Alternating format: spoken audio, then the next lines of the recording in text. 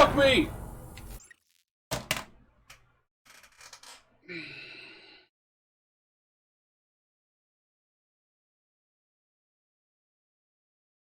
Okay.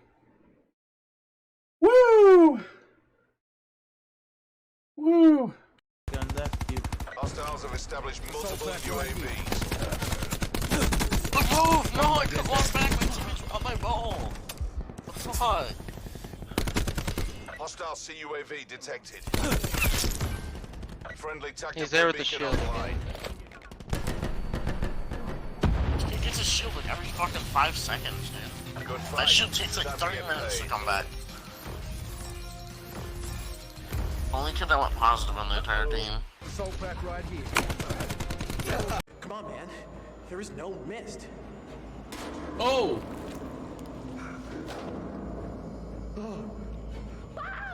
Wow!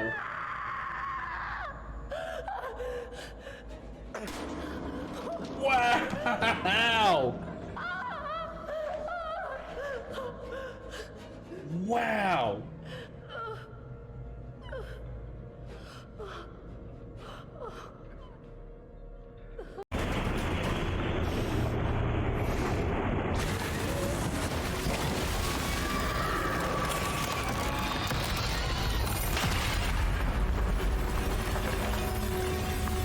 That takes so many grenades, dude.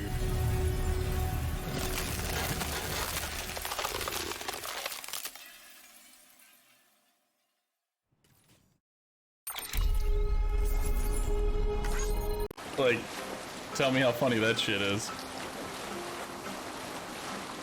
Hey, is that a raiding party right there? Fuck yeah, let's go. What the fuck?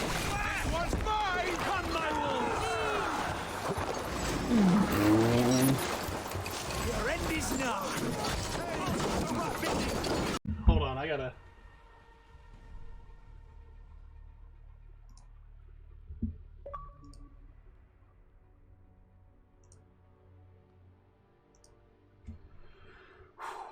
Okay, that was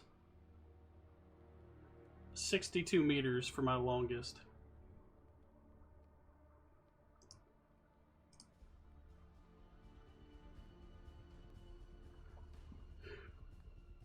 Oh!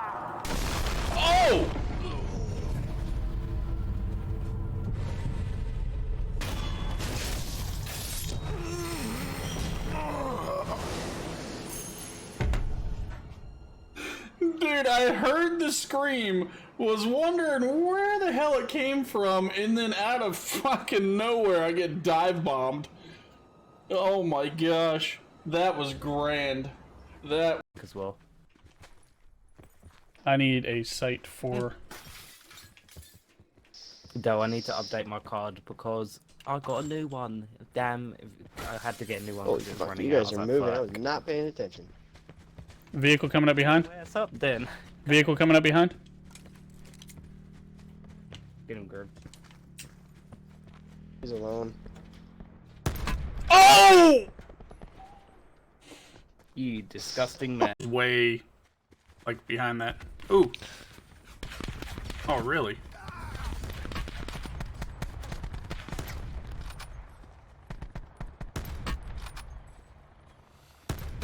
Yo, I got a fury kill, all of them being headshots in a nasty spawn trap. It was so nice. That's what he gets for hitting me. Right there, that's what he gets. 3 snipes. Boom! Who did such a thing? LJ. Foul play, bro. They're pieces of shit, aren't they? Shit, got that. Ah! Get me a shield if you guys take off without me. Oh, I found him.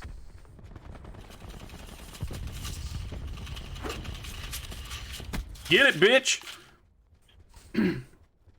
By the way, that was a tomahawk. Oh, that's Grim. That was a tomahawk.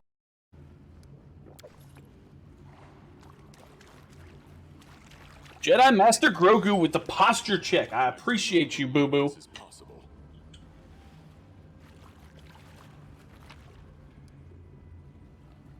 A rapier? Belt of incredible dexterity 4.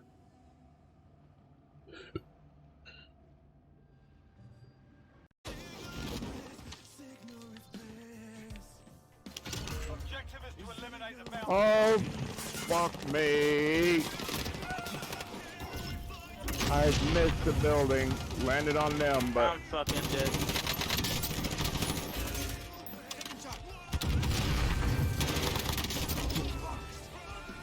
really? No, you're not getting it. Why are you even asking? Get brain, bitches. Fuck them up. Yeah, I'm dead. Just take cover. Just take cover. Where are they? About 40 up the hill, and I'm out of fucking shit, he's on me. God damn it!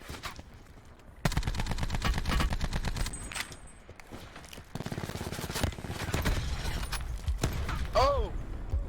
To my left. Dig. It hurts. It hurts. There you go, right there, marked.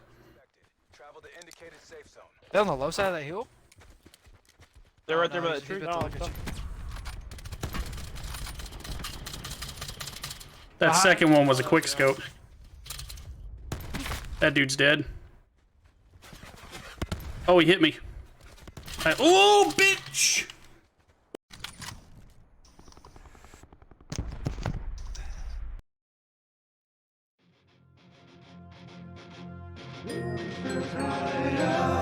We work in the dark to serve the light.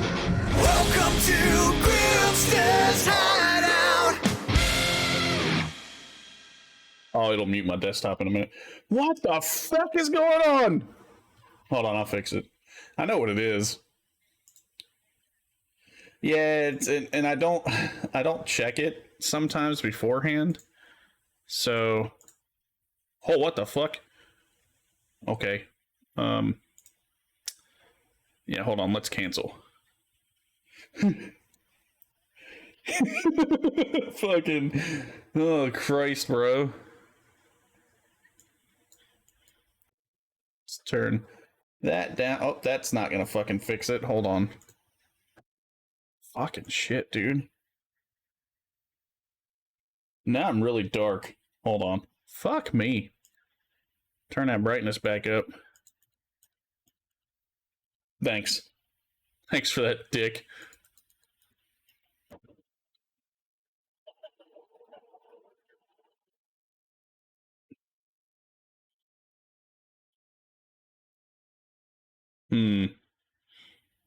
Alright.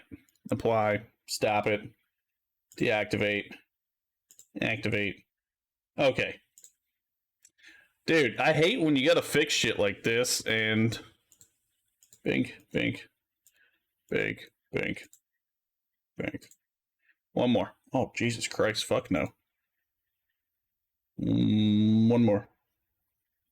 Fuck you. And then... Darken it. Darken it some more. There we go. Apply. Okay. And we're done. I'm colorblind and I gotta fix this shit on the fly like this. Oh, and this little shit over here that always happens. It's because I'm in a fucking corner. I'm doing great. Anyway, we're on day 3? Yeah, day 3. Day 3. Day 4 technically, but day 3. Deathrin's back this time. We got Scribe. So we got Mutt, Grimsby, and Vallius in here. We are missing 2. We're missing Weezer and fucking Vamir, I think is his name. No, I don't remember. But anyway, we're missing 2. We got to figure out how Vallius is going to meet us in this town that we're in. So, yeah. And then there's the map. Oh, thanks, Grogu. Thanks for the no cursing. You're great. Okay, let's do this. Wait, does that only apply to you, or? Yeah, it only applies to me. Oh, okay, good. Yeah, like 10 minutes. So when it's Final Ducking Fantasy, and it's 12:22 for me, I don't have all that stuff on this screen. So yeah. How I does mean, it? you'd think you would set up like a thing that once it pops up, it would automatically make a. He had a timer. Yeah, it's not. It's because he did it on another screen. Oh, rip. Yeah, it's really weird. Oh, there's the interactive. Okay. I should probably take Vamir and Weezer off of there, huh? You can only show the 3 characters that we're rocking. It's up to you. You can start anytime, man. Well, Mutt was dealing with her thing, so we're gonna continue. Yes, I need to pull You up were those talking to notes. the captain, or actually not the captain, it was the first mate, and getting information. Yeah. Do we want to go from like where we left off stream-wise, or where we left off like me and you talking? You could do it from wherever we left off, because like I said, they're not gonna know about it unless you tell them anyway. So The very last thing that happened was you were explaining the fog to her. yeah, but the thing is, we kept talking after you got off. Oh, And as I okay. explained, you wouldn't know about it anyway Yeah, it's true. unless she tells you about it. So it didn't That's true. matter if we kept talking. So if she has more questions now, she can keep going. Let's see. I think I wrote some down in my notes. Let me just take a look at it real quick. Do, do, do, do, do. Gotta make sounds with my mouth to fill the silence. So where we left off last week, it was only me and Scribe. That's why you Okay. see the map that you see. Let's see. So I Scribe is up think here the at the question docks, she was gonna ask is and I'm in this inn. yeah, there So we go. we'll She's listen to gonna their conversation. ask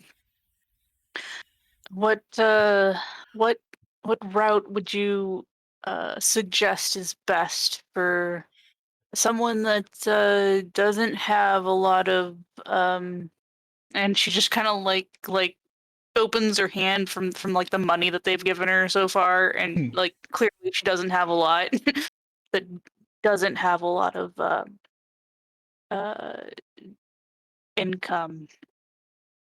Yeah. Um,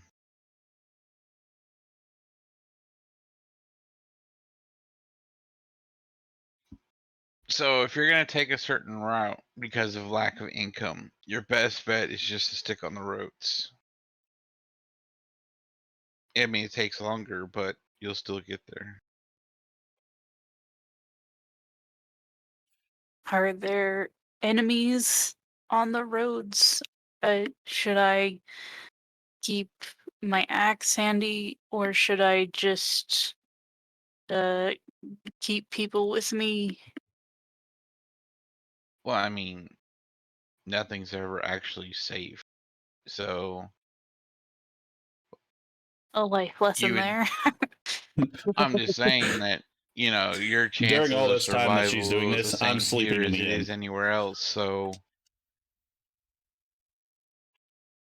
I mean, there's always going to be a chance of a threat. All right. Yeah, she kind of nods, and she's um I guess the look on her face is like the wheels are turning, but like they're starting to get smoke. Like she's a little overloaded with information at this point. Okay. um Thank you for the information and for letting me help you. Um Mm-hmm. if you need any more help, just let me know. All right. Did you move my character? Yeah. Move anybody. Was the Oh. ghost.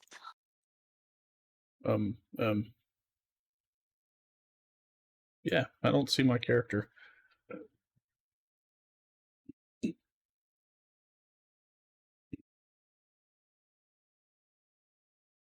Should be here. I see your character in a bed on the second floor. Oh. And now you're offline. All right. Yeah. 1 second, guys. Sorry. Yeah, it logged me out of Astral. wow. That's probably why you couldn't see your character. I just didn't want to monopolize Zan again, so I figured just keep it short. Oh, you guys don't are have to good. keep it short. Yeah, you guys are good. All right, save and start playing. Especially since Death Run's back too, so.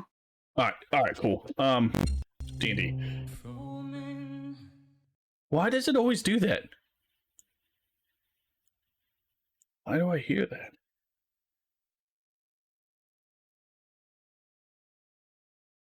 Did it log all of you guys out? No.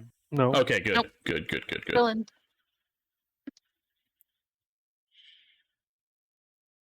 All right, view as player. And All it right. does that because that was the music that was playing when we ended in the tavern. Got you. Okay. I just wanted to get back to my player view on this, so that's why. Sorry about that, guys. We're good. We're good. Nice.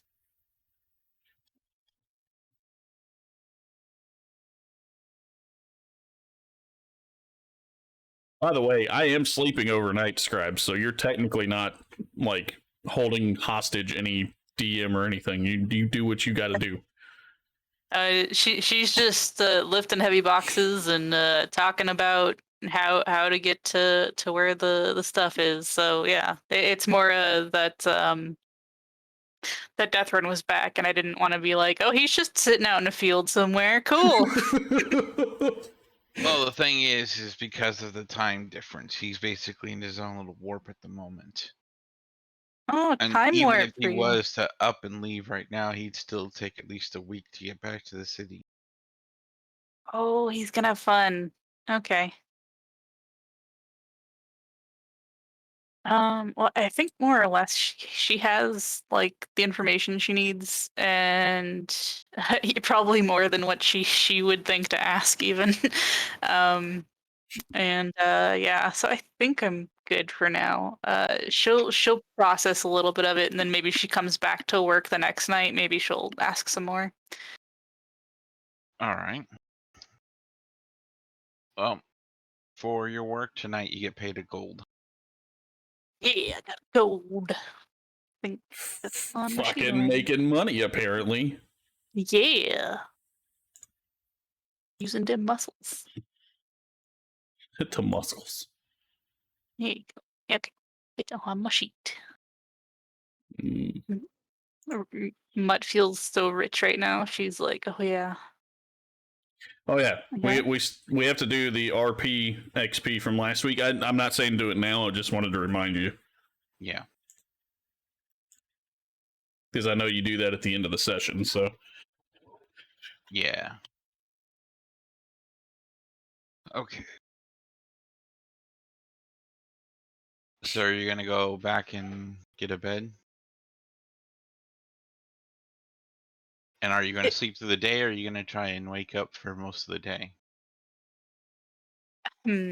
I think she would just like find like a corner somewhere to like curl up in for the rest of the night and probably like get up with the sun, I guess. She's not a bed seeker outer type person. bed seeker outer type person. She'd be like, these boxes look comfy. No one's gonna stop me from laying on them. Okay, a nap.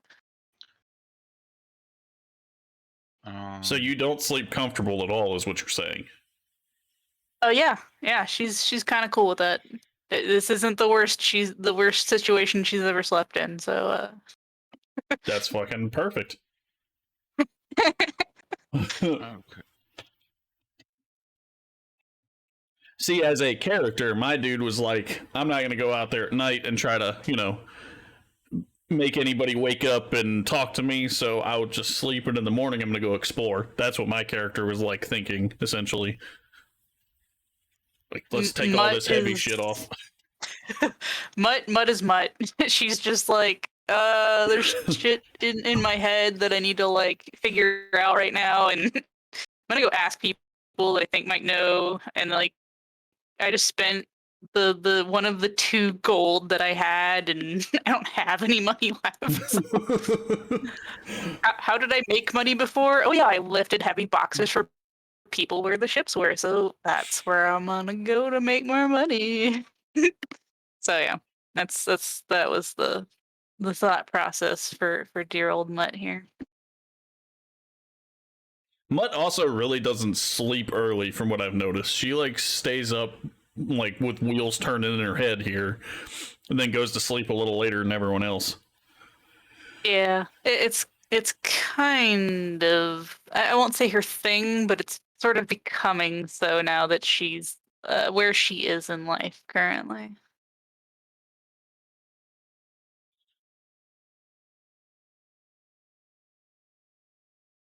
Zantame's like, I like it when you guys discuss shit. Doing some evil DM plotting in the background there. Right. Dude, he messaged me the other, like, what was it, yesterday or Thursday? And he's like, I fucking hate coding spells. And I was like, I understand.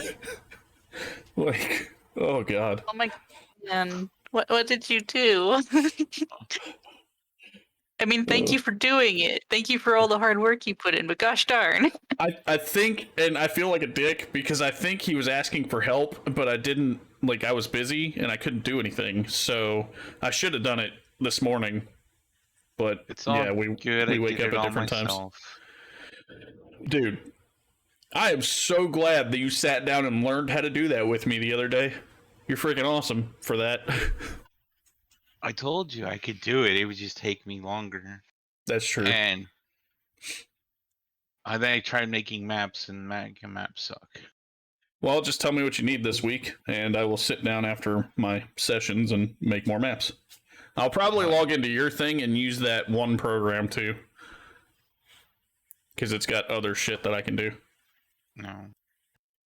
Did you say no? I said oh. Oh, okay. Yeah. He has a program called like Dungeon Painter or something like that. Studio Painter. Yeah, that. And it won't let me download it on my account. So, yeah.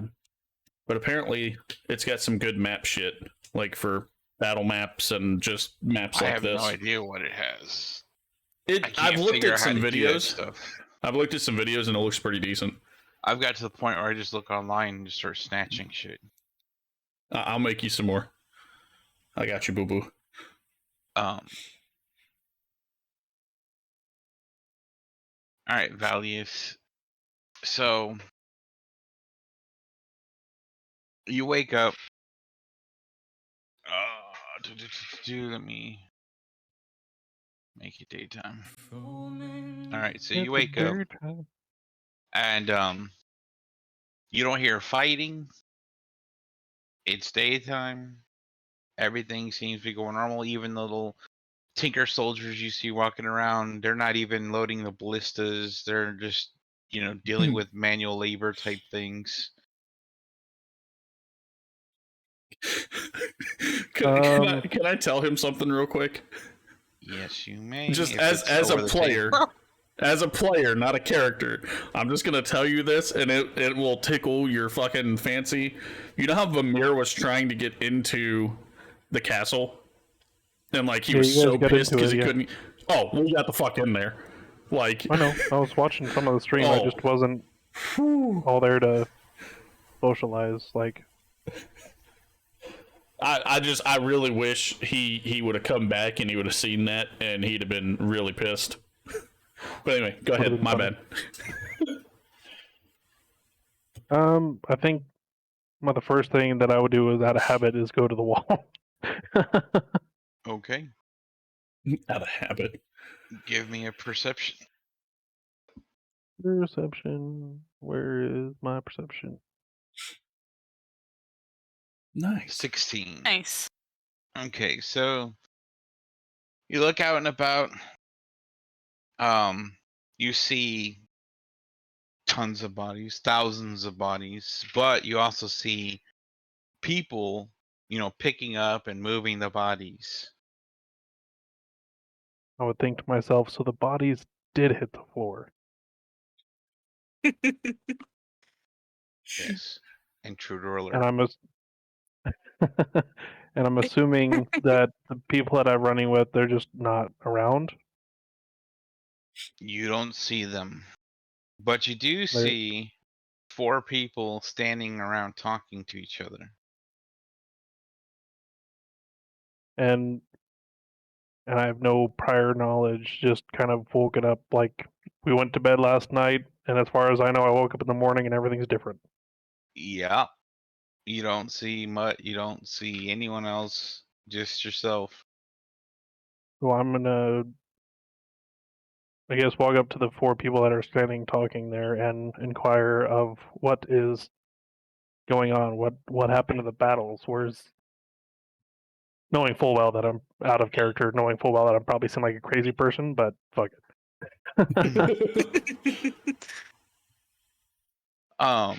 Okay, so you walk up to the 4 of them and you ask them what happened, and Grok here tells you, as a dwarf, tells you that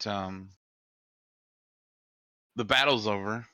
The orcs and them have retreated, and now we're cleaning up the bodies and dealing with the aftermath. The guilds came together and tore them a new one. So where can I help now? It's up to you. I mean, you can go out there and help move bodies. You can, I'm not strong enough for that. He's like, nope, not happening. 8 strength. Fucking 8 strength. So if you don't want to help with the moving of the bodies, you can help with digging the graves. You can help with burying them. You can make the tombstones. You can help with manual labor around here, essentially. Everything's manual labor for Deathrin. All the stuff that I'm known for my wits, not my athletic ability. You can just cheer them on, just like, oh, you're doing such a good job, guys. Keep it up. You're doing Sit great. on the wall and play a tune. Fucking. I guess I would probably think of the things that he said I could do would be like the tombstone making, or whatever it was. Mm-hmm. But I probably wouldn't help that much. I would probably try to make it look like I was helping, but more or less like, the guy that at work that is like always bullshitting and like Yes. kind of Pretend chipping to away do at it, work. just half-assed. Yes. That's what he would be doing essentially. Is just like Nice. telling jokes to the person next to him, like just making time kind of go by, but really not doing jack shit. Gets half of a tombstone. But nobody's done. really gonna say anything because they're having a good time.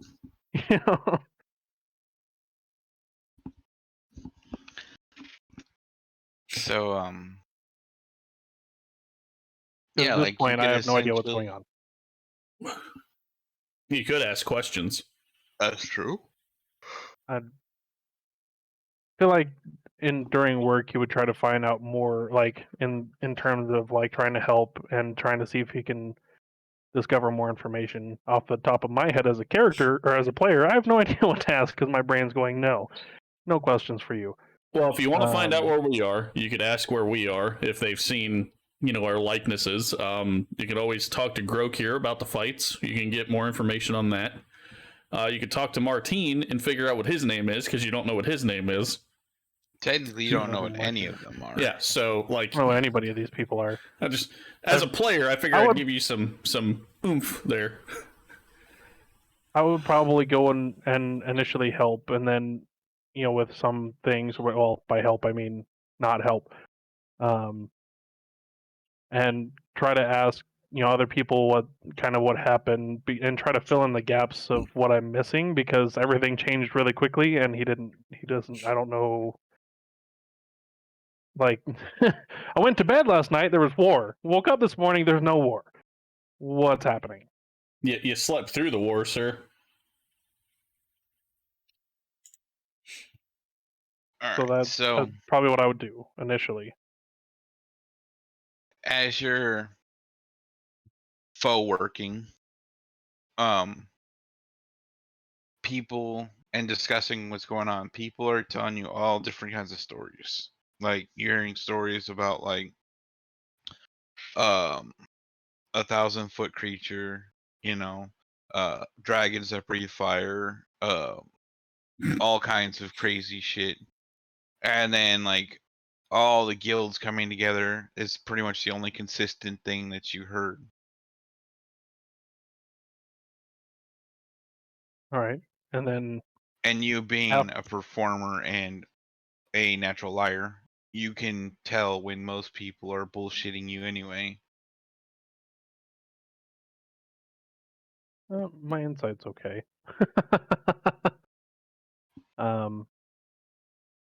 Initially, after foe helping, I would eventually try to find the people that I, were working with, and of course not finding them because I'm assuming they're not there. I would kind of put two and two together and eventually go about asking the person that I talked to previously that I didn't catch his name because I'm smart. I would try to find out more information about what happened to the people that I was running with and see if I can find out where they went. Okay. So you find the dwarf and you ask pretty much what happened to your companions.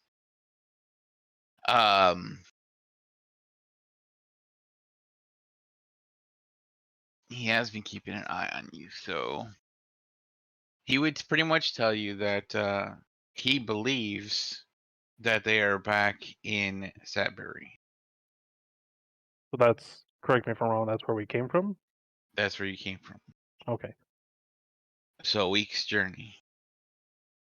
And is there a caravan going back, or do I have to go alone?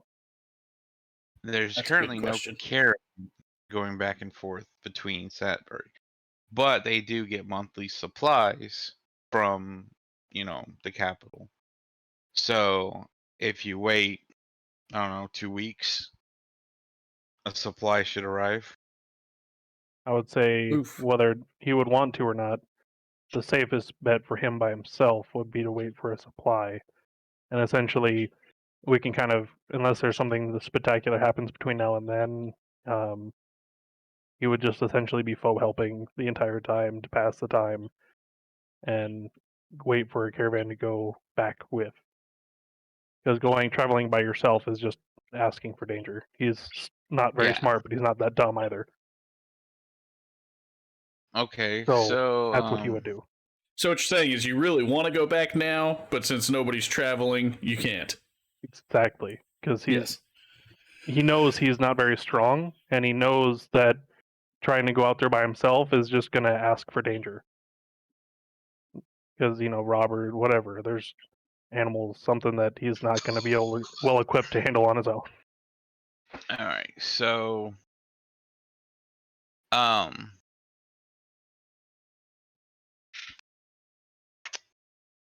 this big guy with a great sword overhears your conversation. And he's like, I'm headed that way, so I'll take you. Oh, great. It's just like excitement, because he doesn't want to be here anymore. This is not his area of expertise at all. He wants to get the fuck out. He didn't really want to come here in the first place.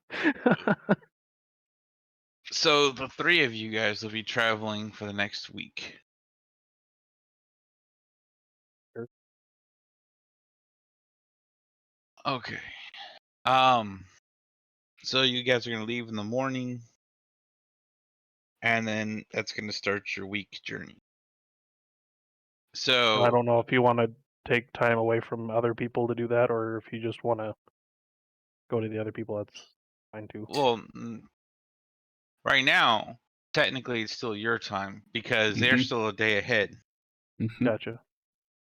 So, if you have any questions to talk to them along the way as you're traveling, Martine's a badass. He would and essentially we know try this. to see if they know the real story, not all the bullshit that he heard of what happened. Yeah, Nate. So he missed our last session, so he's kind of assuming little that bit behind they us. seem like they're kind of higher ranked and a lot stronger, so they probably were involved. Yeah, see, So he's you're asking basically questions. trying to read them? We're in a city, No, and I'm he's asking he's them back on the like what, battlefield and where we were last trying week. to find out what happened that I missed, not the bullshit that I got previously from asking the grunts out there, the nobodies. Basically, he would essentially start asking the people that look important, or at least more important than the people that he had talked to previously, because I'm assuming that the attire that they're wearing is fairly obvious that they're at least more important than the people that I was asking previously, like the people out there doing the work. Okay. So upon normal visual inspection, like just passively, they just look like armored people to you, like potential people that you've seen fighting constantly out there. If you This do a guy deeper inspection, is the that's entire up to you. leader. Yeah, Grokir is the I don't leader of think the he would be entire smart enough camp, to really do that, but he would still ask. and Like he would Toby still is his ask and see daughter. if they know what happened, and see if he can perceive the real story versus everybody telling all these different stories and whatnot. So they do tell you that majority of the story that you heard was fairly true. Some of the details may have been smudged. But there was a massively tall, towering There was a creature huge war. It lasted two that full was sessions. basically Like, going to huge come war. and destroy everything, and it was going to kill everything. But So the out of guilds character, is did. this like the Colossal Titan? Yeah, that was the massive big guy. Okay. So they tell you that the guilds did pretty much come together, and the guilds did pretty much fight it. They pretty much were handling the war.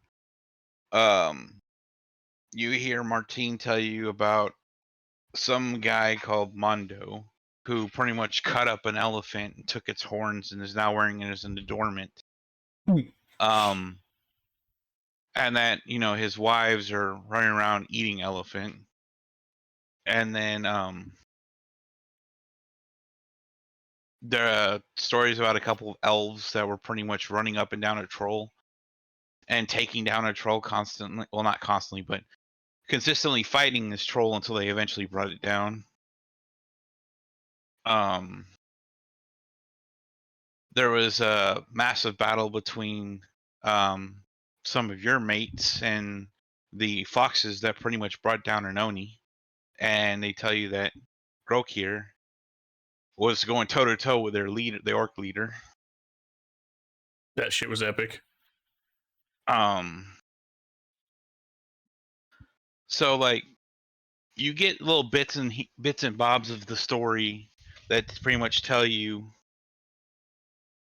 that most of the stuff you heard was fairly true, just some of the details were different. So he has a general understanding of what happened, not necessarily the details, but Exactly. or all the details. Okay. Not the fine details. Yes. Who needs to find And details? out of player, nobody talks about the time stop. Because not many people know about the time stop. Because time stopped. Exactly. It's hard to talk about something they don't know about. Well, I Precisely. think only the people that were actually in the time stop moving still knew about the time stop, right? Correct. think it Which were was, very few like, people. Yeah. It was me, you, and a couple of the actual leaders, and that was it. I And know we nothing barely about moved. said time stop. Know a little bit about We what were, like- essentially fought massive creature, some other things. Some people are doing badass stuff. He's gonna make a song about this eventually if he remembers.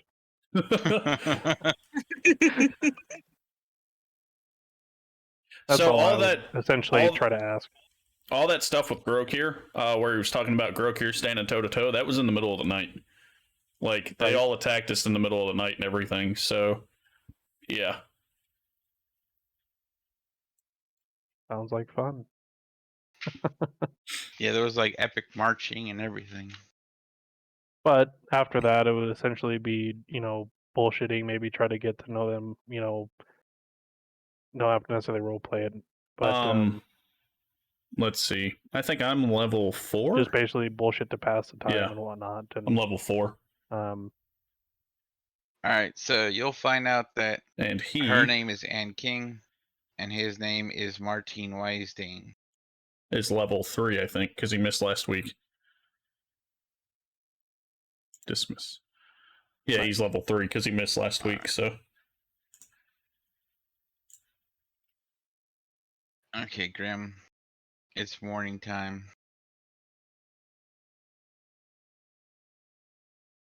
Oh, are we back on us? So is he traveling throughout the week then, essentially? Is that what's going on? Yeah, he said he pretty much wants to fast play it, so. Okay. So you're just gonna ask him like what he's doing during the night and shit like that. He just told me. Oh, okay. Yeah, I was talking to chat, so cool. So session leveling or XP. So we do both. We do XP and milestone essentially all in one. So we get RP, XP, and we get fighting XP. So if we role play our characters, say we talk back and forth like me and Mutt talk as characters, not just players, then we get a little bit of XP for that. We also get a little bit of XP for killing and fighting things. So we get both. And I actually really like it that way. Z did a good job doing it versus just making it to where we have to fight everything for XP. Sorry, I was explaining. So I'm going to go back down to the first floor. Oh, yeah, it was a great idea, dude. I think you're... Yep, thank you. So I'm going to walk up to Chicory, and I'm going to start a conversation with her and ask her... well, first, hi, Chicory. Okay. She looks at you and says, morning. I would like to know, where at in the city is there areas to make money or, areas to find jobs, so to say? I mean, technically, jobs and money are everywhere. You can go help out basically at the docks, doing manual labor throughout the city. You can try and apprentice at a shop or at a vocationary place like blacksmith or whatnot.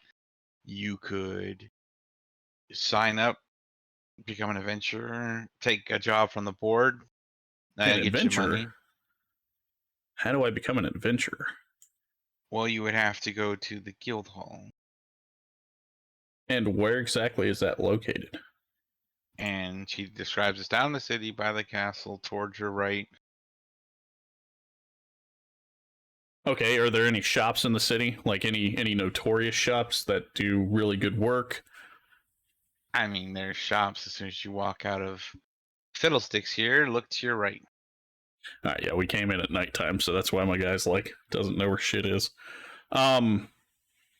Now, last time we were here, there was a big arena that kind of disappeared. What's going on with that thing? That's here annually. It shows up for the guild games. The guild games? Yes. What? So once a year, they held this big competition for the guilds. And only members of the guild... Actually, I should explain it this way. Only the guilds are able to participate in the guild games. No independents are allowed. Why?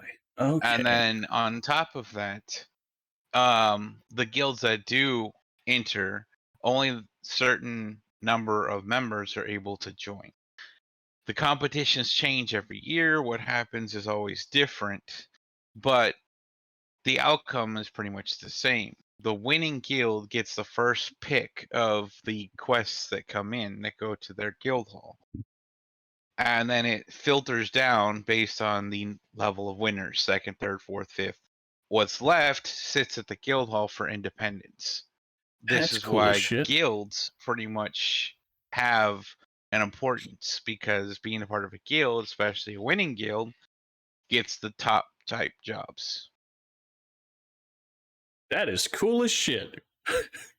I'm glad I asked that fucking question because I was thinking, do I ask about the arena or not? And yeah, that's cool. So annually, is it only once a year or once a year?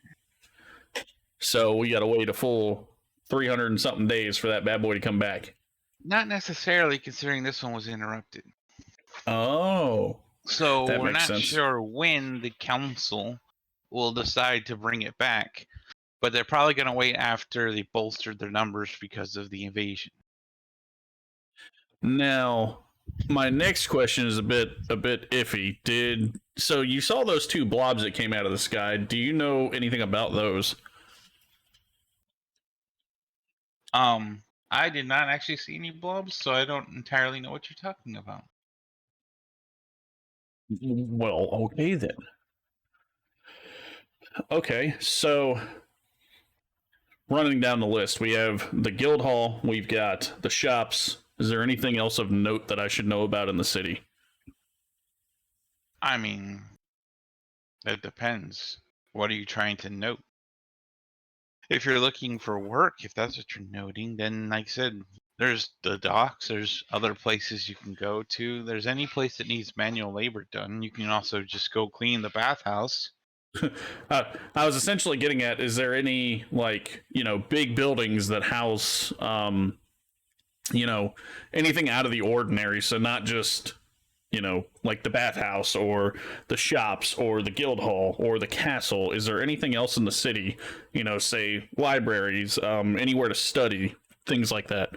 I mean, yeah, there's the library, like I said, the council, then you've got the castle, guard office, like there's all kinds of stuff. Just go out and look.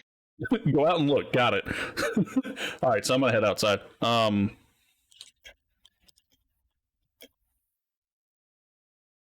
right. Sorry, I gotta make notes every once in a while.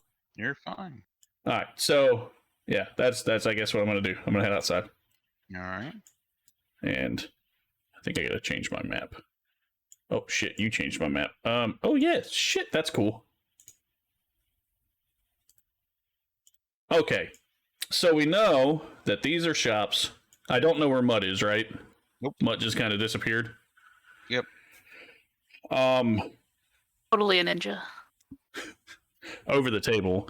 At some point, I do want to meet back up with her. So, yeah. We're gonna have to. It'll happen. Okay, that's what I kind of figured. I mean, you can always explore. Maybe you'll trip on her. Yeah, but I know where she is at this point.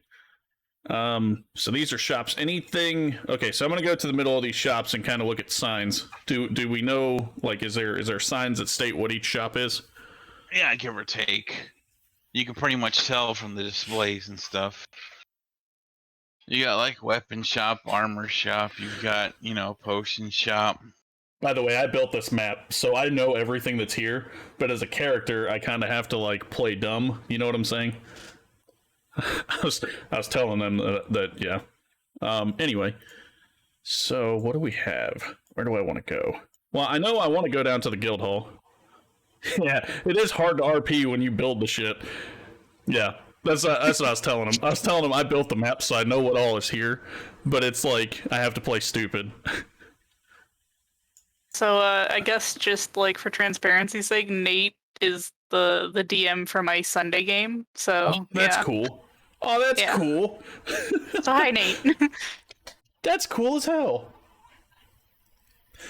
Yeah, so it is hard, Nate. It is hard to roleplay when you do build the stuff, but at the same time, like, Zantame's my best friend, and I'm not going to let him sit here and build everything by himself, especially when he knows what he's good and not good at, and he knows what I'm good and not good at, so we kind of just, like, powwow and put things together. You know what I'm saying? So I don't know all the little secrets and nuances that he may put in there, but I do build the base model for things. Let's see. So I am going to go and stand into the center where the arena used to be. And it's a lot of work, so it's split duties. Yeah, exactly. Dude, he spent like 4 hours yesterday coding shit in this program. So, and the only reason I know that is because I see his time that was put into it. So, yeah. I'm gonna stand in the center of the square and look around and see what I see. Like, do I see anything like little kiosks, anything like that? No, you don't see any kiosks or anything inside. It's just open, barren road. There's Open, carts barren and road. stuff going back and forth. There's people doing their thing, but you don't really see any like kiosks or anything. Okay, so I am going to make my way to the guild hall, and I'm gonna end up talking to them. So while I'm making my way there, you can always do mutt stuff. So you could say you're making your way downtown? Making my way downtown, walking fast. All right, Mutt. So you wake up down in the docks. I wake up on my pile of crates and I stretch, I yawn. This is like the best sleep she's gotten. Her back feels great. That would not be good sleep, ma'am. Not at all. I'd actually For prefer Mutt, it. yes, for Mutt, this is perfect. This is like her ideal. Like sleeping on some crates is great for her. What time of day is it, DM? It's a little after morning, so sun's been up for a bit. Okay. She kind of chastises herself internally because she's overslept. Let's see. I guess she's got some stuff to consider. So she's just gonna kind of like walk down the street, I guess, just kind of like doo-doo-doo-doo-doo-doo-doo-doo. And while she's doing that, she's just like she has all the money she has in her hand, 2 gold. and she's just she has exactly 1 gold, 6 silver, and 8 copper. She is the richest. She is the richest half orc ever. And she's just like looking at it in her hand as she walks, like she's completely absent of everything else around her, and she's just looking at it and she's just like thinking. She's like, okay, I need to be able to like have rations, and I gotta be able to I just want I don't know how much do Xandor horses to cost, say and she's that like she walks trying to make straight this into a mental fucking list wall. of things that she's gonna need to go on this journey along the road, and that's what she's doing. She's just walking around trying to put together this mental list and just Okay. wandering around through town just doing that. So if she runs into anybody while she's doing that, cool. Cool. Cool. Oh shit, I like it. As you approach the shops.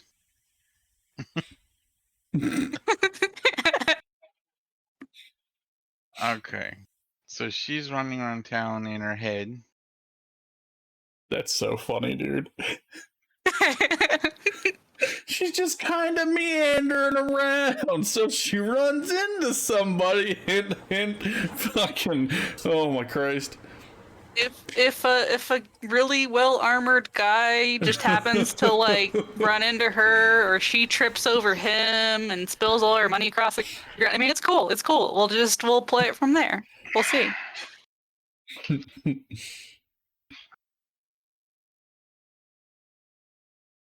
So Making my way down, walking making our way fast. downtown. This is fast. You know. Oh man. Oh my god.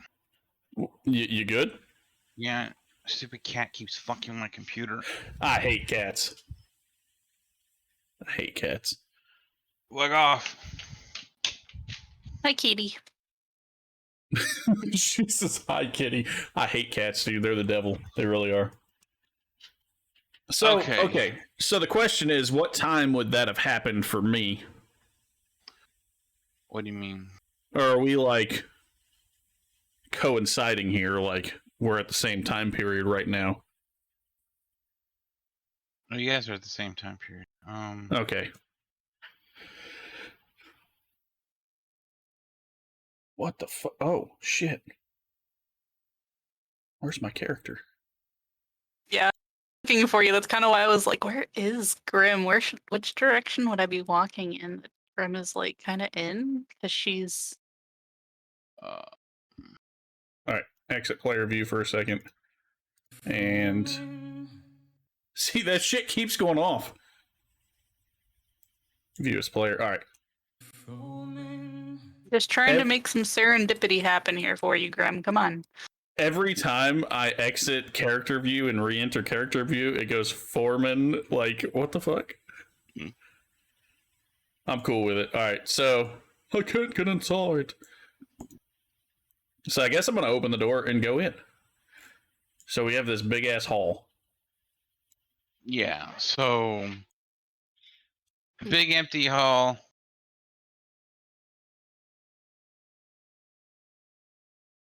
And of course I see desks Yep. lining one area, so I guess I'm gonna walk up to the desks and see what's going on up there. This place is empty. Pretty much, you don't even really see many requests on the billboard.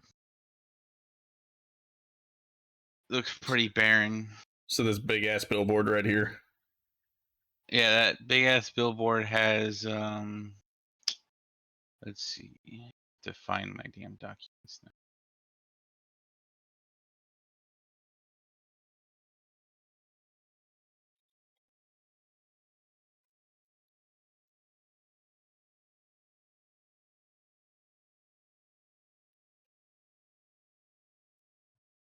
$22 pieces of paper on it, and it looks empty.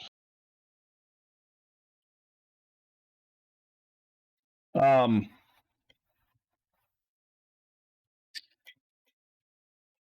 there anybody sitting at the desks? No. So literally completely barren. What the fuck? Okay, so I wouldn't even be able to take one of the papers from the thing because there's nobody to talk to. So, there is a bell. There's a bell. I'm gonna ring it. Okay. Ding. I'm gonna be that guy that like just sits there and just pa. Right. Ding, ding, trying to pretend it's a ding. musical instrument. Yes. Okay. So you're sitting there, you know, Slapping the asshole. dice. And Being an asshole. A person comes out of the back and asks, "Can they help you?" They're dressed in a nice suit with a vest. Oh, suit vest, motherfucker. Okay, that's weird. I don't like him already. Okay, so I want to know, as I heard this was the guild hall, what exactly goes on here in the guild hall? He's probably gonna look at me like I'm fucking stupid. The guild hall is responsible for maintaining, creating, maintaining, and upholding the contracts that get sent out to all the guilds and here. So how would I find information on each guild, and how would I find information on how to join a guild if I possibly want to? So information of each guild belongs to the guilds. You have to go find those guilds and talk to those guilds. Oh. They don't exactly make their stuff too public because it's guild politics, not, public politics. As for joining a guild, first you have to become an adventurer, which means you have to join here, apply here, succeed here, and then you can move forward with either being an independent or a guild. Then again, you can always just create your own guild once you become an adventurer.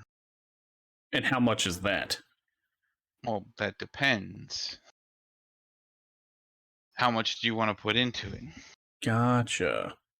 So if I want to create something extravagant, it's going to be more than if I just want to, say, create a rinky-dink band of 2 or 3 people. Just like real life. Okay. Well, these are questions. Mm-hmm. So what does it take to become an adventurer, and how long would I have to be an adventurer for a guild to actually notice me? Well, Some could say you could join a guild. Some say that you could join a guild after becoming an adventurer because the guild already scouted you and they're the ones that brought you here. But Okay. you can also go your whole entire life and never join a guild. Hmm.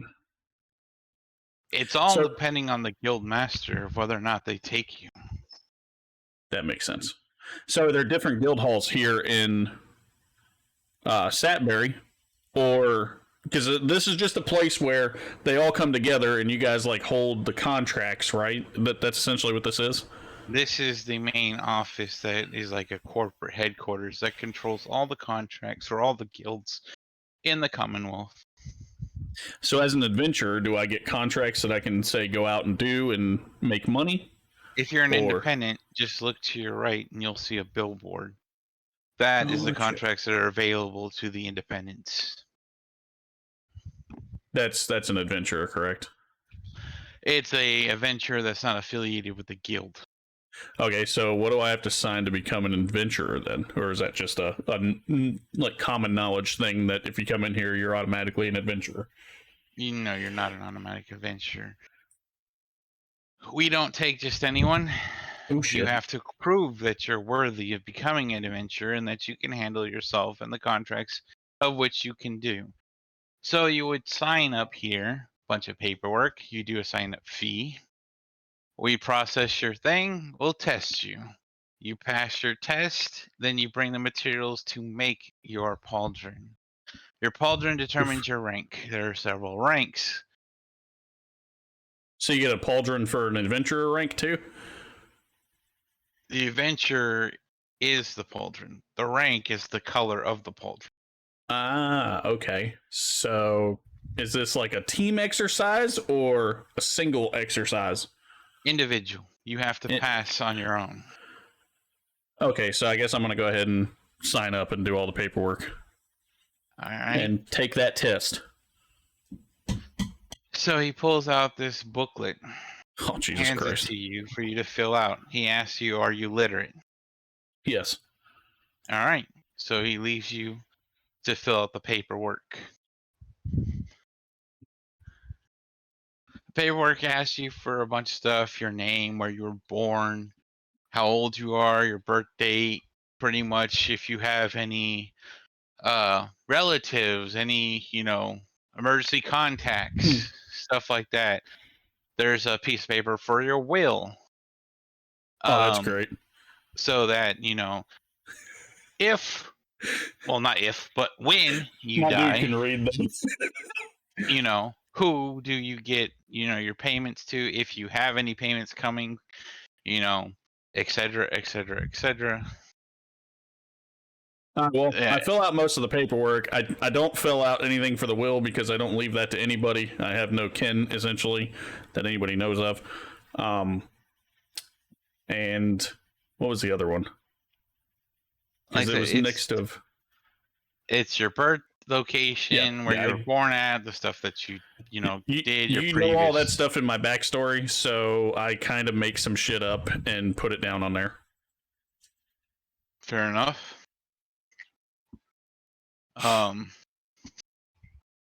So you fill out all that paperwork, and that's going to take you some time. All right, Mutt, you're walking around town. While they're doing that, I'm going to go walking around town. Yeah. Walking around. I guess if she came by a place that like had horses, because like that would be fairly obvious in terms of just smell and sound, she would probably like stop off and just ask them what their like rates were. You do smell and hear horses, but they're mostly at Fiddlesticks, since that's the closest place to where your location is. But they're not selling the horses. Those aren't for sale. I can't rent a wreck. No, basically the horses that are there are being cared for the people staying at the inn. Fantabulous. All right. I guess. She's over here then. I guess the person. Okay, so the person running this stable. I guess she'd approach them then. And she'd just walk up to them and say something to the effect of, are there places where I can buy horses nearby in town? Okay. So, buying horses here in Sudbury? No. There are no horse sellers here. That would be in a whole nother city. You see, like, her shoulders fall, and she just looks completely, like, defeated right now. Is there a place I could borrow a horse? Here? No, we don't really have horses. All the horses that are here are pretty much from people coming and going. I mean, you could probably go out and find a farmer somewhere or a merchant going in a certain direction that'll give you a ride. I see. Well, thank you. Like, hands them a copper. Yeah, he doesn't take it. You pay people for their information. She's used to money being the thing that people want, and this is just like completely contrary to what she understands is how like people work. So like the fact that they keep refusing the money, she is so confused. So confused. Dude, if she actually got a cow mount, I would die of laughter. She just thanks the person again and just like walks away, just like glaring at the money, like, what's wrong with you? Why don't you work? Mad at an inanimate object. Yes. You're not doing your job. Do your job. Money, why don't you work? All right. Yeah, I think Mutt would just go back to like now she has to like figure out like, okay, now I have to like talk to people that are traders. What do traders look like? Do they have funny hats? I hope they wear funny hats. I really hope they wear funny hats. Now I gotta talk to somebody about what traders look like. Okay, we got this. That's amazing. As I've said before, I love the character Mutt. I really do. It's great having veterans that role play their characters like that, and I get an idea of what exactly to do. Mutt loves you too. Yeah. I almost choked. All right, Grim. You're welcome. So I wrote in my notes that I just made some shit up, Z. So yeah, because can't quite tell where I'm really from. Mm-hmm. Yeah. All right, so as you're sitting there filling out the paperwork and whatnot,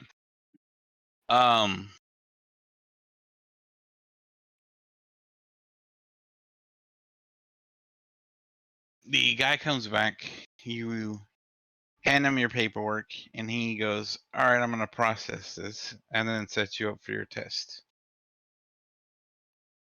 Is my test in the same building? Your test will be around the location, yes.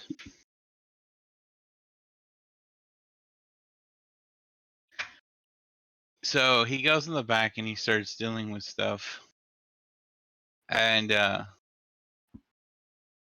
you're sitting there waiting, a person walks up behind you. Do I know that this guy's walking up behind me? You can hear footsteps coming behind you. All right, so I spin around. Okay. And you see a little gnome sitting behind you. Kind of looks like I know this person, correct? Yes, you know Fanoodle. You so talk to Fanoodle. All right, so I recognize Fanoodle, and I ask her, what's going on? How you doing? What are you doing? What do you mean? What am I doing? What are you doing? Why are you walking up behind me like that? I just walked into the building. You're the only one here. That makes sense. So this big ass building, and she decides to walk up right next to me. Are you uncomfortable? A little bit, considering she walked up behind me. Okay. So I'm kind of like on my guard and standoffish with her. Uh-huh. So are you part of my test? Maybe. Maybe. So I'm going to like give her a quick once over to see if what is that? What is that called? So I think I have it. It's not deception. What is that? What is that thing called where you can like? Oh nope, never mind. I don't have very good insight to see like if somebody is like if she's poised to do something other than just talk to me. Do I notice that? She's standing relaxed. You don't see any kind of threatening stance. You don't even see a weapon. I don't like this at all. So I honestly have no idea what to do with this person that's standing in front of me now. So you're gonna just stand there awkwardly? I'm gonna ask her how her day's going. She says there's so much stress. You know, after dealing with the war, there's so much paperwork, and then the burials, and then the cost on top of that. Hey, Grim. Yes. You want to talk about the weather too, you piece of shit? You piece of shit. Yes. I don't know what to do with her, man. It's like, so this little like gnome, I think that's what she is, isn't she? Yes. Yeah, walks up behind me, so I hear pitter patter. So I turn around, and she's just there giving me small talk. It's so weird. Like, what do you do in that situation? Because it's just awkward. It's super awkward that somebody's just gonna walk up behind you. Does she want money? No, she's literally like the leader of this whole town, essentially, right? She's the governor. Well, Correct? as far as you know, she's the mayor. The mayor, there you go. This is like the only thing worse than this would be like if you go to the men's bathroom and like stand off into a urinal by yourself, and then there's like 5 other ones next to you, and the person comes in and stands right next to you. Just, like, look how big this fucking hall is. Look how big this is. Like, she had all this other space. Nope, walks right up behind me. You came to choose to piss next to me? Come on, man. Now I gotta shake it out faster. So I'm gonna ask her if there's anything that I can do to help ease her load of, you know, this paperwork and all this other stuff that she's doing. How many languages can you read and write in? Shit, I think like 2 or 3. Hold on. Common, Dwarvish, and Elvish, so 3. Some of the most commons. Okay. They're super fucking common. So, do you want to do paperwork? Is that why you're here? No, I was filling out paperwork to join to be an adventurer, so I was kind of, you know, waiting on my test, and you kind of just appeared behind me. Oh, that'll take a while. So, you want to be an adventurer, huh? Why? I'm kind of a roving tank, and I like hitting things, and I want to hold on, how do I say this? I appreciate Zantame for just amping up the small talk. Yeah, this motherfucker. I want to. I'm trying to figure out how to word this because, like, okay, so with my backstory, I have to figure out how to word things without giving too much shit away. So, well, good luck. I want to help people to try to earn something back. You're a walking, roving tank that enjoys hitting people, but you want to help people. That's contradictory. You hurt people because you enjoy it, but you want to help people? Are you trying to get your soul back? That would be cool, but no. No, I'm trying to regain something lost, like honor, so to say. It's really Honor. weird. How did you lose your honor? Did someone Fuck, rape this you? is where I didn't want to go. Well, you see, I did something that I feel was right at the time, and I left an area because I didn't feel like what they were doing was right. So I kind of feel like I lost my honor in that respect. So I would like to regain it by helping those in need. There's a good way to word that. Yeah, you're doing a poor job at this.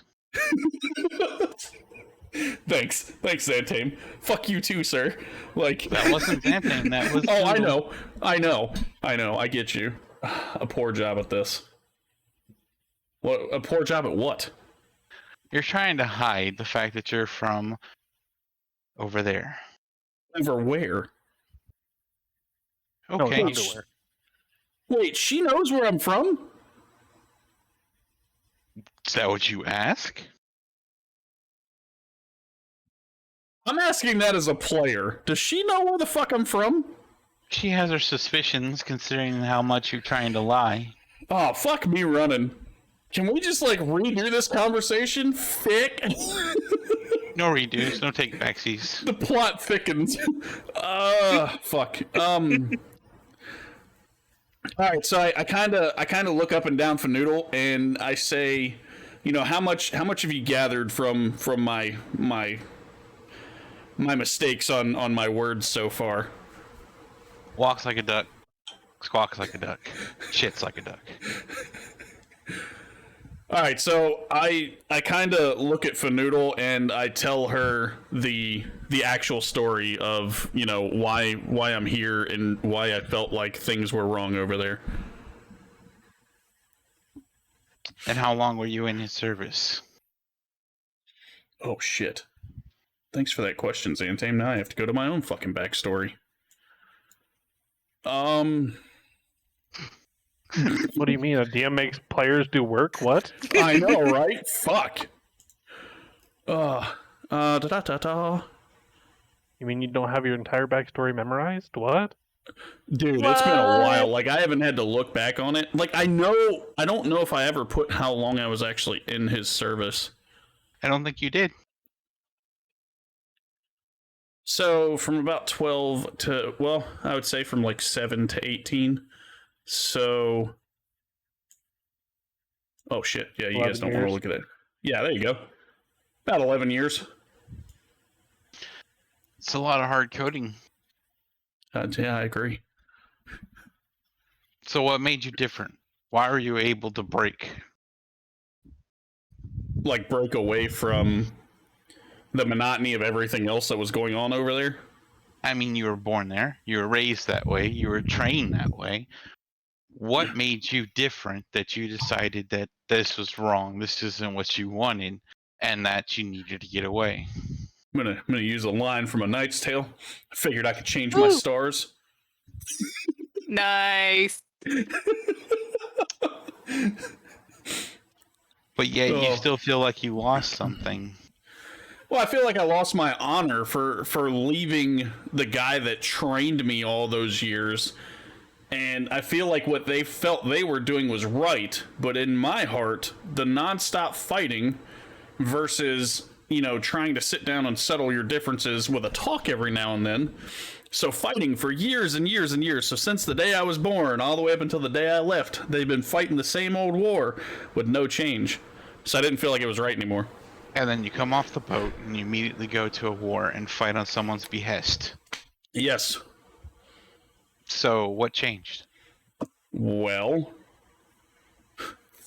fuck you for making me think. So I immediately heard that you guys were under attack. It was by the orcs. I don't know much about either of you guys, but the way that the attack was going, it didn't sound right. So I decided to, you know, put my allegiance on one side or the other, and I chose you guys over them. So lucky you got off the boat here and not over there, huh? You're just a mercenary, a thug. Not necessarily a thug, but at this point, it would be a mercenary. Good thing we didn't pay, huh? Nope, you didn't pay. So, are you gonna pay? Technically, I have paid. What'd you pay with? Notice that you ate and yeah, drank that's true. and slept without paying anything when you got back. That was you. That's cool as shit. I didn't know that. Well, I do own fiddlesticks. That's why you say fiddlesticks all the time. Yes and no. Do you know what a fiddlestick is? I have no fucking clue. It's the stick or the bow that's used to play the fiddle. Oh, I remember you telling me that.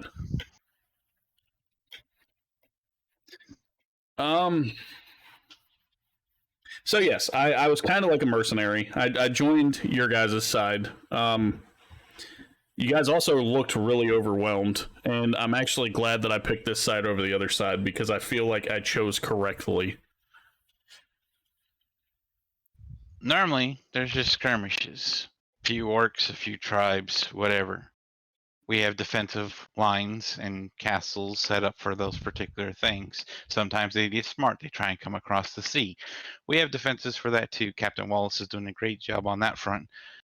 But, needless to say, Grok here has the most experience. He's been fighting them his whole life. He was born in that castle, and it's his home. Grok here was a good man. He's a great fighter. So, you managed to see what shouldn't have been seen, which means that you're stronger than you give your credits for. See what shouldn't have been seen. Oh, you mean that slow down time stuff?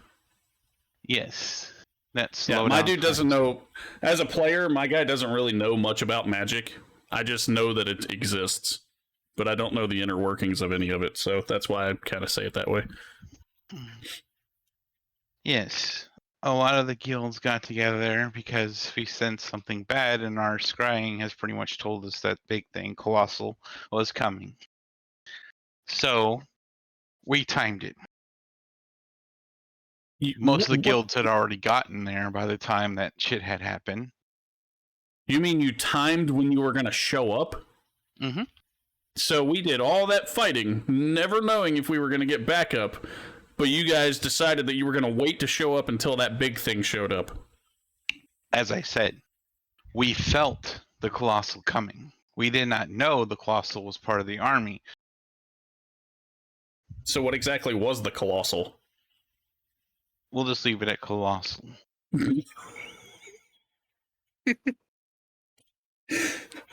You saw this big fucking thing, you asked this question, but you're not going to get the answer that you want.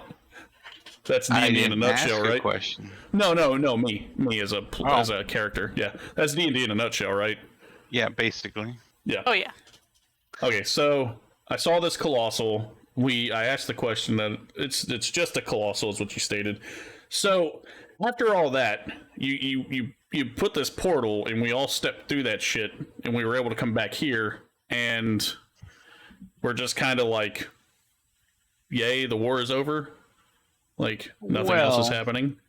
You put it too simplified. One, I had nothing to do with the portal. But I thought Fanoodle was the one that did the portal. No. It was that god-looking thing, right? The guy with the great beard and the shiny head. Above the table. Oh, yeah. The fucking scribe or whatever his name was, right? You sit there and you're asking if it was him that did the portal. I'm trying to remember what his name was. I have it wrote down somewhere. See if you can find it. Time starts to speed up again. Oh, hold on.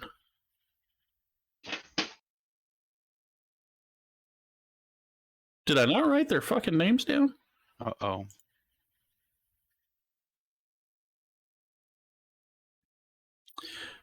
Sid. His name's Sid Scarlet Wound.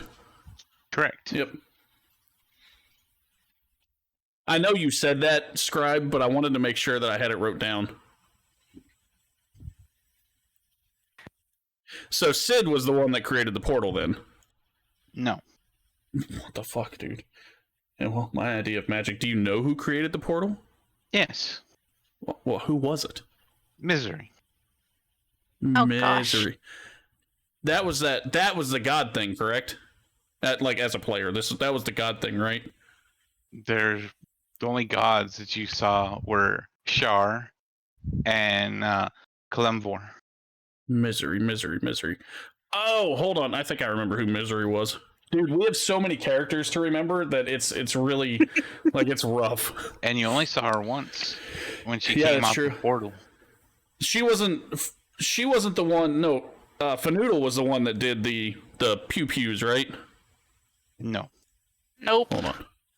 Who was the one that did the fucking pew pews? There were boobs involved. Yep. Are you telling me right now that I miss boobs? You missed. You missed boobs. Okay, it wasn't the drow, right?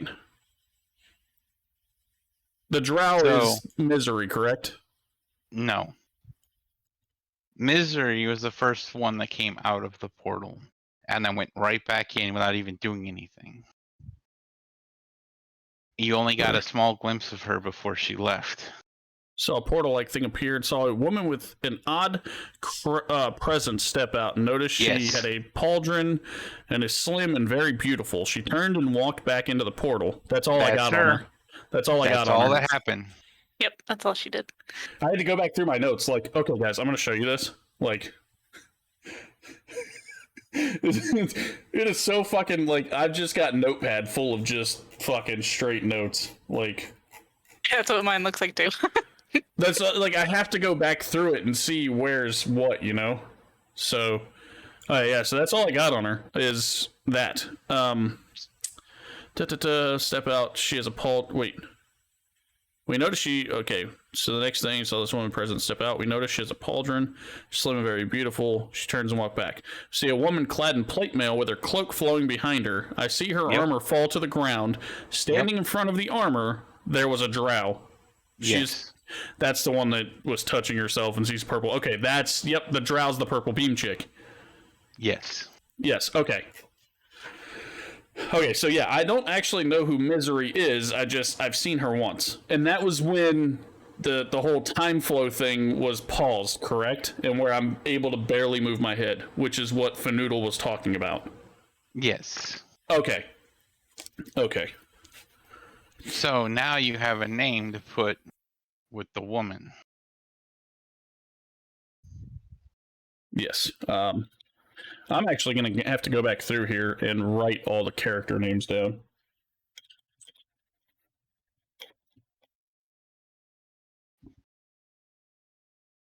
Dude, okay. So I'm going to tell you guys, like, this is rough considering everything is, like, imaginative unless you see it on here. So I've never taken this many fucking notes on a game before, ever.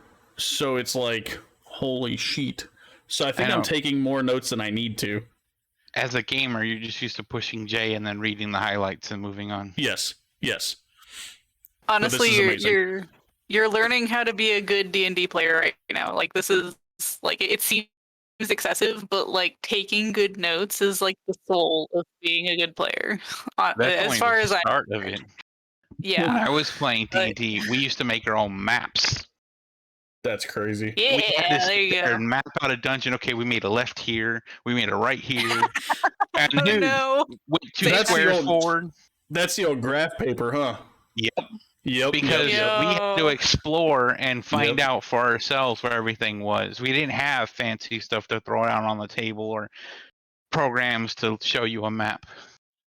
But see, I love the fact that we have stuff like this VTT that we're using, and if we really wanted to, like, say if Scribe wanted to be like, hey, look, I have this cool map that I made, do you want to incorporate it somehow? We could always fucking do shit like that. Not saying that you have to do anything, Scribe. I'm just saying, like, as other players, if you guys ever did anything, we could always put it in. Like, you know what I'm saying? And I think that is cool as shit. Like, It makes it more interactive. That's very Yeah, true. advancements in technology and just the game in general. Because I've actually, as running through TikToks, I've seen some of the old like D&D first edition stuff, and it was just people that have like these printed sheets that they kind of stapled themselves together, and that was their first edition book. And I'm like, Jesus Christ. I literally have character sheets from when my mom and dad were playing and when I was a child. That is so cool. Oh, that's cool. My dad has never liked D&D, and I refuse to tell him that I'm playing because he'll be like, "You're one of those motherfuckers." Like, I don't give a fuck. Let me do my thing, man. Like, Oh, being don't worry. a spellcaster back in those days, you literally had a spell book because you would write down the spell, everything that you need to know about the spell, items that you needed to have to cast the spell. Oh, Jesus. I really wish I had started a paladin over the fighter, but I'm having fun with the fighter because with the paladin I would have to play it totally different the way I was playing it before. Like with that whole day 0 session where my dude had to be like rigid and he wouldn't touch dead people because he thought that it was like fucked up. So, yeah. Anyway, anybody have anything else that's off topic? Deathrin, always. No. So how long has it been in our game? We're 1 day out, right? So he's 1 day on the road. He's technically 1 day on the road, yes. So he's got 7 days.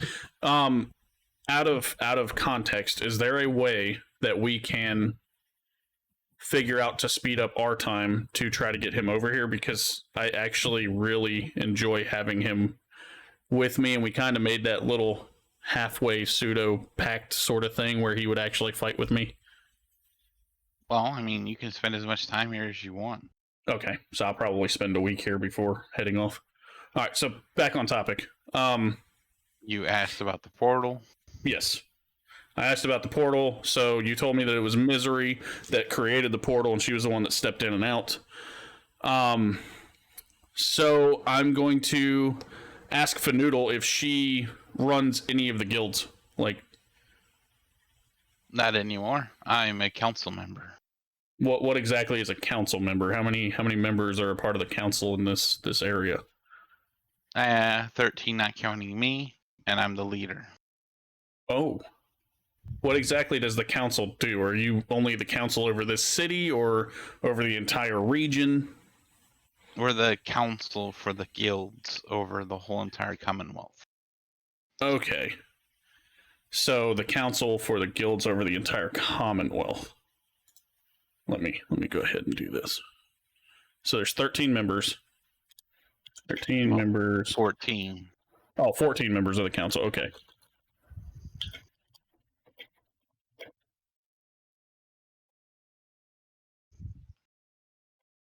And I always have to look at your fucking spelling for Fanoodle. Fnoddloo.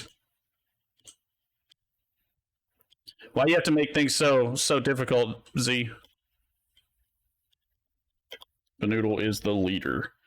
Okay, so we have 13 members. Can be named Bob and Steve. Dude, I actually like that he spent the time and named them like weird shit and not just Bob and Steve, as you say. So are all the other council members guild leaders, or are they just like people that the city kind of votes in? Like, is it a democracy or no? No to which part? It's not a democracy, and they're not guild leaders anymore. So the council's just made up of old guild members, and how do you get put on the council? The council chooses. So, like, say the person that is leaving the council chooses a successor? No. When a council member dies, the council will find somebody else to replace them. And they have to be from the guild? No. Like one of the guilds? No? The council will look for who they deem the most appropriate and will award them the seat. So, Okay, so essentially what you're saying is the council is a democracy in itself, but the council votes on who they put into the council. Sort of, yes. And they don't necessarily have to be from a guild. They could just be Joe Schmo off the street. Yes, but typically we won't take someone that's just average Joe Schmo. Lore? What's that? I'm just finding out how to make people laugh. Who needs storylines when you have a loot? Listen, man, I love digging into the lore. That's why I'm asking all these questions. Okay, so council is made up of old guild members and other people, or the most appropriate. Okay, or the most appropriate person. What exactly does the council do? We maintain oversight over the whole Commonwealth.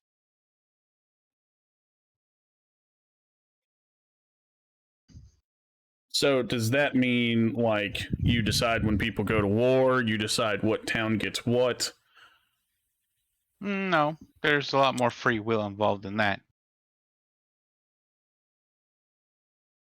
So you just maintain oversight. So, like, whether it be trading, whether it be, you know, where the guilds are allowed to operate, where you're allowed to hunt, fish, all that stuff, or is that all? That's close to it. Close to it. But we also need to make sure that strife, conflict, stuff like that stays to a minimum as much as we can. So you're essentially just a governing force. That's essentially all you do. Is you're kind of law and order, so to say, of the entire region. Sort of, but here's the thing. Say somebody like a guild master decides that they want to become, you know, God. Who's to stop them? Are you going to be able to fight somebody that's got power that's equal to that of a god? Probably not. So therefore, a council of people that have similar powers. But who keeps the council in check? The council. So what stops one council member from changing against the others stop them. What if the entire council decides that they want to take over as gods? I mean, that's a far-fetched belief that a whole group of people decide that they all want to become God at the same time. It may be far-fetched, but here's the thing. So there's nothing that keeps you in check. You're the one that keeps everything else in check. And what you're also stating is that the other council members keep the other council members in check. So there's nothing above the council. There's just the council and everything below it. Says the guy who literally saw gods fight. That's fucking true, too. And I'm pretty sure that there's someone above the gods that are watching the gods, keeping them in check. So the god of the gods? Who knows how high that chain goes? That's true, too. Alright, so I'm waiting on my adventure thing. Been asking all these questions. We were talking about the gods. So Stan Lee sees all. That's so fucking true. So is there anything else? Yeah, fucking dude, I loved Stan Lee and those cameos and shit. Oh, I thought my wife was behind me. That scared me. So is there anything else that you can actually tell me about the council that I don't already know, or is like all the council meetings stuff secret? I mean, there are secret meetings, but mostly it's mundane meetings. So like what to do in this scenario or what to do in that scenario and passing judgment on this or that? Mostly, yes. And keeping an eye on different locations, watching the orcs. So, on the topic of the orcs, have the orcs retreated for now? Like, are we good?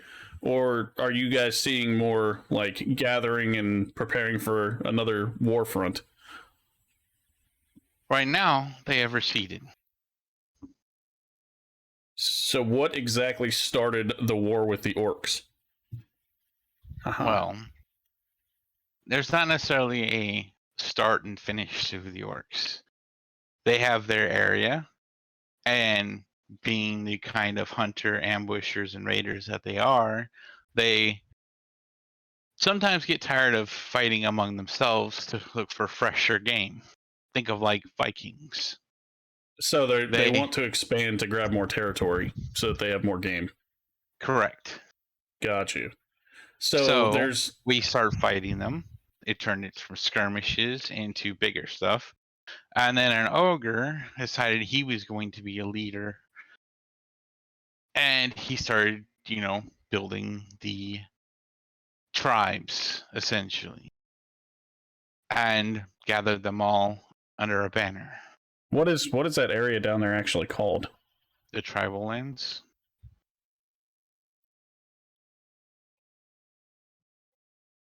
Like, I knew that, but...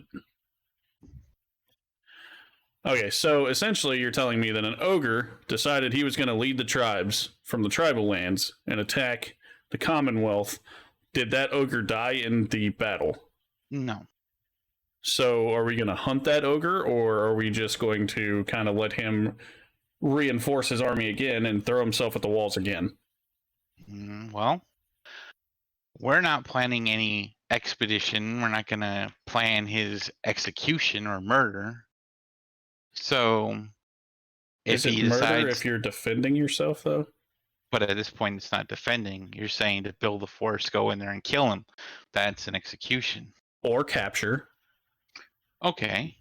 How do you plan on capturing an ogre? Now, have you seen Star Wars? Oh. That was so over the table. I've never heard of this Star Wars. See, what we plan is we're gonna use Deathrin as the little spaceship, and he's gonna run a rope around the ogre's legs. Spaceship? What's a spaceship? That was definitely over the table, Z, but it was just really funny. Like, you're like, how are you gonna capture an ogre? And the first thing that pops into my mind is the Battle of Hoth. Like, fucking, yep. The AT-ATs, sir. Alright, so you don't want us to go in and capture or kill the ogre, so I assume then that you have, like, you think all life is sacred, whether it's those snarling ogres or us. Every life has a purpose, but the thing is what will make us any different from them if we just go and build up a big force and go and kick in their front door? That makes sense.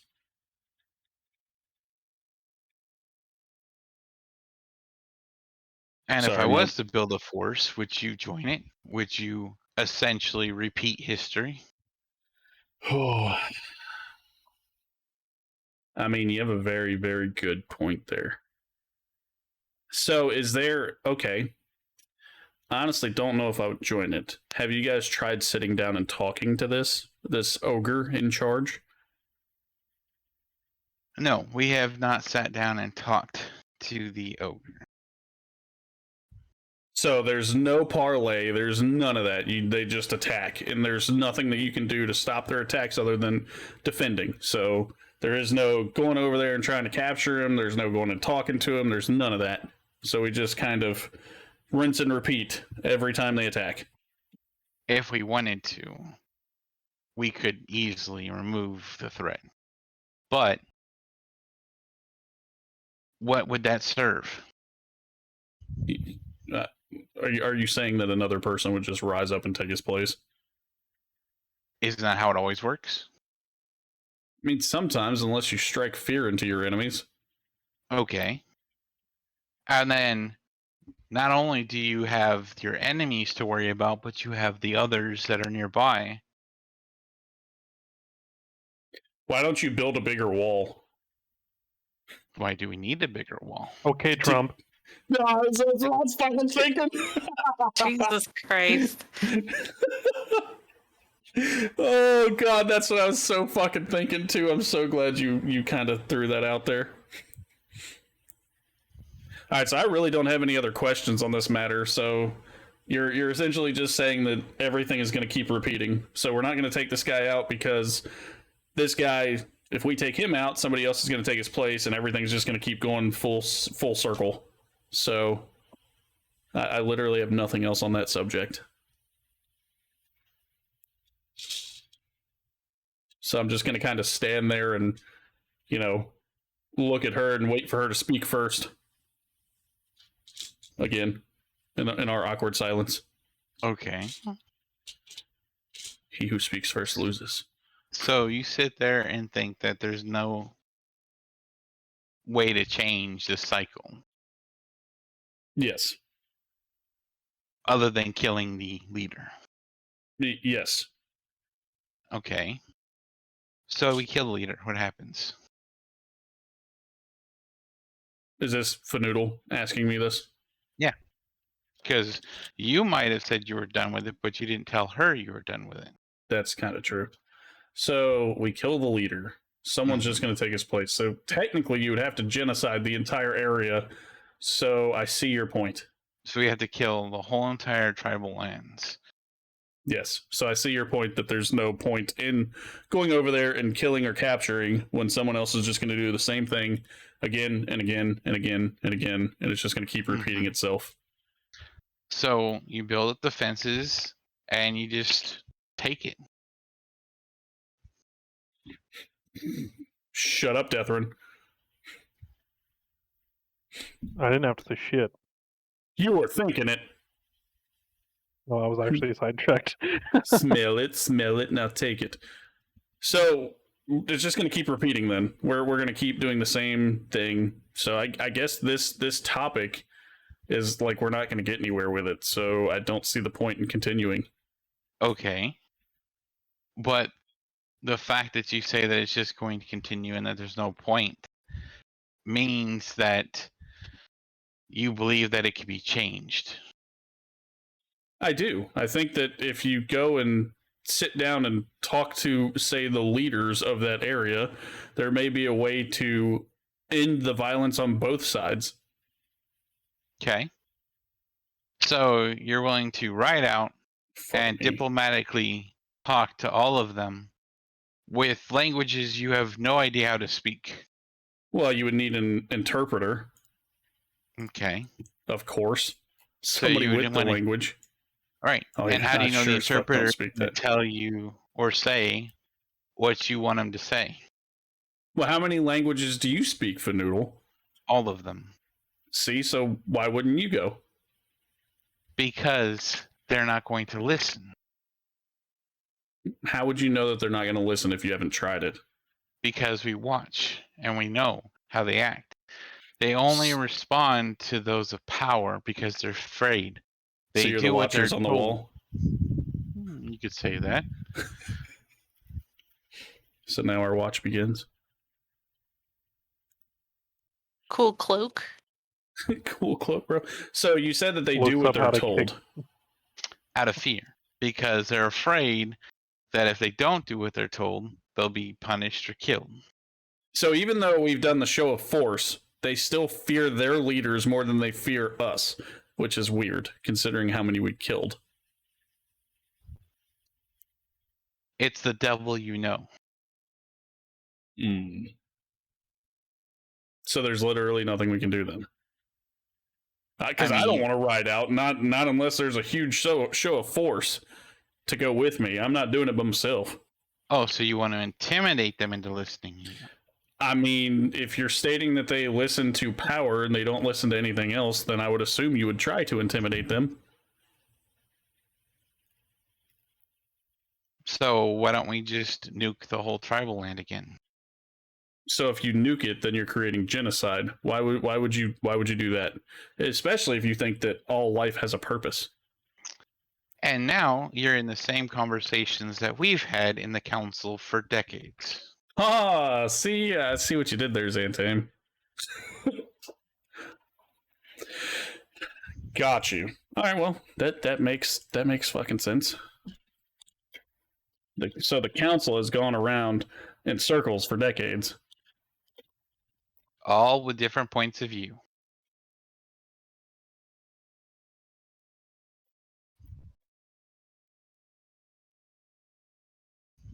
Yeah, that's kind of shitty.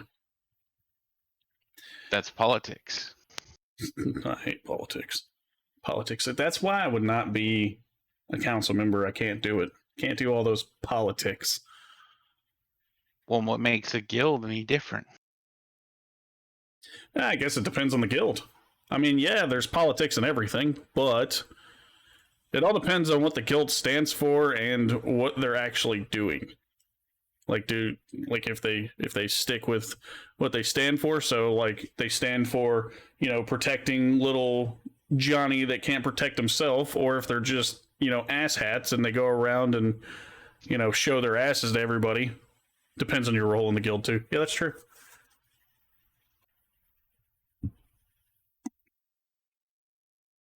I mean, it's not just guild members.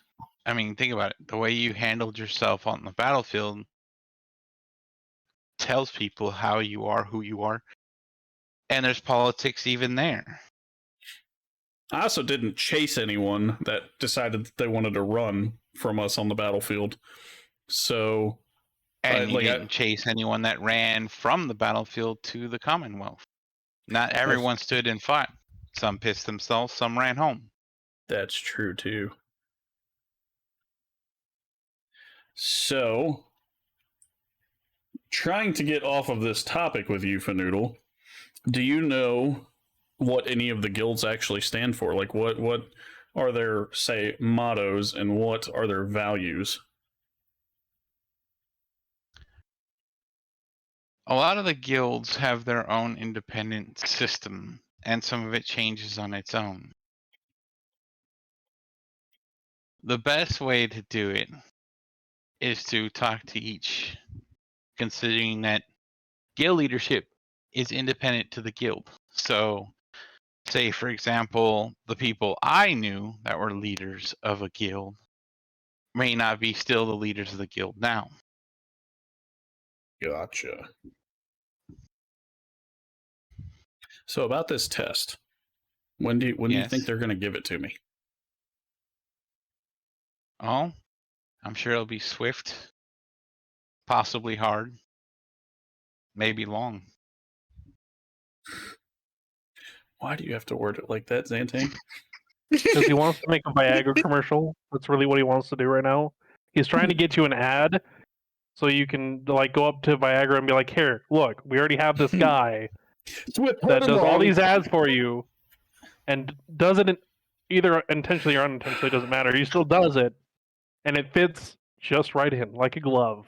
I mean, you are an old man. And they're gonna give it to you. Now I feel like what Mutt was saying earlier is exactly what I'm doing, like hogging the DM at this point. You're not. No, you're fine. I'm walking at this point. Yeah, that's true. I honestly don't know what else to ask Fanoodle. Like, says the person that wants to know about lore. Well, yeah, but like, so I feel like, okay, got him. Here's the thing. So I've gone through some of the stuff with Fanoodle, but I don't know how to get into the other conversations. Like, okay, so you're literally talking to her, and you're like, "Well, I don't want to talk about this anymore, so I'm just going to stand here awkward instead of asking my other questions." Well, because like, okay, so we were kind of going in circles. We got to that point where we were going in circles with the same thing, and I understand how she ended it. Like, now you're at the point where the council has been. The situation is this. There's no changing the situation unless we literally nuke everyone. Not necessarily. Somebody has to take action. Yeah, but we don't know what action to take, is what she's getting at. Yeah. Like, which action would be the right action? So, because every action, there's a reaction. So, you send a parlay group over there to go talk, and you may end up just getting all their fucking heads back. So, like, that's the rough part. So, after all those years, nobody's come up with a way to go after the orcs to get them to stop coming after other people. It's kind of just like, it's always going to be wild down there. Well, what if you limit it to orcs? What do you mean you limit it to orcs? There's crime. We commit crime all the time. That's true. Oh, so there's more than just orcs down there in the tribal lands. My point is, that's not the only problem in the world. Yeah, that makes sense. Gotcha. And the thing is you always come down to the same solutions, and you can't change anything because there's always going to be something new, something big, something replacing whatever you did, as you said, cause reaction. No good deed ever goes unpunished. And I don't want to repeat my own history, so throwing myself at the same endless war is not something that I want to do. Exactly. Which is why you came to here.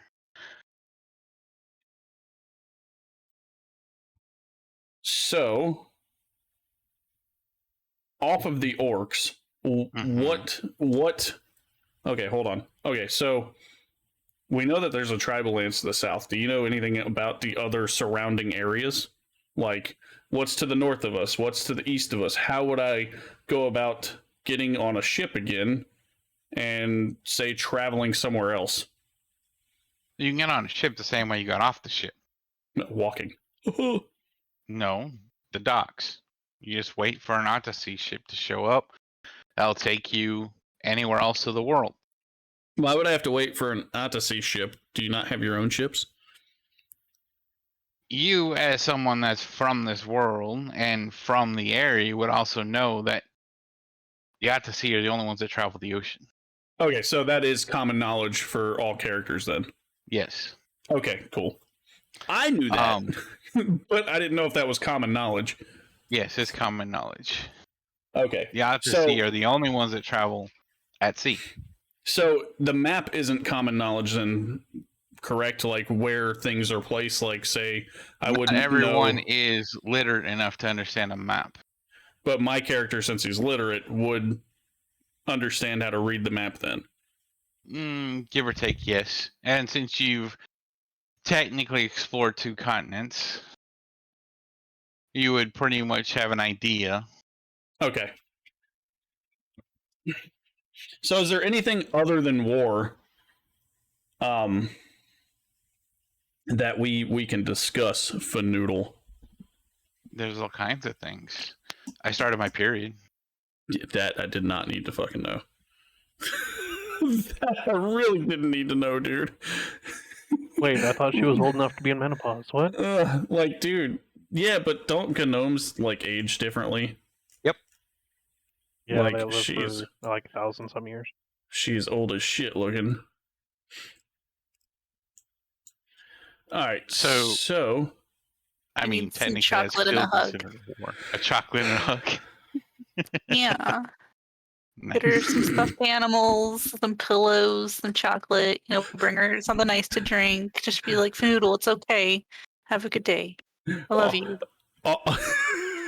Off topic there. My wife, before she got pregnant, like, and I shit you not, like the month before, she was like, you know, I wish I would be pregnant because then I wouldn't have to worry about that for 9 months. And then right after that, she was like, but now, like, that's not a good reason. And then a month later, here we are. Like, fucking, yeah.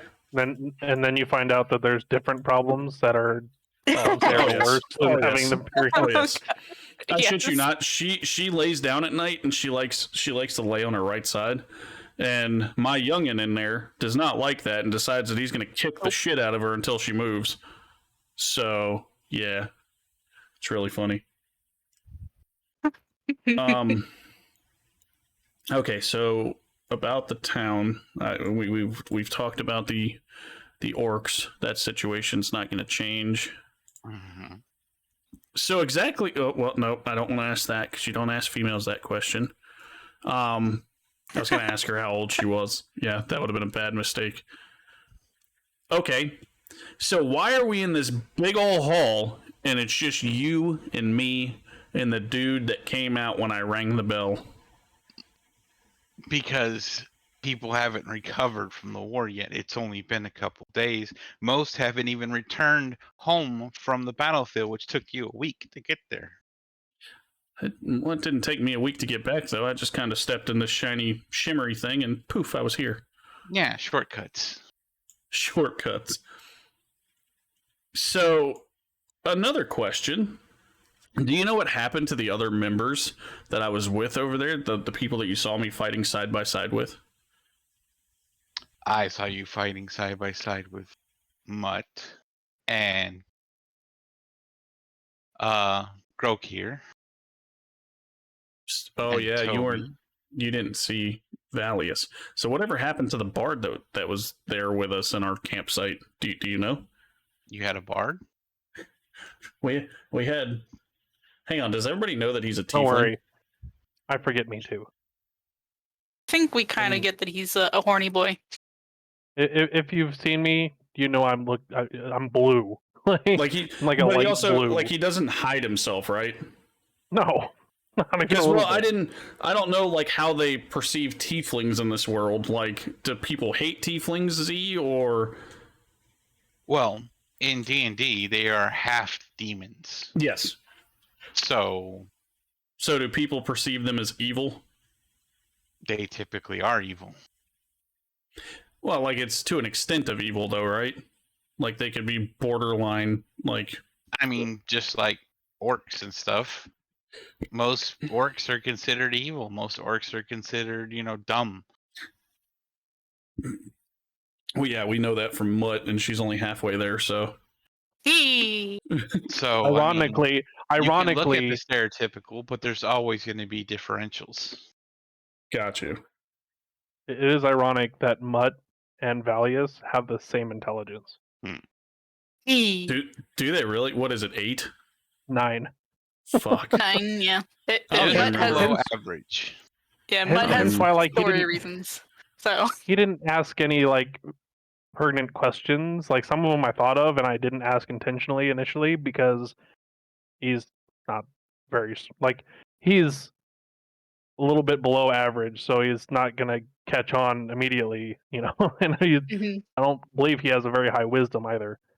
He has, I guess he's a little bit more on the wise side, but at being 13, does that put my dude like on the smarter side? Yes. Technically, you're just above average. 10 but is I'm average. not like a wizard where they're fucking just stupid smart. Wizards can get away with having 12 intelligence. Which one's the one that bases their magic on intelligence? Wizards. Oh, okay. And artificers. But yeah, artificers are add-ons. Wizards. That's it. Yeah. At least in 5e, that's it. Yeah, that's it. Sorcerers, other base their magic on charisma as well as warlocks. Yep. Warlocks and bard. sorcerers are charisma. Druids and rangers are wisdom. Clerics are wisdom. Paladins are wisdom. Paladins are wisdom. What is the lowest form of pauldron? Is it bronze or copper? Copper. Okay, so if I do end up doing that, I don't have to give up copper, and that's fine. Yeah, so... Oh, okay, so we were talking about the guild leaders. You told me that I would have to go to each one of them individually and see what the guild is about. So there's other guild halls in the city then? Not in this city, no. So the guild halls have their own, like, city that they kind of base themselves out of? Yes. They have their own place that they pretty much protect and govern. See, I thought that all of the guilds were at this building. Nope. This is the headquarters that deals with the contracts. We deal with the people. Okay, so how would I go about doing a contract then? Because I'm still waiting on this test. If you wish to make a contract, you would then sit down with one of the people here. You would tell them what your problem is, where it's at, come up with a nifty little name for it, and pay the fine for the paperwork and reward for the guild. And then it will be placed in the system. The guilds will be notified. If any of the guilds choose to take it, it'll be sent to, their office, depending on order. And then in which case, if it doesn't get picked up by any of them within 2 weeks, it'll be placed here on the board. So now if I go and I want to pull a contract off the board, do I have to do that contract by myself, or can I say bring a couple of friends as backup on that contract? And I would assume at that point we kind of discuss how we split things ourselves. Pretty much. You would be responsible for dealing with the payout if you have some petty squabble because so-and-so didn't pay you, we're not going to deal with that. We'll just prevent all of you from taking contracts until you do deal with it. Now, I would assume the person that actually takes the contract is the main one over the contract that takes it and turns it in? Yes. Yes. Okay. So now I know how contracts work in this city. But not all contracts are doable. What does that mean? As I stated, the contracts sit here for 2 weeks until a guild decides to pick it up. If a guild doesn't decide to pick it up, it gets put on this board.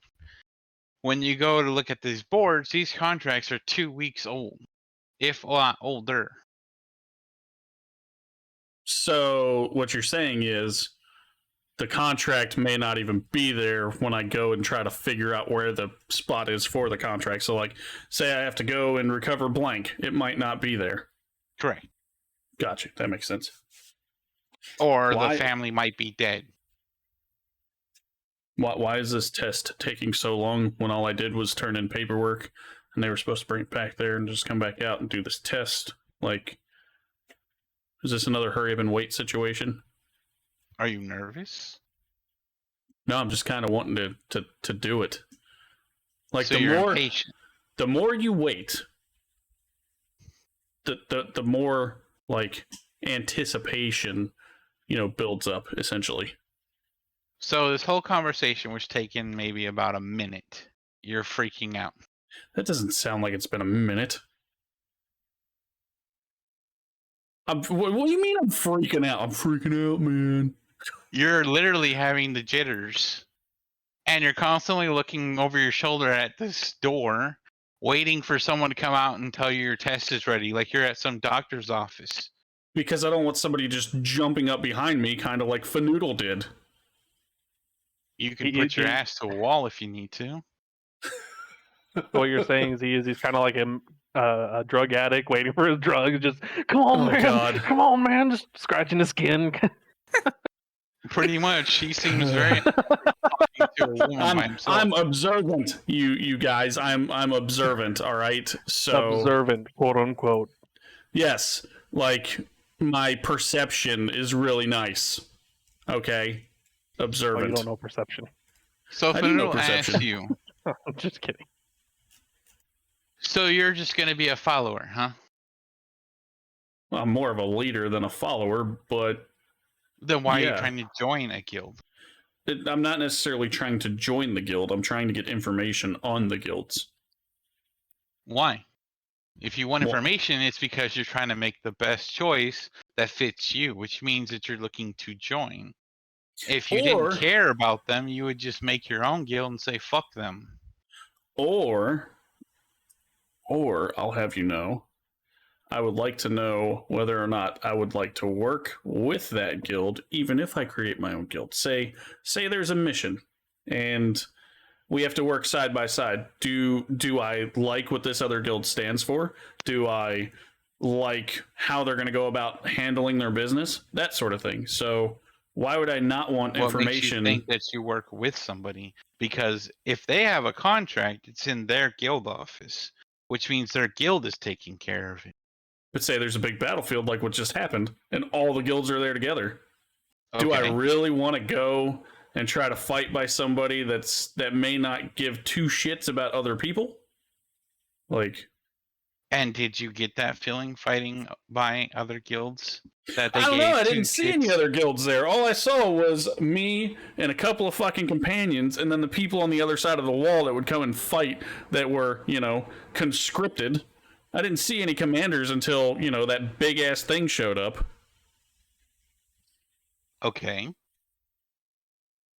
So I wouldn't know if I should trust them or not. Because as you stated, you waited till the opportune time to show up and decided not to help throughout the rest of the battle, where people were dying. Okay. That's not what I said.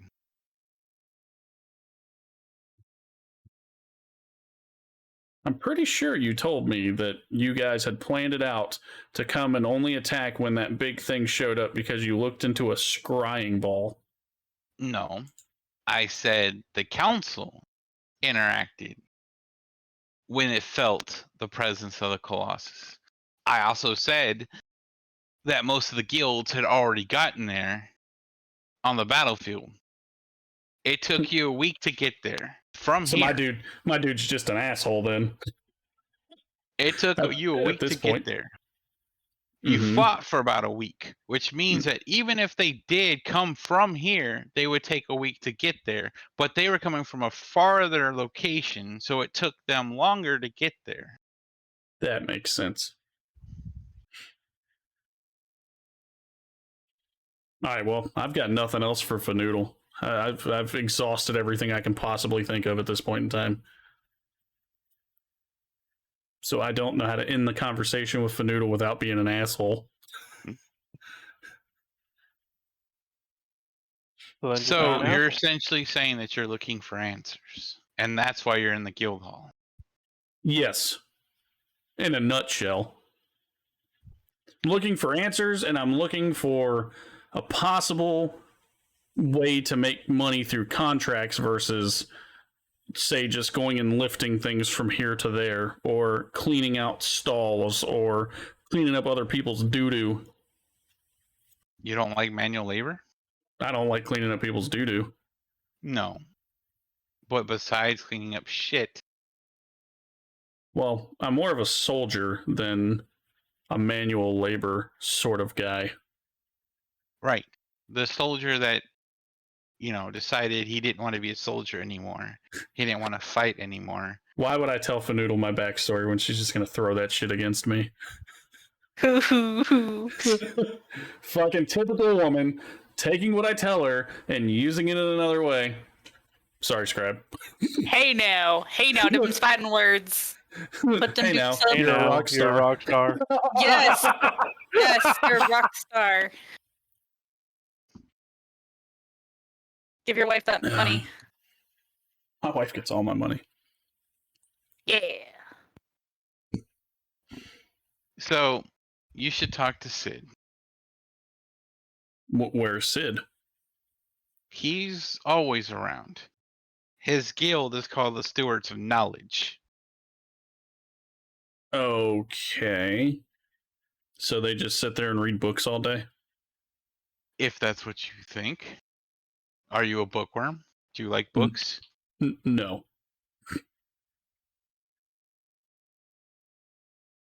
I like standing side by side with people in the shit. Fight not in literal shit. I thought you didn't like shit. Not in literal shit, mind you. Dude, he's got an awesome beard. You gotta go pay respects to the beard. Hey, I have a beard. It's just under my helmet. So yeah, if I guess so, you want me to talk to Sid because I'm seeking knowledge. You have questions. You want answers. You claim that you're not a follower. You claim that you're a leader, but yet you are following. Following who? Standing here talking. Yeah. But you want to join a guild. You want to get right back into the ranks. You want to repeat your history over and over again. I would just rather be fighting than, sitting behind a desk, reading a book, or, carrying crates from one spot to another. Right. I like adventures. You like adventures. So, you rather fight, but yet you ran from a war. And you want to be an adventurer. Huh? So it made no sense, mind you. So you want to go adventure, you want to see new sights. You basically want to have freedom. You should talk to Sid. Still back to Sid. All right, so I guess I will talk to Sid. Good. So she snaps her fingers, and the guy comes out from behind the door. Oh, fuck me. What? Yes? You were going to say something? Why did I have to wait this whole time for you to just snap your fingers and then dude reappears? He didn't necessarily reappear so much as I summoned him. You summoned who? The guy that took your paper. Okay, so alright, told me to talk to Sid. The noodle snaps her fingers and does a stare because she can do it all by herself. Okay, so you summoned him, so you were the test. No. I just wanted to get to know you. Fuck me. I mean, you're going to sign up to be an adventurer. You're not from this continent. You basically ran from your home just to repeat your cycle. I wanted to know if you were going to be a problem. Well, do you assume I'm going to be a problem? Do you know a problem until a problem exists? I mean, sometimes. Say my underwear has a hole in it. Okay. Well, that's going to cause chafing on the armor. So I mean, or it could be a fun time. That doesn't sound fun to me, sir. All right, so what else do you need to know about me then if you're thinking that I may have been a problem? I have a general idea of who you are. And who am I? You're a person seeking for an answer and seeking for your own path.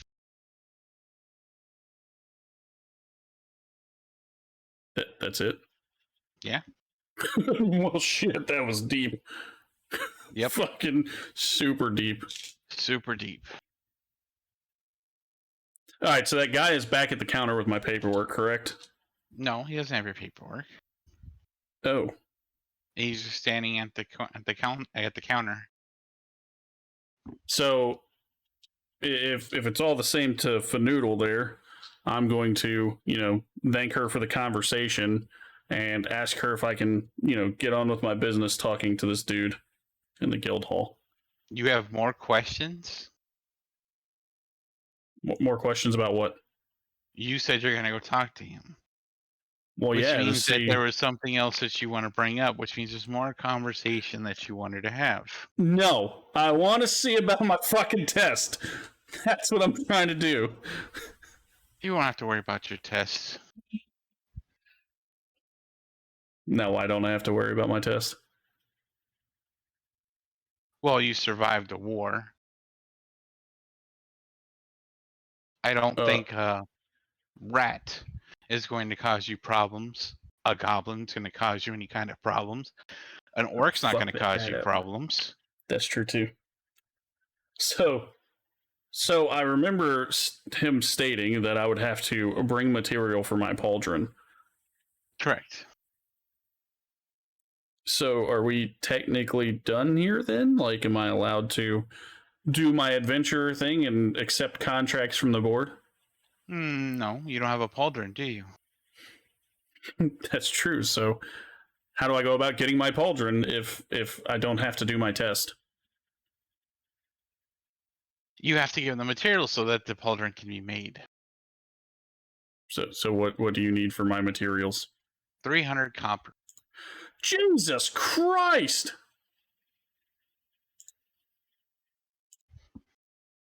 What the fuck? 300 copper?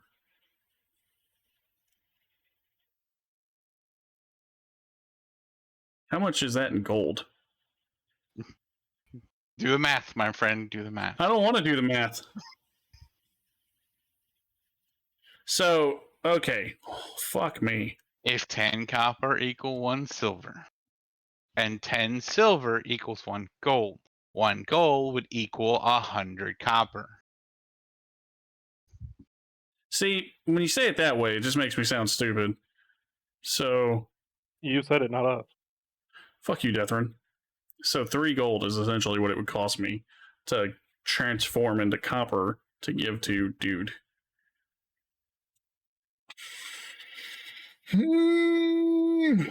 Alright, well, who do I give this copper to? Do you not have enough? Oh, I have enough. Yeah. Give it to him. Oh, do I turn around?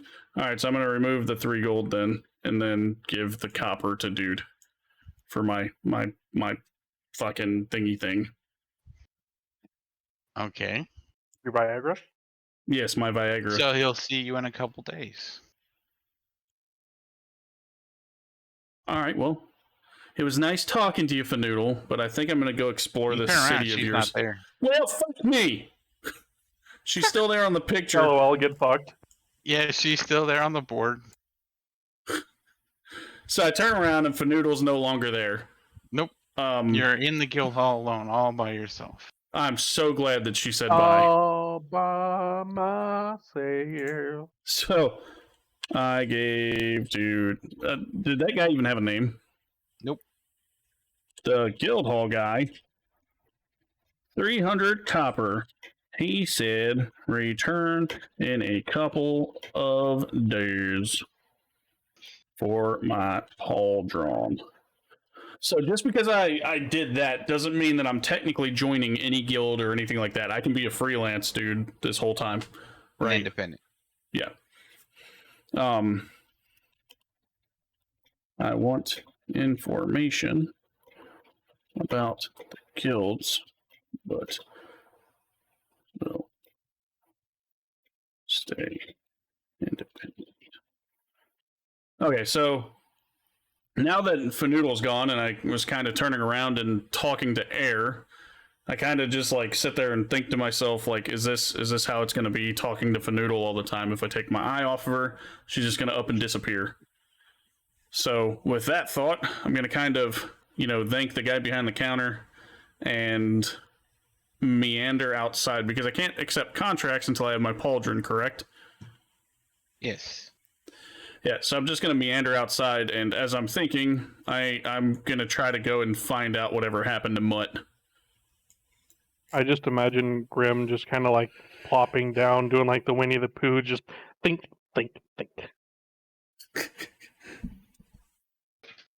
All right, Mutt. You're walking around town, looking at the money, talking about horses. What are you doing? She's got a major hitch in her plan now because like horses are the fast way to get around, and like there's nowhere for her to get a horse, and she doesn't have a whole lot of money, and the money's letting her down now, and she's just like God, the gears are turning in there, and there is just like smoke coming out of her ears, figuratively, of course. So she's kind of just like wandering at this point, just trying to like think of like, okay, so they talked about merchants. I really hope merchants have really cool hats. And she's okay, so Fanoodles is back up here, right? 2 clicks to ping, is it? I don't remember. Yeah, back up this way. Click. Clicky. It's not letting me ping. Yeah, you're very close to it at the moment. Yeah. She'd probably have like walked by there after the whole talking to the people at the stables, just because that like information would have made her super dejected of just like, oh, there's nowhere to buy or rent horses. Okay. So she's just like wandering, maybe even like just standing. Maybe when she gets to here, she's just kind of like standing there, like thinking to herself, just like, okay. I'm gonna end up waiting here for you, just so you know, Deathrin, because I wanna meet back up. There's something I can do that'll make like a lot of money really fast. Do I lift heavier boxes? Do I like think? Do I go back to the battlefield and see if I can find bolts? That took a while to get there, but that was with a horse, so without a horse, that'll be even longer. And that's just what she's doing while she's standing there. I think we actually walked. Yeah, you guys walked. She had a horse. Yeah. She's just aware enough to know that without the horse, like that would have taken a whole lot longer. So And I want it to be known that the entire time we were walking, Vallius was absolutely complaining and trying to find somebody big enough to give him a piggyback ride. Nice. And see, if Mutt had been there, she totally would have given him one. But you know, she had a horse. We also didn't know each other at that point.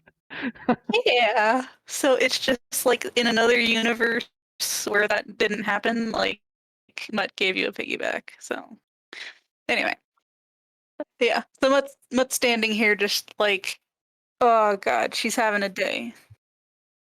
She had a Okay. really good sleep, and now this has just like ruined it for her. She's not happy. So you see the old awesome beard walk up to you. The shiny head. Shiny head. Yes. And he goes, I know that look.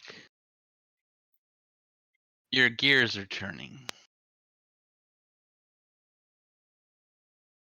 My gears, and she like looks down at her clothes, and she's like turning. You're lost in thought. How is she talking to Sid if they're like across the city from each other? Because I haven't moved him. He's totally next to me. Imagination. So, Imagination. Imagination. She looks back up at him from her clothes, and she's just like, oh, yes, that's I'm trying to think about distances and how to travel them without Well, Ben, horses. thank you. well, I mean, there's magic. You're welcome. There's transportation. And she like puts the hand with the money, like puts it like right up into his beard, and is like not meaning to get that close, but just like in her like excitement of him being like, there's magic, you know, like puts it right up into his beard and is like, would this get me magic? It doesn't exactly work that way, no. And that isn't enough to pay for transportation. So I take it you're trying to earn money to travel somewhere. Where are you trying to go? Can you hear it every time I chew? A little bit, just a tiny bit. As soon as he says like that's not enough, you just see her completely deflate again. And then when he asks her where she's trying to go, she like puts the hand with the money down and she says, Test. I was told that I could find the foxes in Cherrytown. So you wish to become a member of the Foxes? I think that's what I want. I mostly just want to know that they're okay, because I don't know what happened to them. We came back here so fast that I don't know if they're okay or if they're dead, and I would like to know. Well, last that we saw of them, they were perfectly fine. And they're not so delicate as flowers. You can see like the gears turning in Let's Head, and she just like nods again. She's like, that's true. They fight very, very well.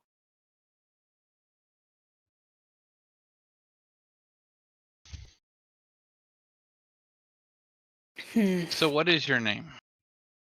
Oh, I'm Mutt, and she like does this very like super like trained but awkward like bow to him, and then just like waits. He hears your name, gives you a weird one-eye once-over, and goes, that is your name, or is that what people call you? Yes. Direct answer. Why do you wish to join the Foxes? I think they're strong, and I think that I need a place because I don't have one.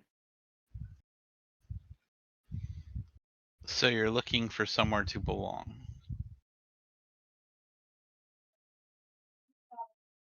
She just kind of like sits there.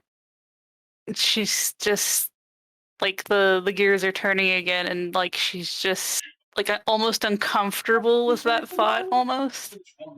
And she seems to decide that yeah, and she nods and says yes. I breathed it in and almost choked. I love you. And you believe that strength proves Love you, babe. that they are worthy of you?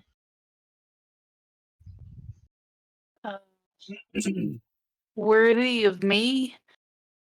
No, I think that means that I have to be strong to be worthy of them.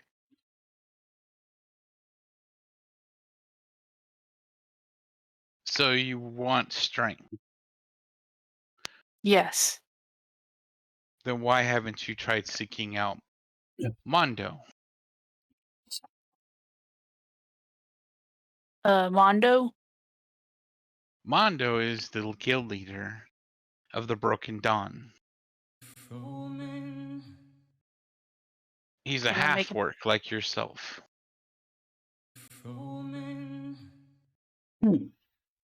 Every time.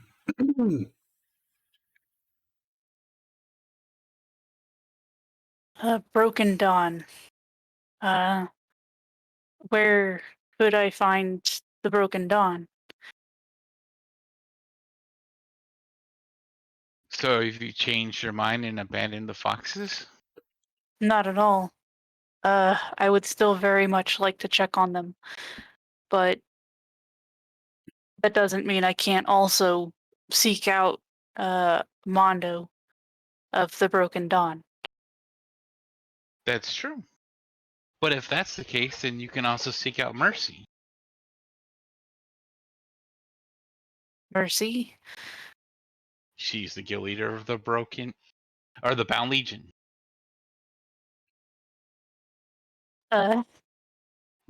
You see her just kind of like she puts her hand on her head for a second. And she's like, "There's a lot of guilds. Yes. Do I have to go talk to all these people?" The point is, if you don't know what you're looking for, you don't know who to talk to. There are millions of people in this world, and you're going to get lost if you keep trying to talk to all of them. He I'm points already towards lost. Fiddlesticks, and he goes, "Let's have a drink." You see her hesitation. Spicy no poison. water. No poison, please. When you say poison, he kind of gives you a one eye again. And he walks into the Fiddlesticks. She'll very, like, slowly follow, just hesitantly.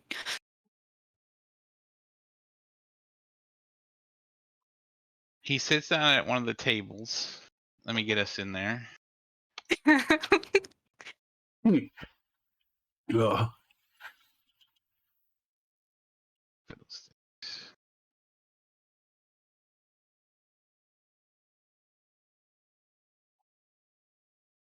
Ugh. Num num num. Nom nom nom. My wife brought me a couple chicken burritos. Ooh, good wife. Yeah. Okay. So he sits down at one of the tables. I assume you follow. Yeah.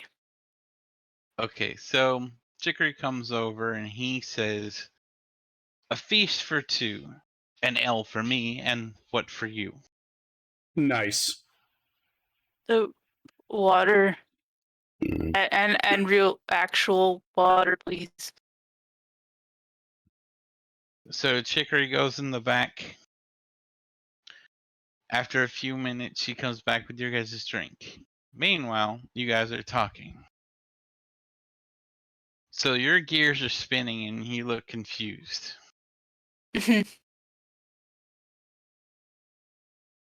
So he tells you, you have to look inside yourself.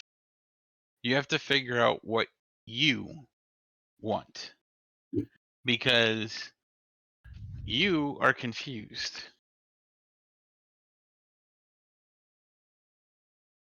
It's not easy to do for Mutt. Or not hard to do, I mean.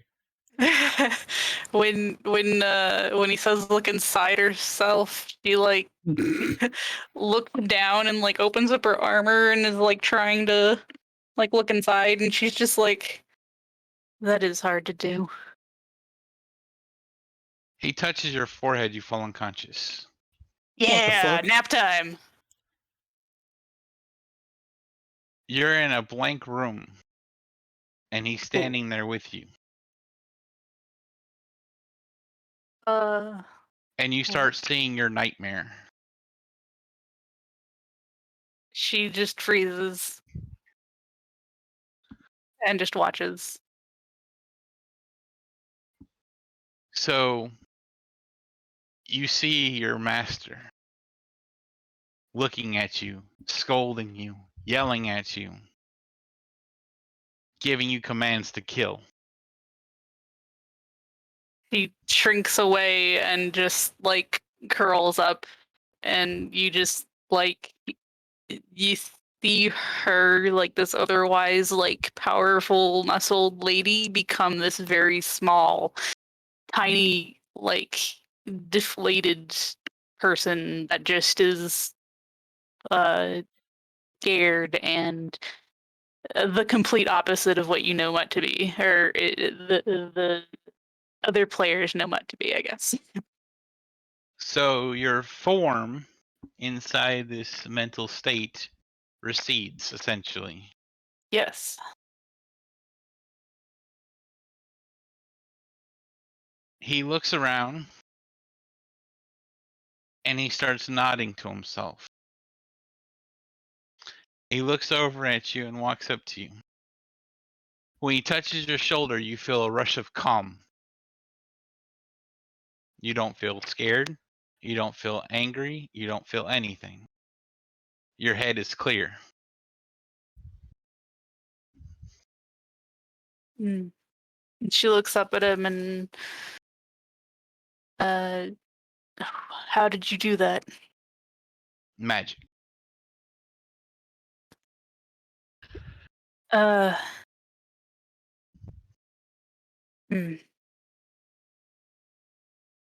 Can I? She just like I'm assuming the dream is still kind of going in front of them. Yes. It's flat. Your whole life is pretty much flashing back in your head. Fantastic. This guy's getting a show.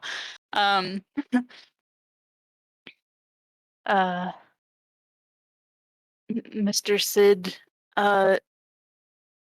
is there a way that I can have this kind of magic to always have calm in my head? Yes, but possibly no. I would have to do some research. She nods. This is, and she like kind of like motions to what's happening in front of them, and she says, "This is hard. This is I could not. tell. This is not good." But somehow you're not under that control anymore. So how did you break free? I was freed by good people. And now you wish to go along your own path. I think so, yes. And you seek strength so that good people can prevent this from happening. Yes. I don't want anyone to have to go through this.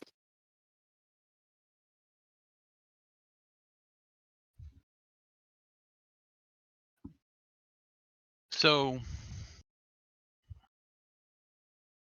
because you think strength, you're overlooking things that are right next to you.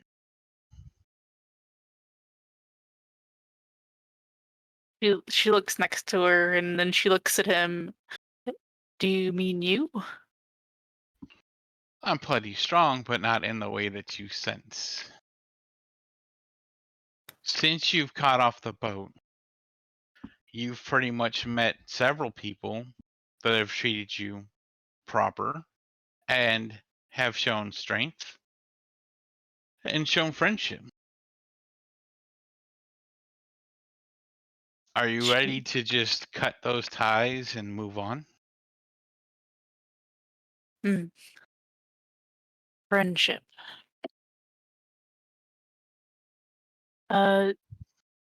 No, I think having friends would be nice. It's hard for me to mm, and she just kind of like trails off and he just kind of like sits there shaking her head like she doesn't know what to do with herself with that idea of like friendship. Like that's a huge just concept to her. He raises a hand, the images stop, and then it changes to one with you sitting there with 6 babies.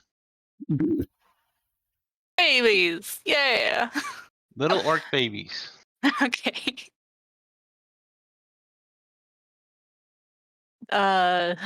He points. He says, "How does this make you feel?" So it's like me on the outside seeing myself with little orc babies. Yep. um Mutt kind of gets like this like slight smile and she kind of giggles and she's like uh family. uh I don't know that this is something I can even have. It's not about if you can have it. It's about if you want it. I see. Does this give you joy? Is this what you want for your future?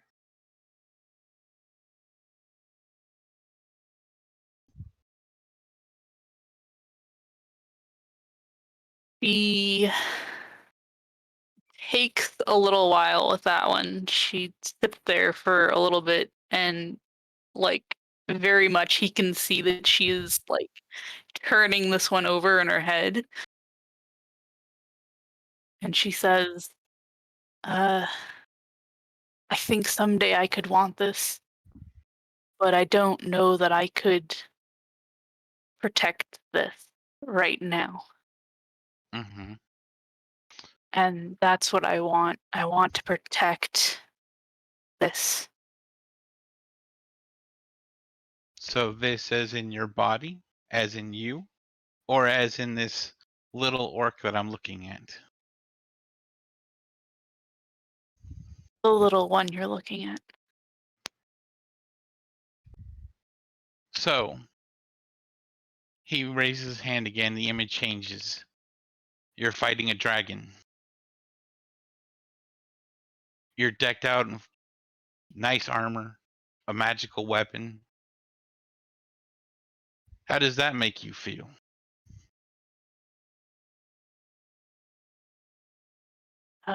Why am I doing it?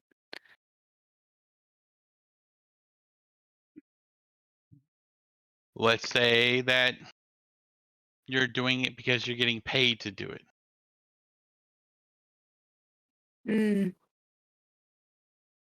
Do I need horses? Let's say you rode a horse there. Why do I need the money? Well, money is how you live. Money pays for your food. It pays for your clothes. It pays for your equipment. It pays for everything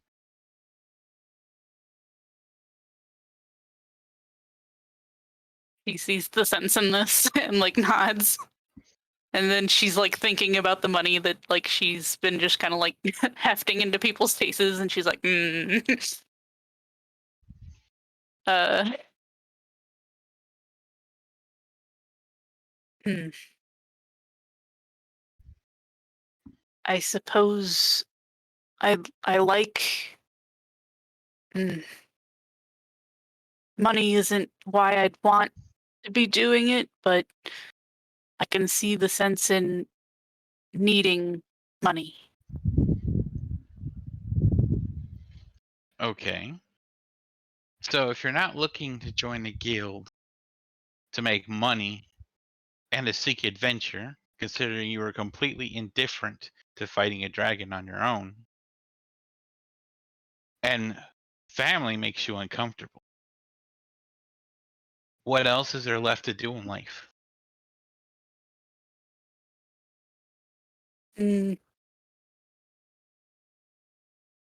Protect people that you care for.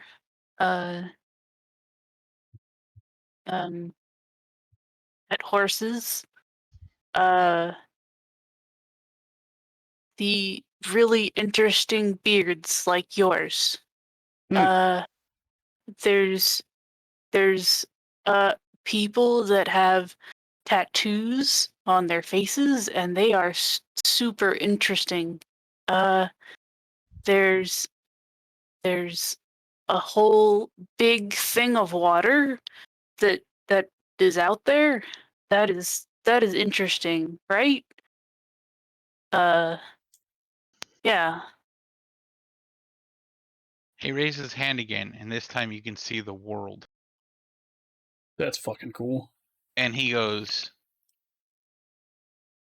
you're looking for lore. You're looking for knowledge. You want to seek answers. You want to know what's here. And he points to the world. She cocks her head to the side in that like completely and very dog way. And she says, lore. I suppose. I think I like finding what's out there. And I like protecting. And I like not being in a cage.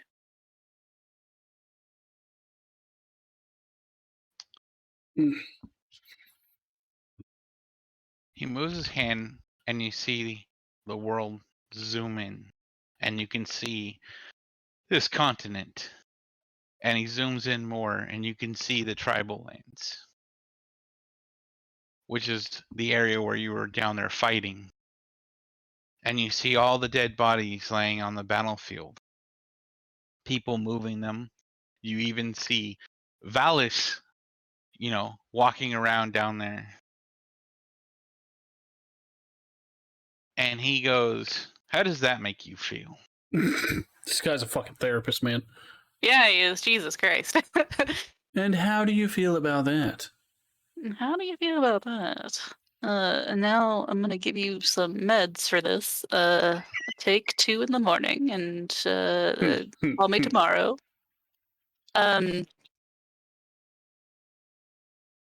She really?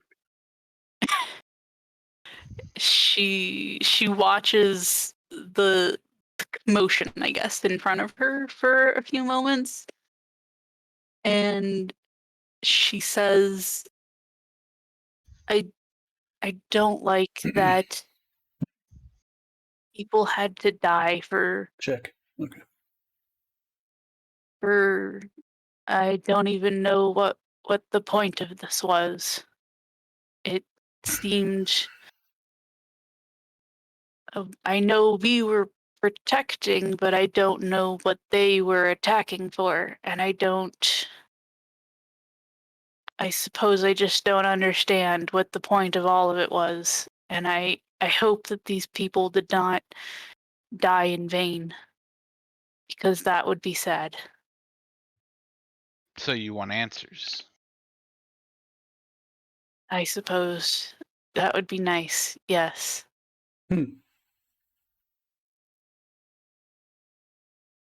Okay. But you said you enjoy protect. But when you protect somebody, that means you have to hurt somebody else, doesn't it?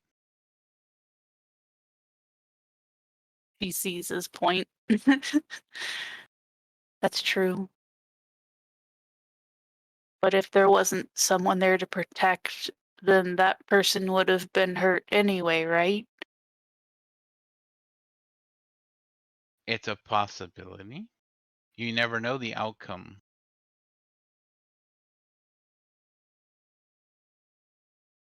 Hmm. He twists his hand, and you see the outcome change. And instead of the guild showing up and stopping time and killing the Colossal kills the foxes. Oh damn. You just see like as white as like an orc can turn, like the blood just like rushes out of her face, and she's just like, no.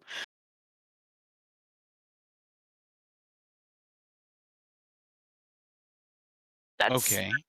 That's not no. So he twists his hand again. Instead of the Colossal killing the foxes, it kills you and Grim. Uh, I guess the same reaction. She's super not cool with that. Stop, please. She pee-pees So the you'd rather pansies. somebody else die than you or someone you love.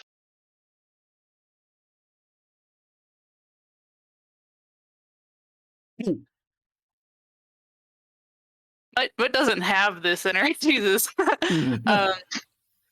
This is the most Mutt has talked her entire life. Yes. Mutt just like she looks very like defeated by this question, almost like how does she respond to that when that's what she knows? Uh she looks up at him, and like she has tears in her eyes, and this is probably like the first time in a long time in her life that she has had this kind of like really intense emotional reaction to anything. And she says to him, I don't know anything else.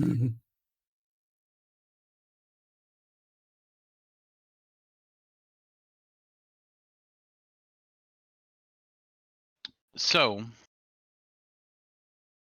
everything flashes black as he waves his hand to the side.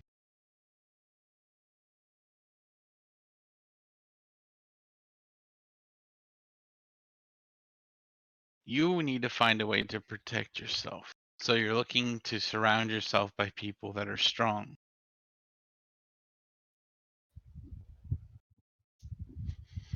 Nod slowly.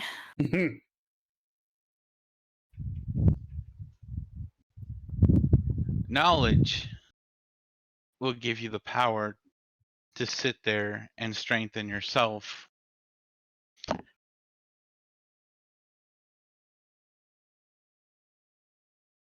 Teach me. Teach me, almighty one. Because all I do is bang my head against the counters. Or stick my own axe into my face, yeah.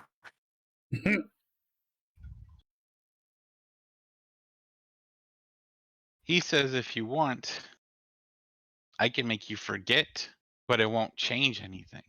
You'll still be the same way. No. That's fucking rough. Forgetting would be wrong. I agree. You're sitting at the table. She looks like super, like she's had just a really fucked up day now. She looks rough. She's not like just even like reliving her past has like had a very profound like draining of just her very soul has just like, ugh.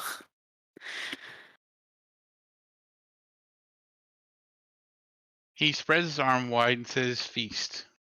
Eating will help you." He takes his ale, he gets up and walks into the upper stairs. DM, does he follow that with her name? Or does he simply say feast? He just says feast and he points at the food. Okay, good. Does he follow that with her name? Oh, I know what she was getting at. When he says that initially, like she's waiting for the second part of that to fall, and you just see like every muscle in her body tense. And when it doesn't come, she just stares at him as he goes.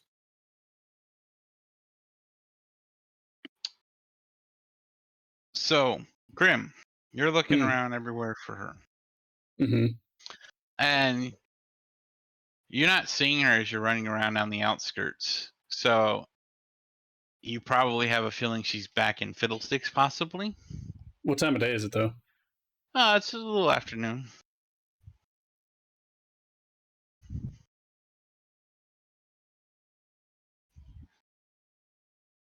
So you said I have a feeling that she's back in Fiddlesticks, so I guess I'm gonna go check Fiddlesticks then. I'm gonna follow my gut feeling.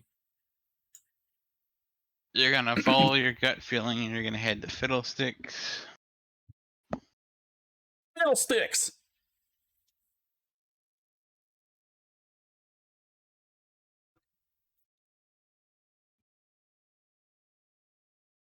I hate that I have to exit player view.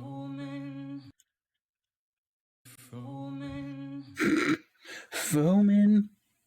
Alright, so I stepped into Fiddlesticks, and of course I probably see her sitting at a table then, right? You do see her sitting at a table, looking at a feast. She's the only one at the table? Only one at the table.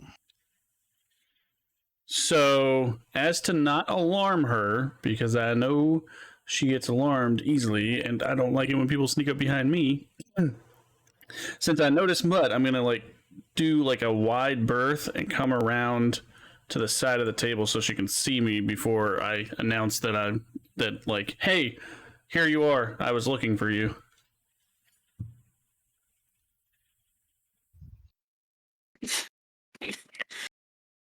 She hates talking.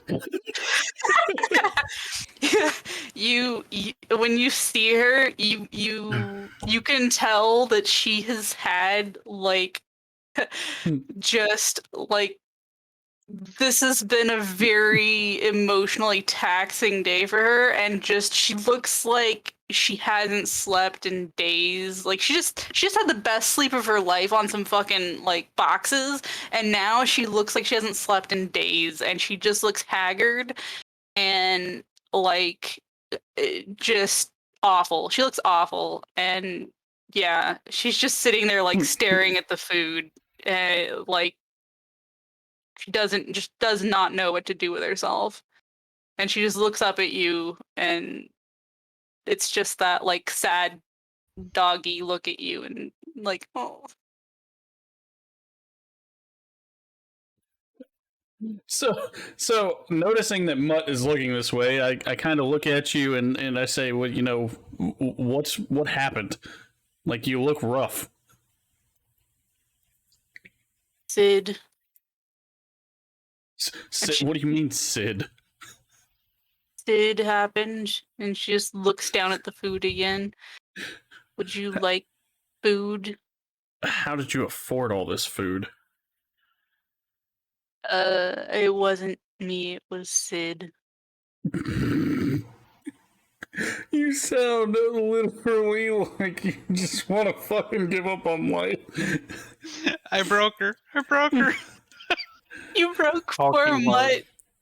Talk hard. Count to fire truck good. I don't know how you talk to Vallius then, because yes, I'm not a very talkative person, me as myself, but I'd imagine that Vallius is like constantly just talking, just to talk. Like nothing really that makes sense. Just talking. I'm just not good at doing that, like role playing wise, because my brain doesn't work that way. So you offered me to sit down, so I guess I'm going to go ahead and take a seat, and I'm going to pretty much relay. Well, shit, I don't want to do that just yet. Chicory walks up to you. What do you want to drink? The barkeep walks up to me. Yeah. Fuck, I don't ever remember what's on the menu. I know there's like something like just a regular beer, right? Kind of. Like the ale. There's ale. What is it, like 3 coppers? 1 silver. Jesus, that's expensive. All right, well, I'll just take 1 ale then. All right. Mutt's already got a drink, I assume, right? You see water. Butter. So I ask her if she wants spicy water. You really want to ask her if she wants spicy water when she looks like she's a broken eggshell? Yes. Oh my god, this thing goes swimmingly. I mean, eventually, Vallius is going to get Mutt drunk. That is going to happen eventually. Mutt's already been fucking shit-faced. Yeah, Mutt's already been shit-faced. Not around Vallius that I am aware of, but... That's why she asked about the poison. Why do you do this to poor Mutt? Literally, that's why she asked. She said no poison.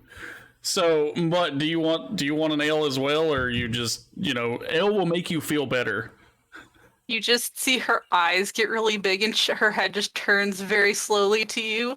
She picks up her water and cuddles it and just shakes her head no. Oh, God.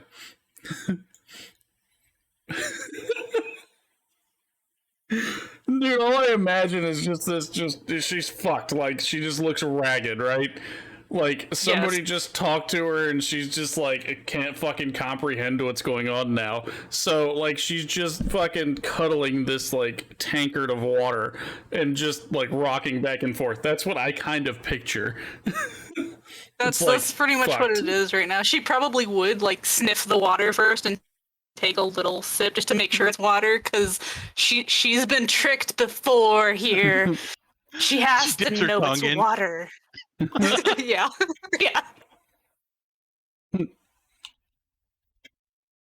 It's water, right? It's water. It's water. Gotta make sure. So Glad there wasn't a perception check there. Right. What exactly did Sid do that made you this way?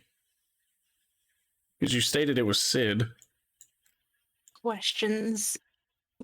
He asked questions. Thoughts. So kind of what I'm doing. Yes, but hard questions. Very hard questions. What do you classify as a hard question?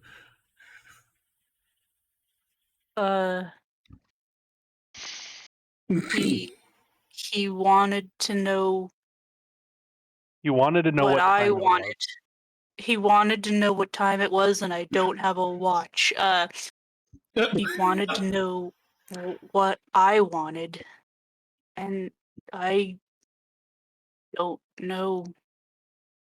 So he tried to make me know, I think. And she just like looks down in the water and just sits there. Oh my gosh. So he wanted to know what you wanted to know, and that kind of threw you into this fit of like exhaustion. That's weird. Existential Mutt crisis. So when I woke up and came down here, you were gone. Like, I didn't see you last night. Where'd you go? I lifted heavy boxes for the ship people. Well, where did you sleep? Did you get a room? No, I slept on the crates. They were very comfortable. It was very nice. So you slept outside after lifting the same crates? Yes, it was very very nice. I got to lift the really really big boxes and I put them in a nice spot where they wanted them, and then I got to lay on them and sleep. That sounds fun. Oh, it was nice. My back felt really good when I woke up. So you said you were talking to Sid. Fanoodle told me that I need to talk to Sid. Do you know where he went? She points up to like the direction that he went, and that's it. So, of course, the entire time we're sitting here talking, we're probably eating a little bit of stuff here and there, correct? Sure. Well, I figured I'd ask Scribe. Mud is cuddling that cup of water like it's the best teddy bear on the face of the planet. She hasn't touched the food yet. Not touching food. Okay, so not yet, at least. So I'm going to essentially tell her, about what I've done today. So heading to the guild office, talking to Fanoodle, applying to be an adventurer to actually go out and explore some more and all that stuff. So that's my small talk to you, Mutt, before I end up taking off on you. So I essentially want to know if that's something that you're interested in, and if we should stick together, you and I. Or if you have your own plans. He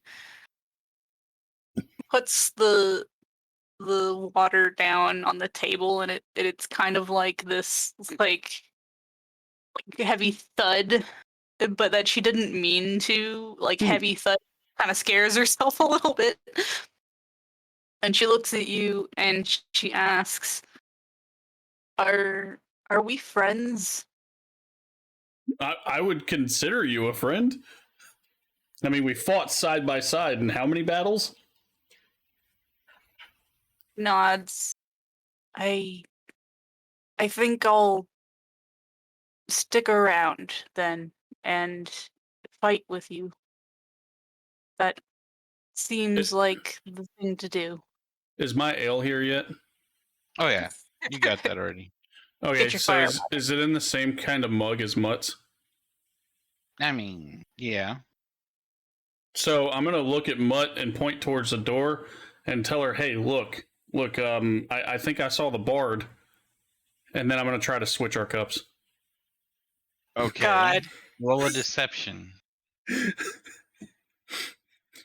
Mutt says, "God." Do you not like this? Oh no. Oh, come on. Oh, no. It was going to be a 19. Fuck. I rolled a 1. Yeah. And that one, you just fail horribly. Fuck. And while trying to quickly, change cups, you end up spilling your ale all over the table. So does Mutt notice that I tried to switch cups? Yeah, basically. Oh, shit.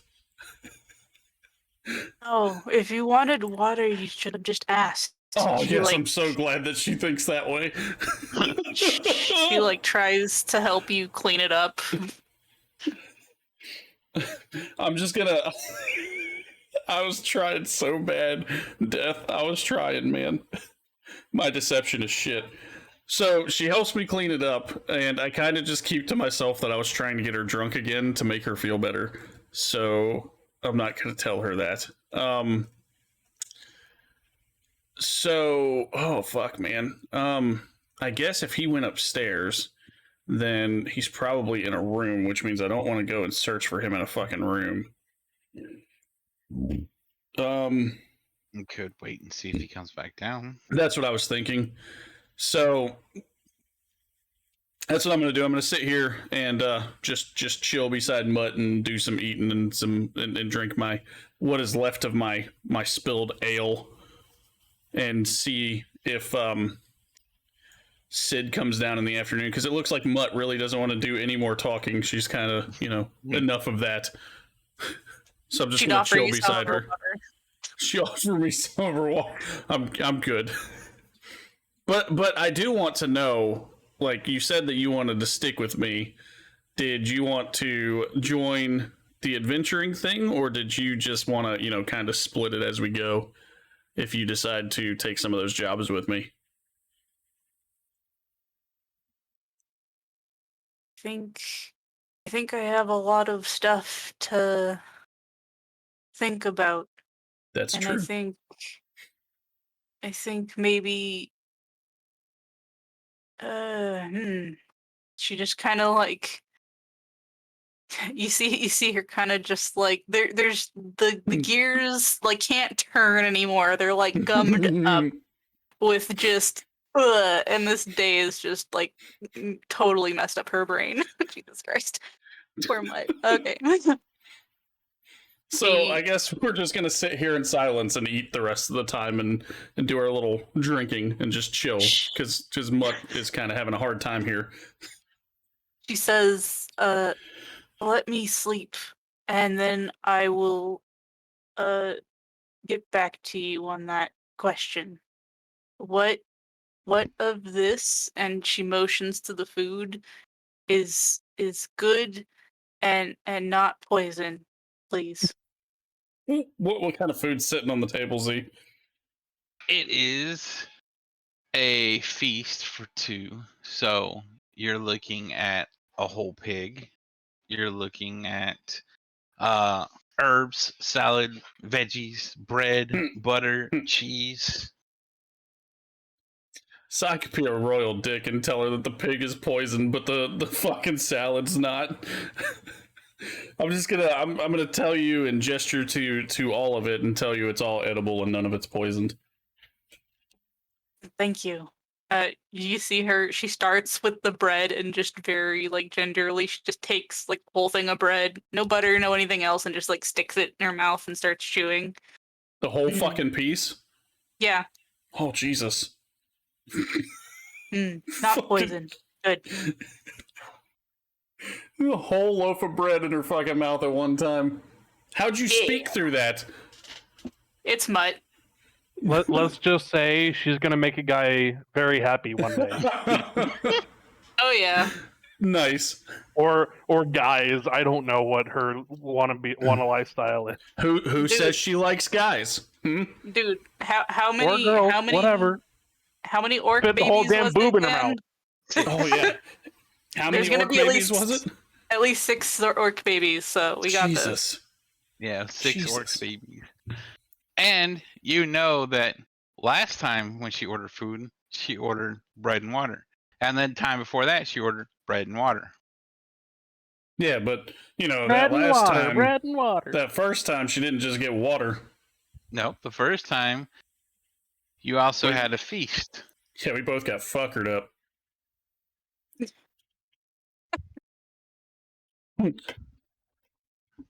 She also asked for water, but just didn't get water. That's true.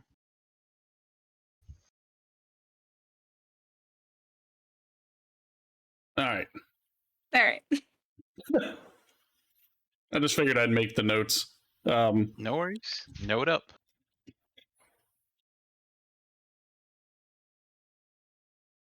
Zan, what have you done to Mutt? Apparently, I broke her. How do you get a TPK without actually getting a TPK? Just destroy their minds. Yeah, give them like orc life crises and just oh god. Dude, that is so shitty that he fucking zoomed you here and there and showed you all this different shit, and now you're just all fuckered up. Why show her things just to mess her entire world up? I'm sure there's like reasons behind it. Like you gotta like figure out who Mutt is and all that jazz, and yay. Yeah. Figure out the one that barely talks to anyone. Figure out her backstory. Yeah. Well, Sid needs to figure out who I am, and Mutt needs to figure out who she is. So there's kind of a double-edged sword there going on, I guess. I don't know. We'll see.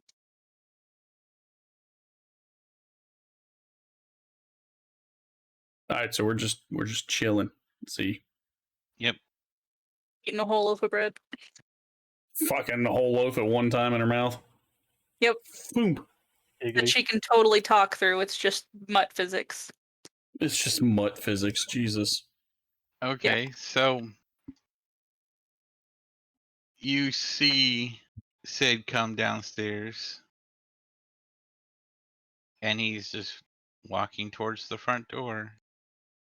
So if I see Sid, then I'm going to get up and introduce myself to Sid and tell him that Fanoodle said that I should talk to him if I wanted more knowledge or information. Okay. He gives you a one-eyed once-over. Does he only have one eye? No. Oh. But only one eye seems to really move. Kind of like Mad Eye Moody. That's fucking weird.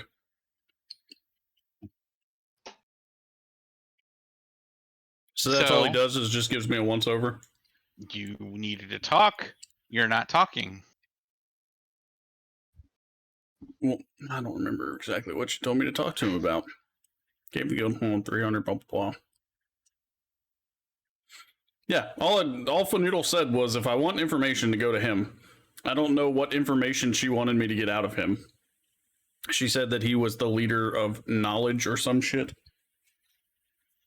You do see a diamond pauldron on his shoulder.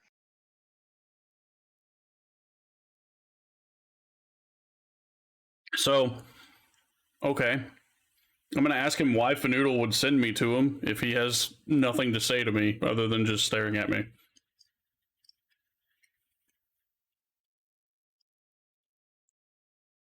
You obviously had questions. Cold feet? Fanoodle answered pretty much all my questions. I wanted to know about the guilds and, you know, what your guild stood for, what all the other guilds stood for, like, what the big thing on the battlefield was that she didn't want to tell me about. And do you feel like people are constantly hiding stuff from you? No, just wanted to know. Why would I feel like people are constantly hiding stuff from me? Therapist 2 now, yay! What'd you say? He's your therapist 2 now, yay! Yeah, fucking therapist, dude. I feel like that's what Sid actually is a therapist in this world. That's a possibility.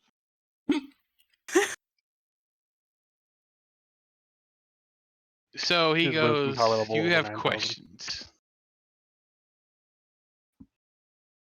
Yes, why did you break Mutt? Oh. Well, I mean, if that's all you want to know, he touches your forehead. Oh, fuck me. Here we go again. And you are now seeing your parents. You're seeing the war. You're seeing your training.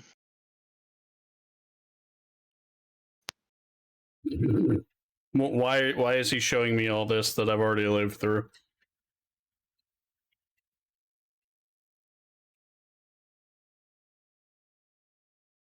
What makes you think he's showing it to you?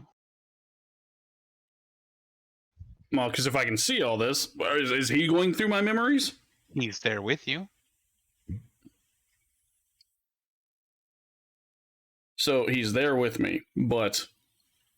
Yeah, okay, so why am I seeing all this stuff? Like, what's the point? I mean, obviously, this is you. This is what made you. Yeah, I know what made me, but why is he showing it to me? Once again, I'm not showing it to you. So you're digging through my memories to learn more about me, then, is essentially what you're saying. You could kind of say that. So I'm observing. Do you just go around and touch everybody's forehead and get all their secrets? I mean, I can. But why do you do it without permission? Well, you were sent to me for a reason. Well, what's that reason then? If I did, because I don't know.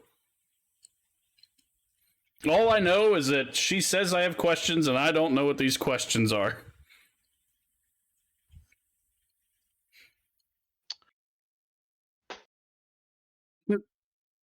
So he looks at your past and he sees the war with the orcs. Mm-hmm. And then he sees your conversation with Fanoodle. Mm. And he goes, questions. You don't like not knowing things. This is kind of true. So therefore, you're seeking knowledge. You want to know what's behind that corner. You want to know why this happened. You want to know what's over here.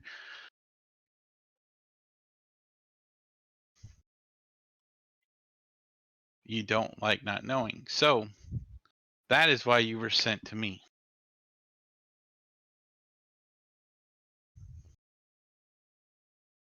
So you can dig through my past and tell me things. No. Because you're the embodiment of me. What the fuck does that mean? Why do you think we're called the stewards of knowledge? But I'm not a steward of knowledge. Are you? You're asking questions. You're trying to figure out. You hate not knowing. This is where I get so confused. So, But why? Stewards of knowledge exist to find answers. Mm-hmm. We explore the world. We gather information. We study. We learn. We find answers. So if you learn and you study, then why haven't you come up with the answer to how to get the orcs to stop attacking? Because there is no answer to how the orcs stop attacking. Absolutely nothing will stop them, is what he's saying. Okay, so let's say we incorporate them into our society. Mm-hmm. We have humans, elves, gnomes, many Chicory's other an orc. races that are all part of our commonwealth, right? Mm-hmm. There's still people that steal. There's still people that kill. There's still people that rape. So, how did it change? Law and order, I assume? Okay. But it doesn't stop them. They still continue to do it. If we incorporate something new, especially at a vast amount, especially if it's beyond their will, what makes us any different than your great king? What great king do I have? The one that you left, the tyrant. Oh. Yeah, I guess nothing would make you different then. So the point is yes, you can seek knowledge. You can get answers. But sometimes it might take a lifetime.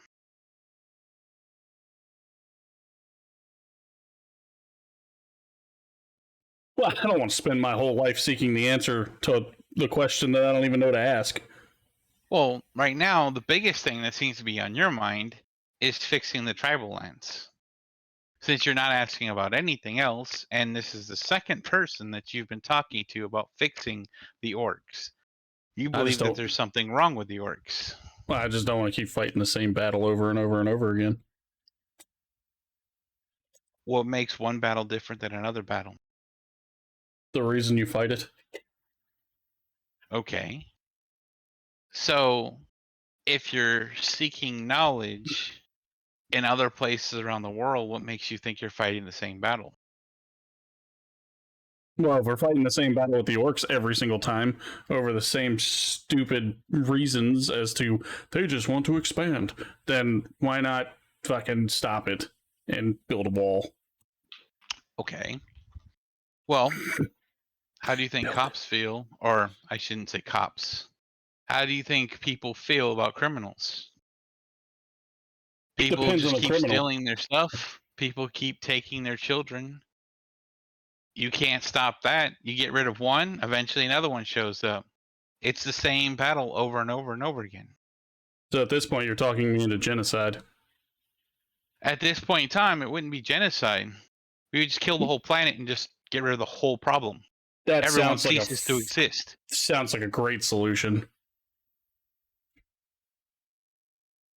But it's not a solution, because what's to stop the planet from reforming? What's a new race to start up and everything starting all over again? Me not caring because I'd be dead. I mean, if that was the case, you would just kill yourself and be done with it. Is that what I should do? Is that what you want to do? Fuck no, but I'm tired of this fucking therapist. Fucking talking in circles, man. Like, Fanoodle says I have questions. The questions that she knows that I don't know, apparently. So, Sid shows me my shit about my background. I have no fucking idea what this grand major question is that she wanted me to go ask him. Who said it's one big question? Well, what's the list of questions? Your big question is that you don't like to not know. So you want to be in the know. So in order to be in the know, you have to get answers. But in order to get answers, you have to ask questions. Oh my Christ. So, Sid my sexual. thing... Huh? Oh, nothing. I'm reading their chat. Oh. So, my question to you is, if you wish to seek answers, why not explore the world and look for them? That's what I want to do, but I have to wait on my fucking adventurer pauldron to be able to take these things to make money to explore further. You could join my guild. So, we send people okay. across the world to find answers. That's the whole point of the Seeker of Knowledge. But I don't necessarily know if I want to join a guild. But here's the thing. So, what if you are so knowledgeable and you think that I should explore? Which area should I go to first? Well, that depends. Depends on the question or the answer you're seeking. Well, I just asked a question, so the answer that you're giving me is in a question for my question. We're going in circles. The world is. You said, which area should I go to first? Yes. And that depends on the question that you're trying to have answered. What's the question of the universe? 42.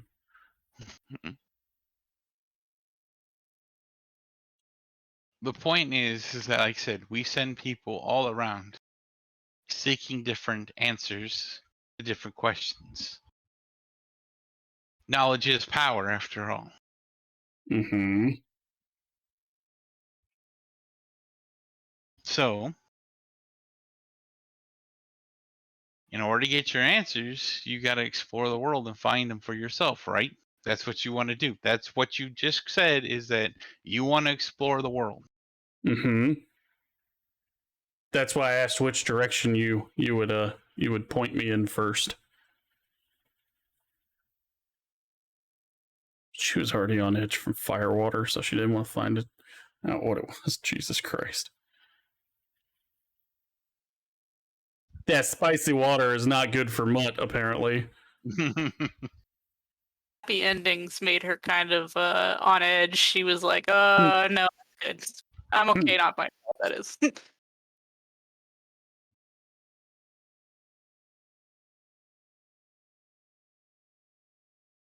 So yes, I'm asking for direction. Where would he point me towards first? I don't want to join his guild, but I would like to start seeking, like, I guess, more things to do. Like, who needs help here? Who needs help there?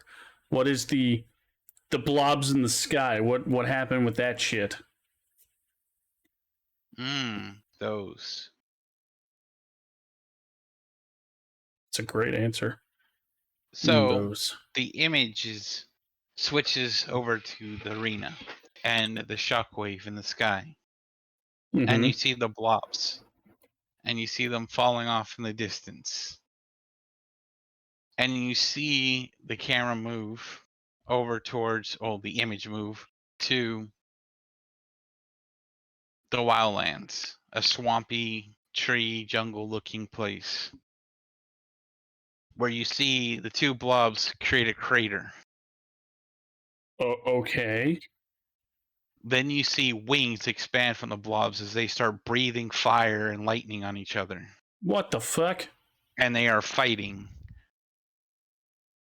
And you can make out two dragons. One a black and purple, the other a bright, shiny silver.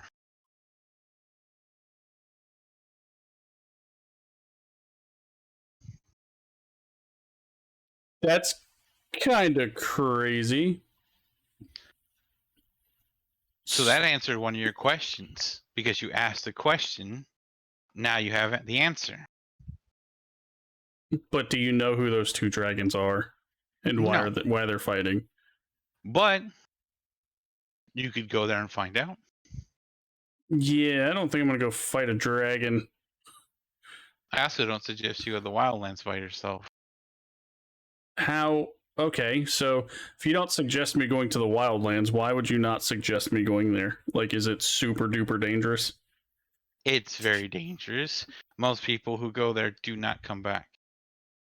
Are there any cities in the Wildlands? Not that we're aware of. There's an outpost they tried to make into a city, but most of them got killed.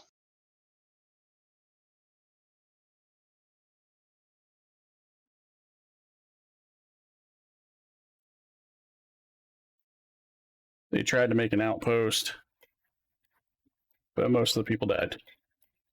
Hey, DM. Yep. What does Mutt see right now? Like looking at the two of them since he's touched his forehead. Like, is she That's just fucking like great? Yeah. Not just much kinda time standing there? passes when they're in there. It's a different time scale. Okay, so he's just like barely even tapped his forehead then, I guess. Yes. In her okay. So Sid manipulates time. Not necessarily. Or the time just passes different in the vision that he... Headspace. Okay. Because you're in your head. So he told me about the two dragons, and we don't know anything about that, but the Wildlands is super dangerous. Let's see. Oh, so does he know what happened to the others that we were fighting side by side with on the battlefield? Because there were like 5 of us, and now there's only me and Mutt. So he's flipping through your images, and he comes up on a picture of the man with the great sword. And he goes, him? No. Okay. I mean, keeps scrolling. Don't I know who that guy is now? You do not know the name. I thought I knew his name. No. No one told you his name. Okay, so can I backtrack and say yes? Okay. Because I thought I knew his name. Vallius, Vamir, and Weezer.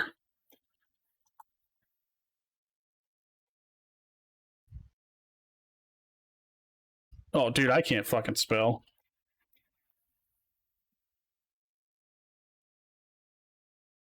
Oh, nope. I'm going to put his name in parentheses.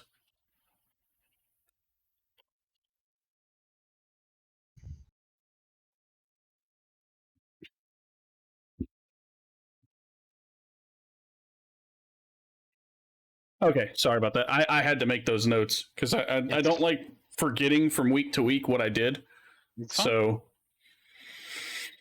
okay, so Martine is the dude's name, but I don't know that as a character, right? Yes, you don't know that as a character. And I also don't know who or what he's a part of, which is why I guess I would say yes to find out more information. I thought I already knew, but that's a whole player character mix-up, so... So, he tells you that is Martine Weisdane. Marteen Wisedane. Mm-hmm. Wisedain. EAN. Dan. Okay.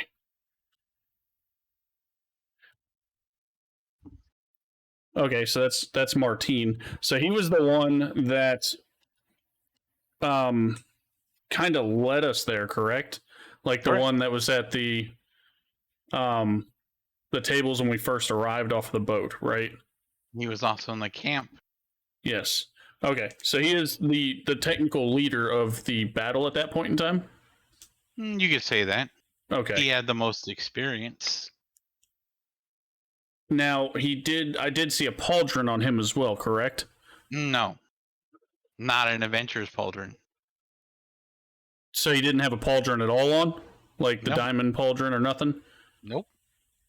Alright, so who exactly is Martine? He is married to the king of the Empire's daughter. One of the them, common? anyway. Oh, the empire above us. Yes.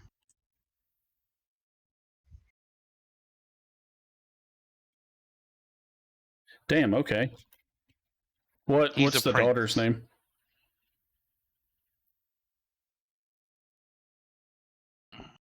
I asked him this, and now he's going to go to his own notes.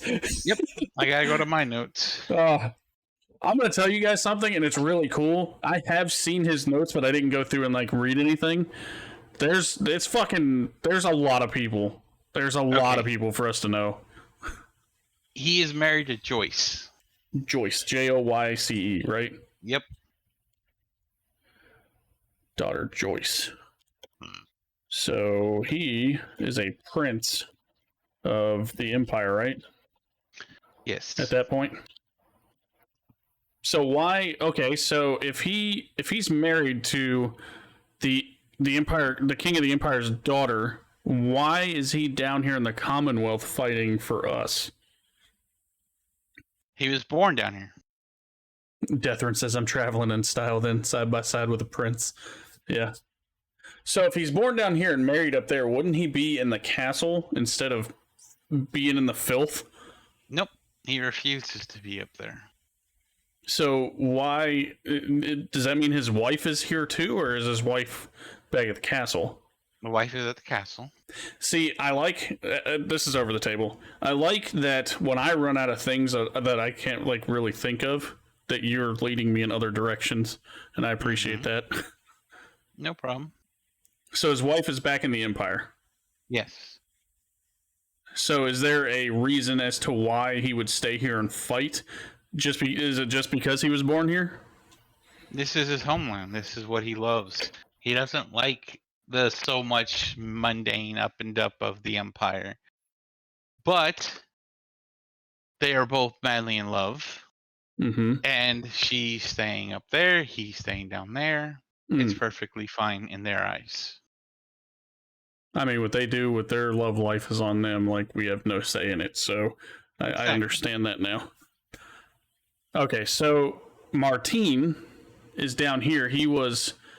So, okay. So he doesn't lead any other group? Like, is he the leader of, say, the Army of the Commonwealth or anything like that? No. Or is he just here fighting? He was trained by the Empire. He knows how to fight. He has different knowledge that doesn't involve the guilds. He's not a member of the guilds, nor does he want to take part in the guilds.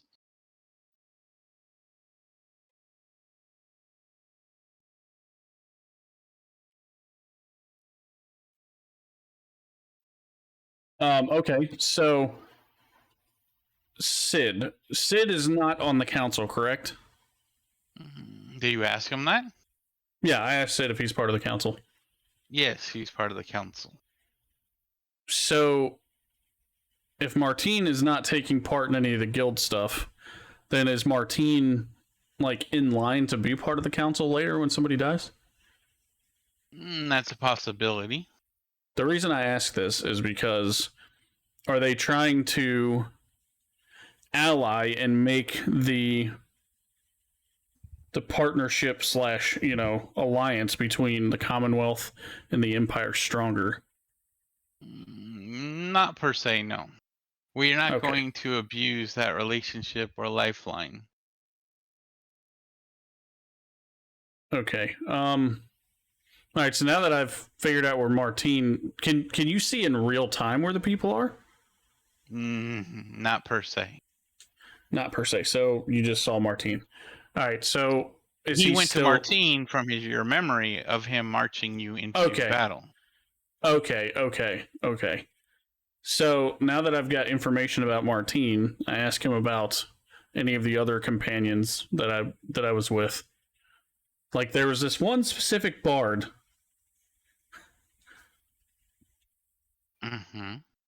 What about it?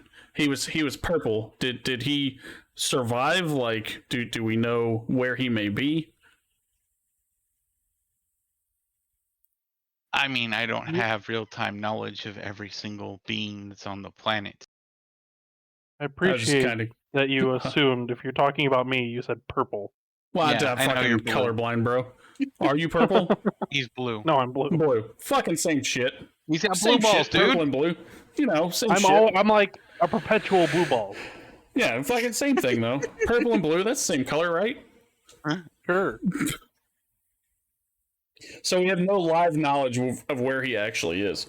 Okay, so the next question that I ask him, since he can peer into my memories, does he know?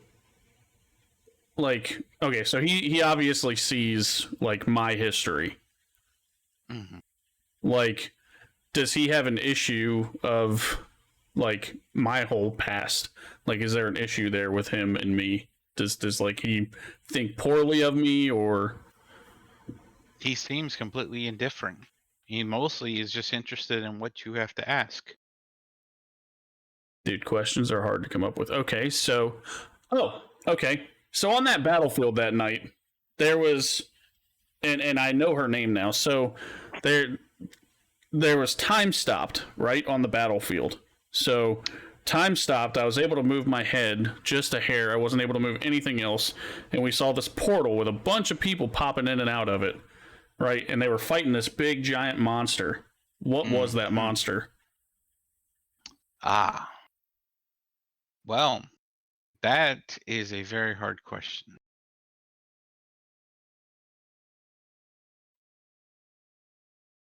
I don't know the answer to that. Is he equivalent to a god? I doubt it. He went down too easy. And he had a soul that was taken by a god. So the gods were on the battlefield that day.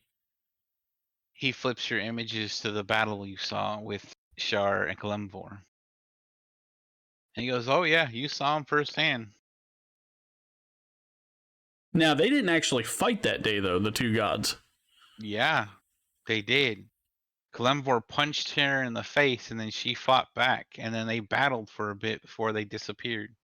Okay, see, I don't remember that.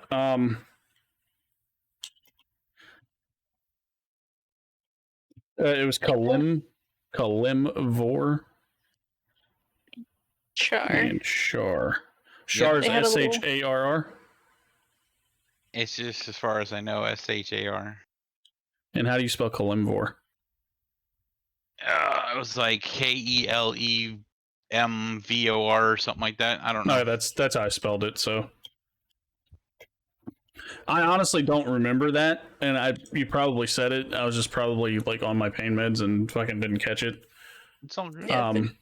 They had a little Dragon Ball Z fight right before they poofed. So gotcha. That makes sense. Or sank into the ground, I think is what they did. Sort of, yes. They kind of faded. Okay, so the next question was Misery was the one that stepped out of the portal and stepped right back in. Why didn't she actually stay to fight? And is she part of the council as well? Yes, she's part of the council. As for why she didn't fight, because things were taken care of, and 2, keeping a portal open takes a lot of concentration. So she is essentially like super powerful then, I would assume. You could say that, yes. She is a very high level sorceress. Okay, so over the table, how much of an effort is it actually to hold a portal like that open, like in D&D? So in D&D, anytime you cast anything that requires concentration, you cannot cast anything else that requires concentration. If you get hit, you have to roll a DC to save. Mm. And if you don't save, you lose the concentration, which breaks the spell.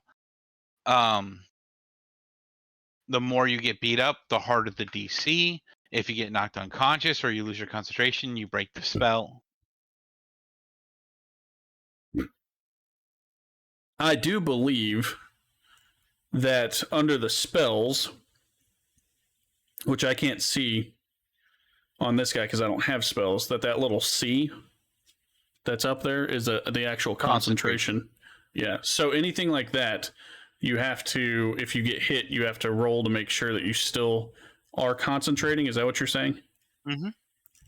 Okay. So basically, if you take damage, let's say you take 30 points of damage, the DC for a concentration check is half the amount of damage that you took. Oh, wow. Well, okay. DC starts at 10, or half the damage, depending on which one is greater.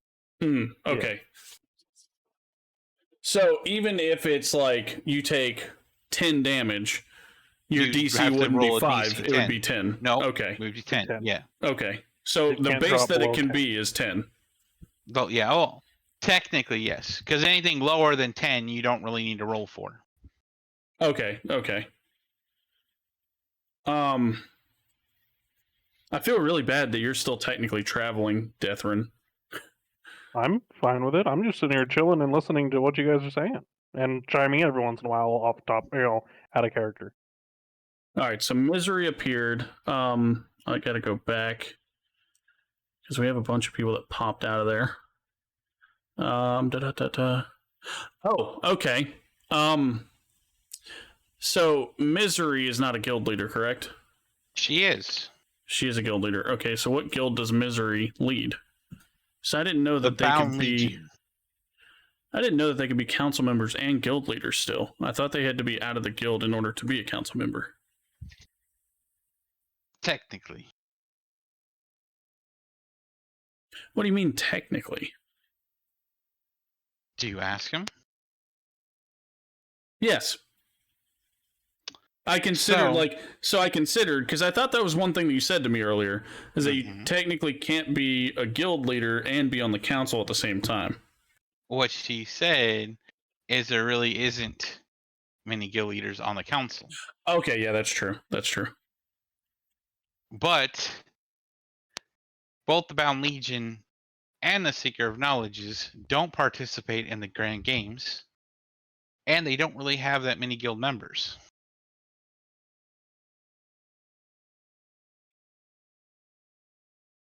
So could you still technically consider them a guild? So it's the Bound Legion and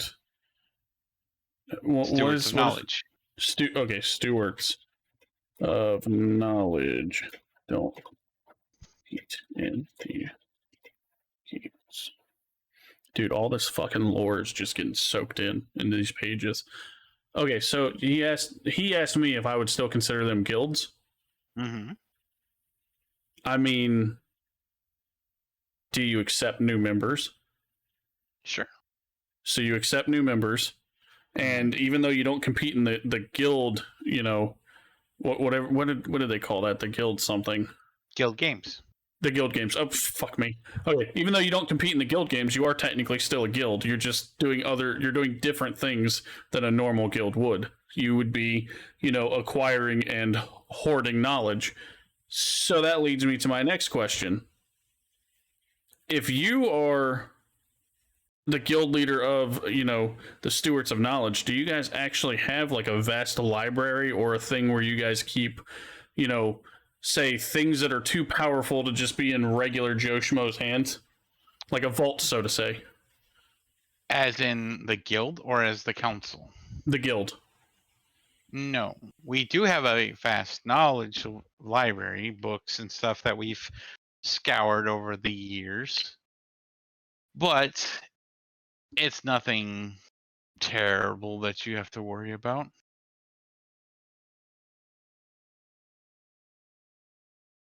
Okay.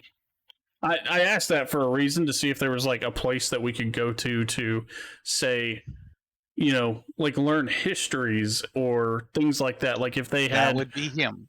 Yeah, and that's what I assume here. But like say they had an area where like there was cursed objects, right? And they know that these objects are cursed. Do they vault them, or do they just not care and that's not their realm of what have you? Those things are so rare that they haven't come across it.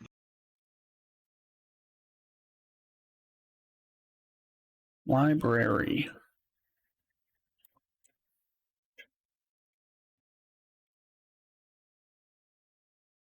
Okay, and then who else came out of that? I have to keep going back and forth. The one chick that I really wanted to ask about. You see a woman clad in plate mail with her cloak flowing behind her, standing in front of the armor. There was a drow. I don't know her name though. We never heard what her name was, correct? You have not. Like, I know what her name is, but okay. So the next question that I'm going to ask him about the same battlefield is: did he know that there was a drow in that set of armor? Yes. So he did know. Now, who is she, and why does she wear that armor instead of, like, I know that people don't like drow, I understand that, but why is she here? She is a guild leader. So you have a drow leading a guild here. She's earned the respect and earned her place. Her name is Belladonna DeVille.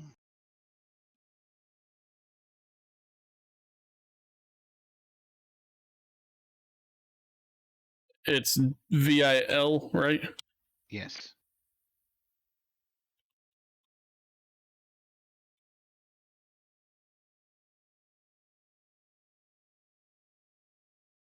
What guild does she lead? Whispers of Foxes. Is that the one that that Scribe was after? Yes. Yes. Whispers of Foxes. Her guild. And I assume that they know that she is a drow. Why does she wear the armor to hide, though? How do you think people would react? But everyone else was on the battlefield that same day and saw her come out of the armor. No. Oh, yeah, time was frozen. Never mind. Yep, never mind. Shit. So, okay, so as characters, why aren't we, like, freaking out that this drow is a part of a guild here? Is it just like, it is what it is, she was on our side? You chose not to freak out. As a No character, you made that choice not to do it. That's kind of true. And not to mention the fact you really couldn't really do anything anyway. By the time you even tried to move one square, she would have already done what she did and left. Yeah, all I was able to do was move my head, right? Pretty much. Yeah. And even that took extreme effort, you said. Yes, because you were basically fighting time. Okay, so how was it that I was able to move in the stopped time, but no one else that's normal like me was able to move? Like, I know that, Mutt and all them were able to, but still. Sheer willpower. Okay. Essentially, you got lucky enough that you were able to resist the spell. That's fucking cool. That makes sense, though. Alright. Purple. Another person appeared from the portal. I see a diamond pauldron with an iron bar symbol.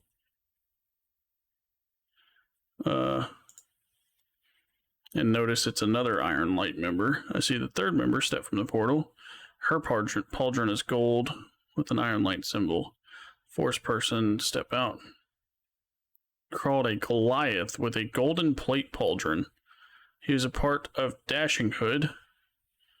I see another step out. Okay, so most of those guys, we didn't actually get their names. I'm not going to run down the list, but I do want to know who the leader of the Iron Light is. He flips to the image of the man that first came out with the shining armor and the big great sword. Troy Fox.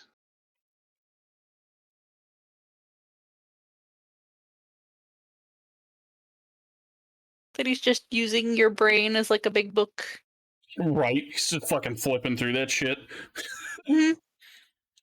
So Troy Fox was the paladin that stepped out, and we can kind of pretty much tell he was a paladin, right?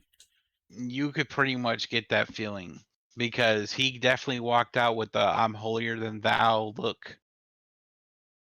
Got you.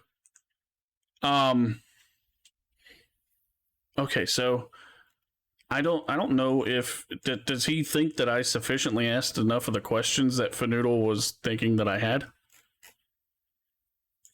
Is that what you're asking him? Yes.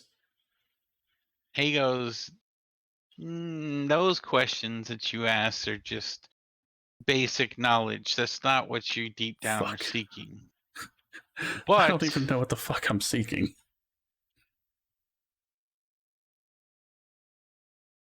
You say you don't want to join any guild until you know them. Yes. I have a way for you to do that. How is that? You're going to be a consultant. A consultant? Consultant's fee. What exactly do you mean by consultant? Well, I have a job for you.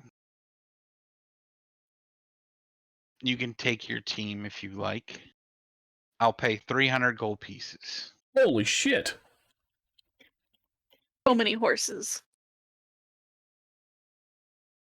Would you like to know more? Yeah. Would you like to know more on how to become a citizen? Act now.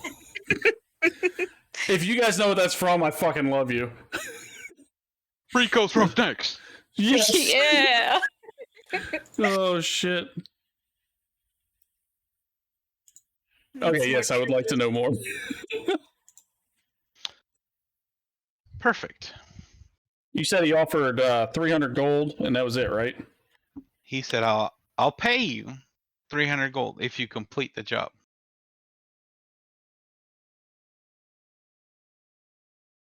$300 So, gold for...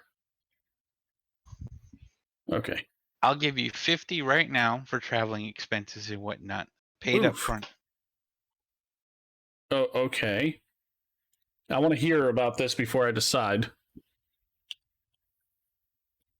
Some of my members are eccentric and having a hard time completing jobs. You and your team are going to train them, work with them, adventure with them, and fix them. In the meantime, you'll be able to ask questions. You can use my library, and you can ask questions. All right. So, what exactly did he say? I was fucking reading what Steady just sent me. Sorry. He said that I can go where and do what? You're gonna go to his guild office. Okay. Which is in Sharpton. You're going to train and work with a team of eccentric guild members. Now, am I training them or are they training me? You're training them. You're going to fix them. You're going to turn them into adventurers. Bad company. Ba-dum-ba-dum-ba.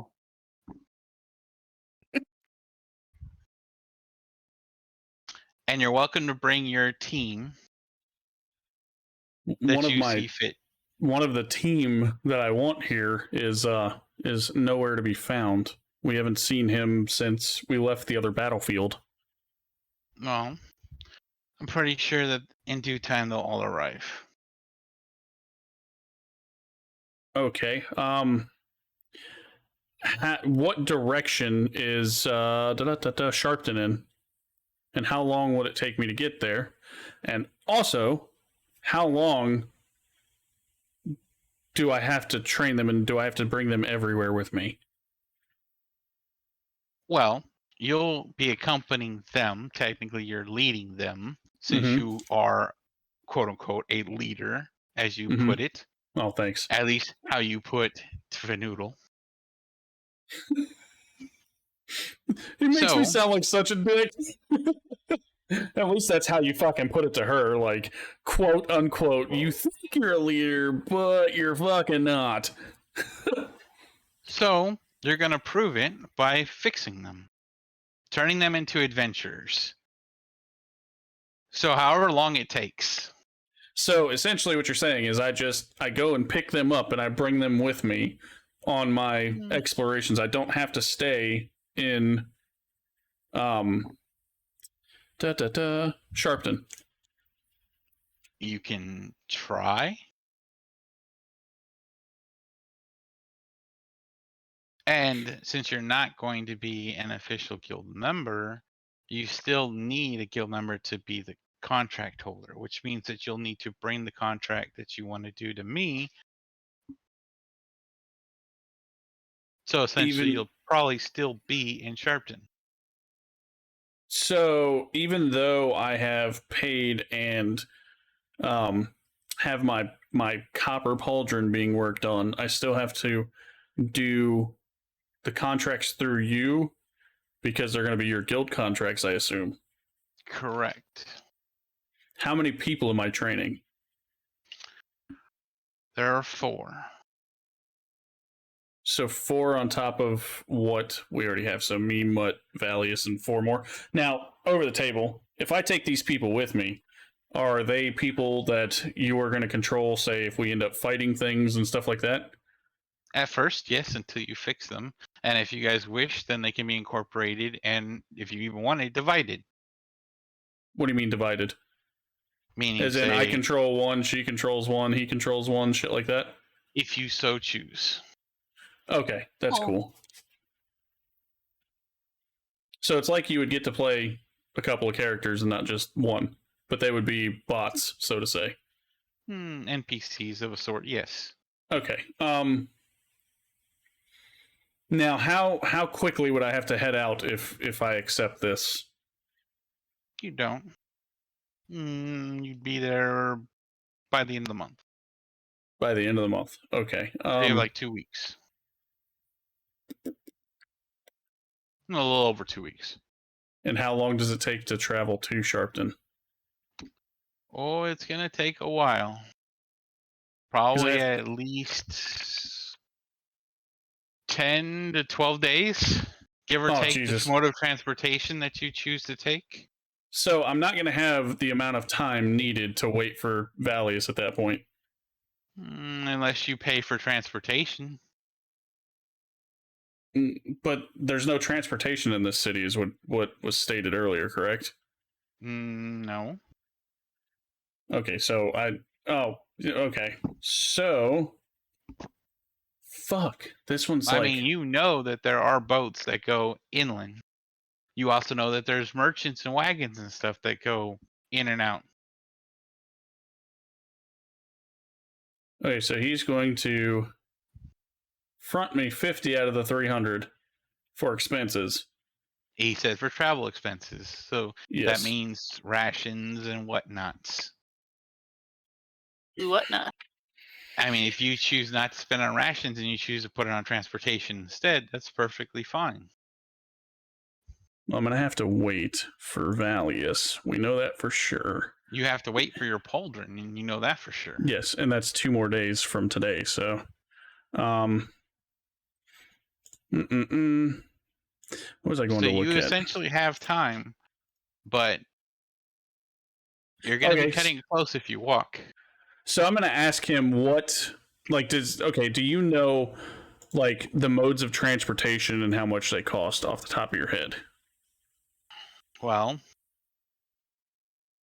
that would depend on each individual. So I cannot really give you too much of an estimate, but I know that getting a ride on a boat is probably going to cost you about, I don't know, silver or gold or two, depending on the captain per person. Okay. And then most merchants, if they're going the same way, won't ask you for very much, a few silver here and there per person, because you have to realize they're taking space from them, so they have to pay the cost. There really isn't too many people just like doing public transportation, so you're not going to find like a wagon that's just moving people back and forth because tourism isn't really that much of a thing.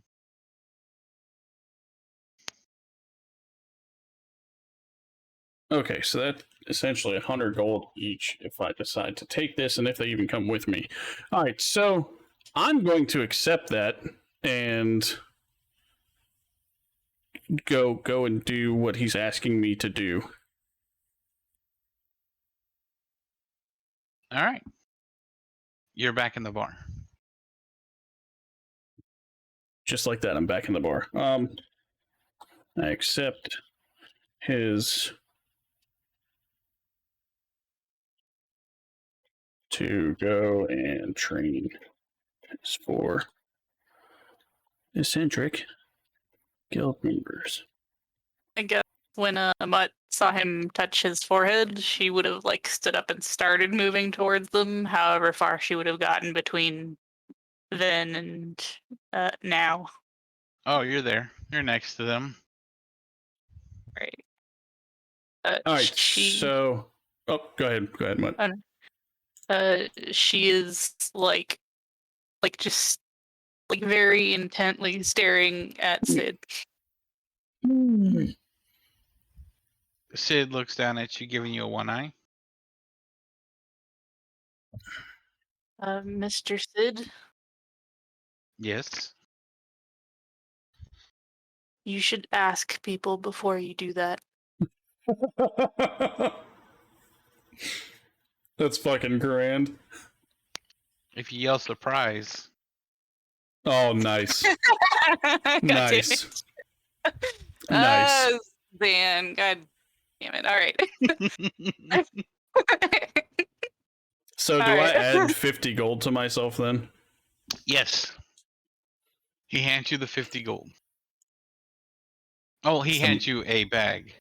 He's not going to just pull out 50. Like, there's 50 pieces. That's a lot to hold.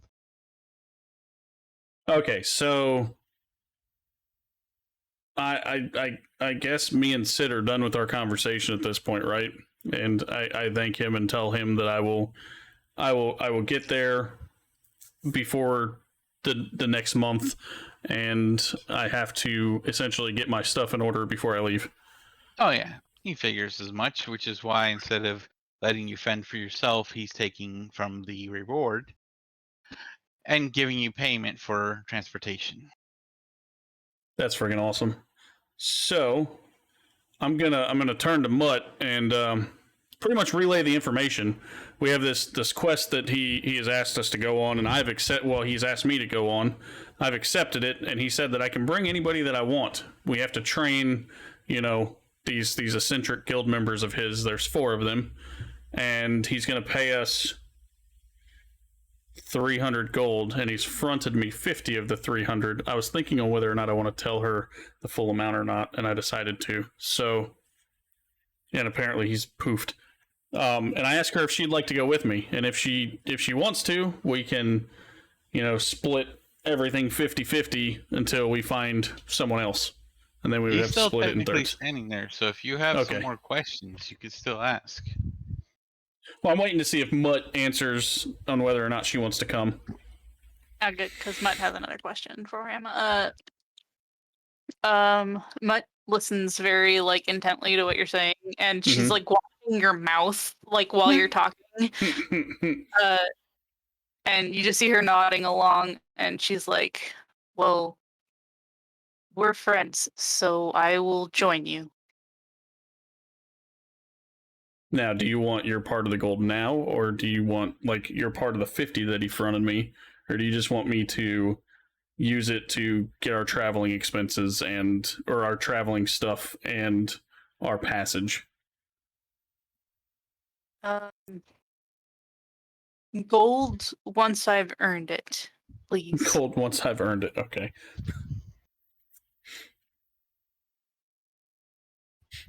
All right. So Mutt can ask her questions now.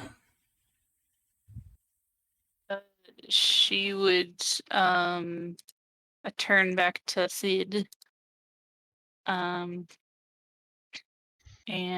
did he say if you shout surprise, or was that just you being you, Zan? He said it. God damn it. But you didn't shout surprise.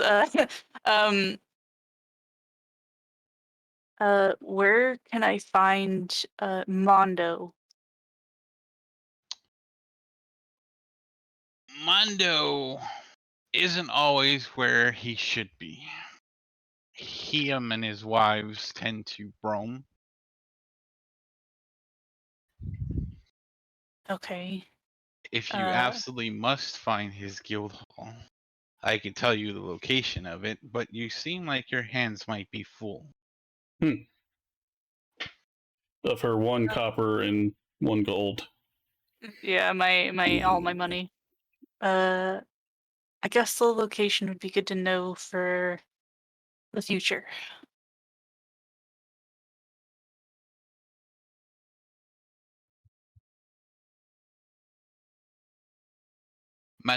Matlock. Matlock. Oh, is Matlock the name of the city? Yes. And I of course can hear this, right? Mm-hmm. Okay. And then Mercy was the other person that he mentioned,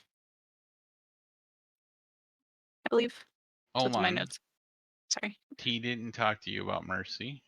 I think he like mentioned like very briefly, and then she was just like, freaked out. Or was it the crazy lady that opened the portal? Misery?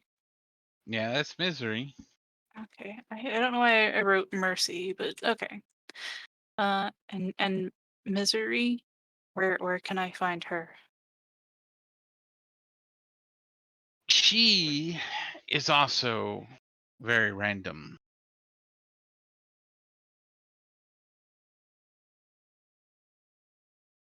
Okay. Her guild hall is in Preched. Let me spell that for me, please, DM. Presead. EAD. Okay. Thank you. It's kind of like Shathid. You'll be passing that place on the way to Sharpton. All right. Well, thank you. As well as other places that you're trying to go. And she kind of starts to say something, and then she catches what you said. Jerrytown? Yes, you'll be passing that one as well. She gets a small smile on her face, and she looks at Sid and she says, "Thank you for asking me hard questions. I'm sorry, I'm not good at answers." That's not a problem. Answers come with time.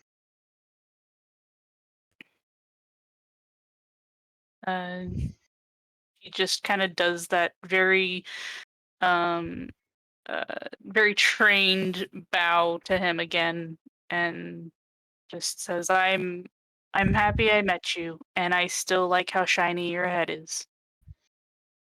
And I will do the research that I told you I would do. Thank you. I appreciate Research, huh? You trying to find your mama? it. Do you ask her about the research? Yes. To make the mind quiet, because there's a lot happening here, and she gestures to her head.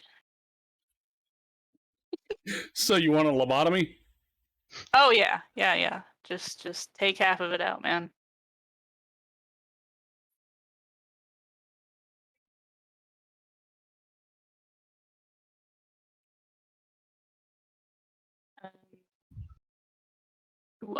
Do I ask that in front of Grim? Ooh, DM. DM, do I ask it? You You could also ask me to go out of earshot. yeah, Well, she is in a bar, she's in a standing in the bar. middle of a room. You see Mutt get like uncomfortable, Hmm. and this is a weird look for her because normally she's just muscles and Mutt. All right, so I'm gonna ask Mutt if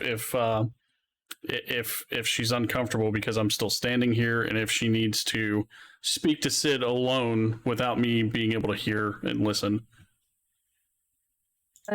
Yes, I think alone would be preferable. Yeah, because I'm picking up on context clues. So I'm gonna go sit at the bar He and touched order your another forehead. drink. Shit. Yay! More of this. Therapy sessions. While she's doing this, Z, I'm gonna get another ale at the bar. So that's what It's another gonna silver. take a split second in your time, That's fine.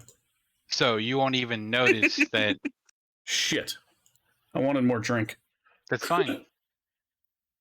That's gonna cost you Well, you said it's gonna be a split second, so I can't even get over there while they're doing all this. exactly. Yeah, it's fine. All right, Mutt, go.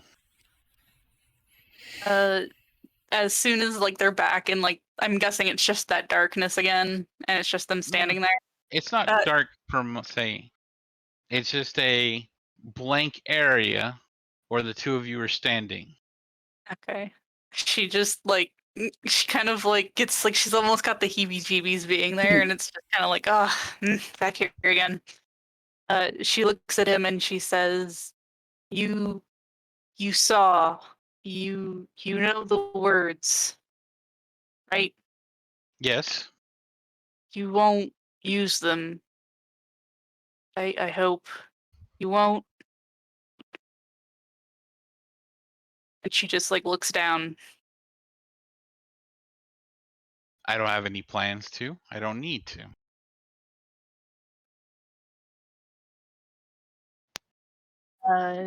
She does something like super uncharacteristic for her, and she like reaches out and like touches his hand, and she says, "Thank you.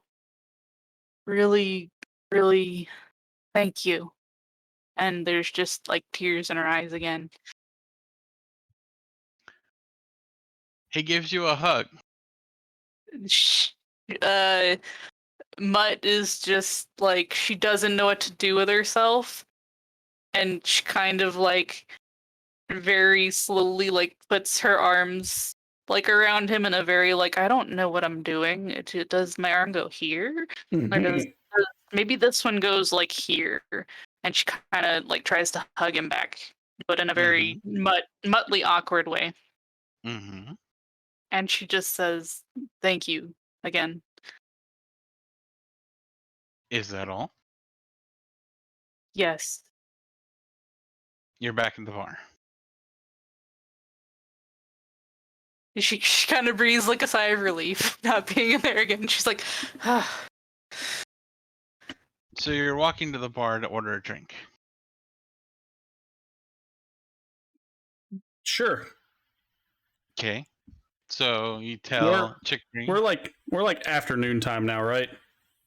I mean, it's already been past noon. Right now, it's getting towards evening. So essentially, we're looking to wind down at this point, and shit. That means I'm gonna have to buy another room, huh? I mean, if you want to sleep here, You can sleep on some boxes with Mutt. I can tell you right now that would not be good sleep for him at all. Like, I would not get the rest that you get out of sleeping on boxes, so my rest would not be good rest. So yeah, did I eat? I did eat today. I ate earlier. Yeah, so I guess I'm just gonna order a drink and prepare for the wind down of the evening. Yeah, and we just had the feast over there too if you wanted more food too. What was that, like 2 silver? Some shit like that? Your ale is 1 silver piece. 1, okay. If you want mead, it's 2 silver pieces. Yeah, I'm just doing ale. Because ale ain't gonna fuck me up like all the other shit would. So Mutt is gonna go and sleep on boxes again tonight, I assume? Yeah, she'd probably go back to the docks and just like help them lift heavy stuff because that's kind of her thing now. Sleep on some boxes afterwards because those boxes are so comfy. You know what? Screw it. I'm gonna finish my ale and I'm gonna ask Mutt if she'd like some company tonight, moving boxes on the docks and stuff, because that's what she said she did before. The more to move things, the faster the work goes. Of course, you can join. And do they pay you for this work? Yes, they gave me this, and she holds up the 1 gold, and you can tell she's just like super proud of this 1 gold. I mean, 1 gold for that work isn't really bad at all. So, you said the feast is still on the table, right? Yeah. So I asked Mutt if she wants to eat a little bit. Mutt, do you want to eat a little bit before we go and do that work for the night? If they'll have me. I don't even know if they'll have me. She kind of pats her stomach. Yeah, some more food might be good. More energy for the box moving. So I'm assuming it's going to take us like 5-10 minutes to go ahead and eat, right? Give or take. Sure. And then I will follow Mutt if Mutt will lead the way, because she's the one that knows about this job, and ask her if they were still looking for more hands down there. Yeah, if they were still looking for more hands to move boxes down at the docks. Yeah. They're always looking for people to help out moving stuff. The faster that it gets done, the more ships they can do, the faster they can do it, etc. All right, so I'm gonna follow Mutt then. Lead the way, Mutt. Lead the way. And then I guess if Sid was still standing there, she would like motion to the food for him too. Well, if no one's gonna ask Sid anything else, Sid's leaving. Yeah, I'm not asking Sid anything else. I'll just tell him I appreciate the job offer, and I will get over there and get it done. Thank you, Sid.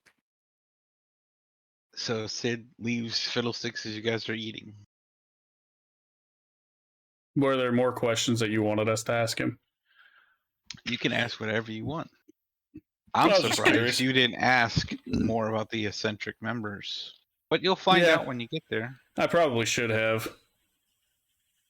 Yeah, I probably should have. I didn't even think about that at the time. All right, so whenever Mutt gets up to leave, I'm going to follow her down to get some work done. Absolutely. What'd you say? Absolutely. Yeah. So, she. Yep. Sorry, go for it. She would just like eat a little bit more and then head out, lead him there. So you guys would eat your fill worth and then depart. You guys get down to the docks. You can smell the salt here and whatnot. Like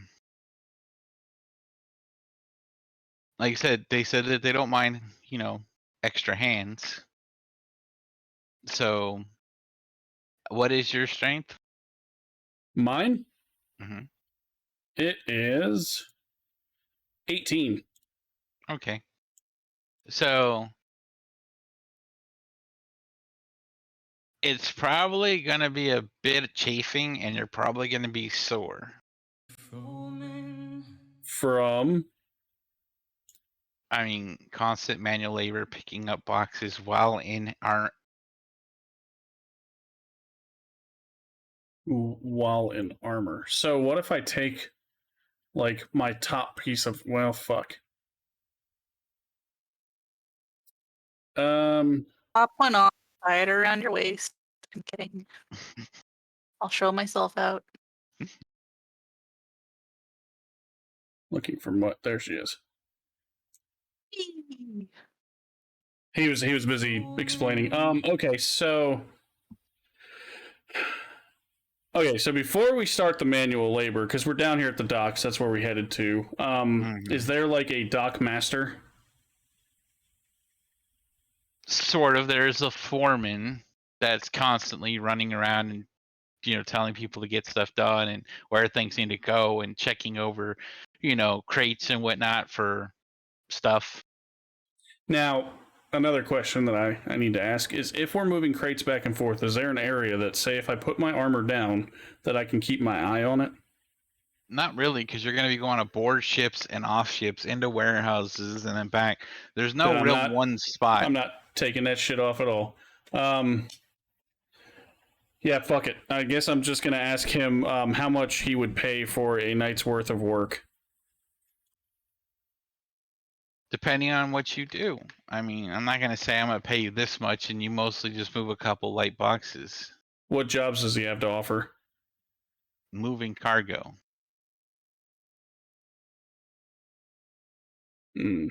How bad is this going to fuck me up if I do this? Well, it's not something you're used to doing, and it would be just fine if you didn't have your armor on. Yes, but I don't want anybody to steal my armor if I take it off. So who would you trust with your armor? That's the problem. There's nobody really here. Okay, so I'm gonna ask the foreman if there's an area in are there lockers or anything like that I can use to store my gear in so I can work? I mean, technically, no. There's no lockers for you to lock things away. We don't bring these type of things here. We don't typically have adventurers help us out. Yeah, but I'm looking for money. And I get that. And I don't mind helping you out, but we don't really have something, and I can't babysit your armor. I mean, if you want me to watch your armor for your payment, then sure. Yeah, see, that's just dumb. I can't do that. Well, fuck it. I guess I'm just gonna take some hits here and do it with my armor with me, because I don't trust anybody to just leave it there, because I have no gold to replace it. That's fair. Okay. So I'm going to do some of the heavier stuff so that I get more of a better, like, whatever's going to get me a better payment towards the end of the night, but also isn't going to completely and utterly kill me. Does that make sense? Fair enough. Is that the only thing you do, is work the night? You don't talk to anyone or do anything else? Actually, I'm still standing in front of the foreman, so I am going to ask the foreman where all this cargo comes from every single day. Like, is there like a main trade hub? Yeah, well, yeah, the ships. I get that. Is there a main trade hub that this town does trade with, or? I mean, stuff comes and goes from all over the Commonwealth. That's where these ships come from.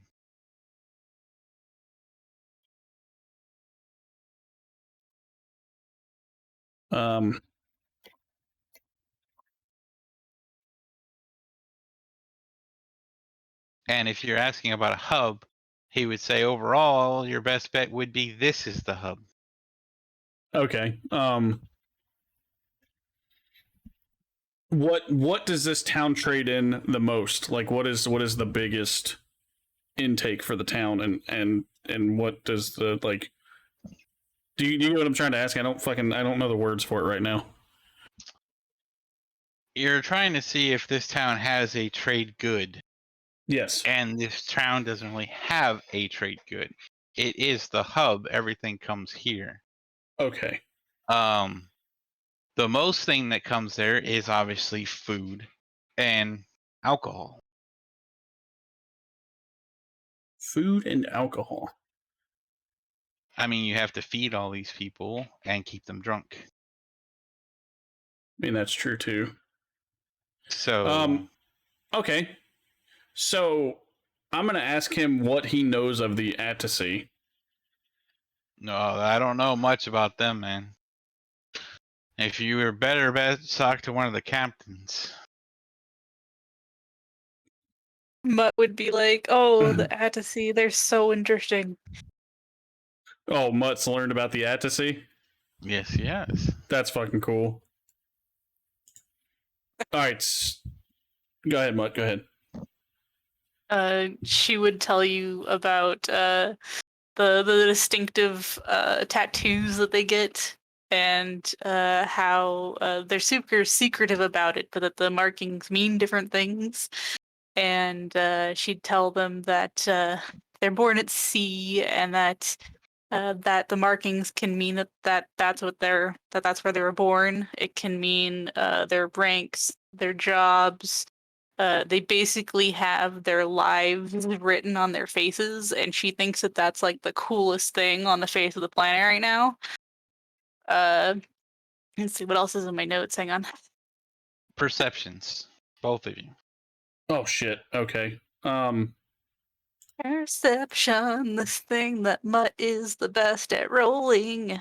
Woo! I think perception is actually my biggest thing too. Look at that! I get a +4, and oh nope, athletics is my biggest. Look at that! Nice. I'm so proud of you right now, Mutt. Oh, nice! Good roll. Okay, Hello. so go ahead and finish telling them about your notes since you guys are discussing the Attici. I'm so glad she's telling me about them, and thank you, Yeah. Nate, for the imports exports. That's the words I was looking for.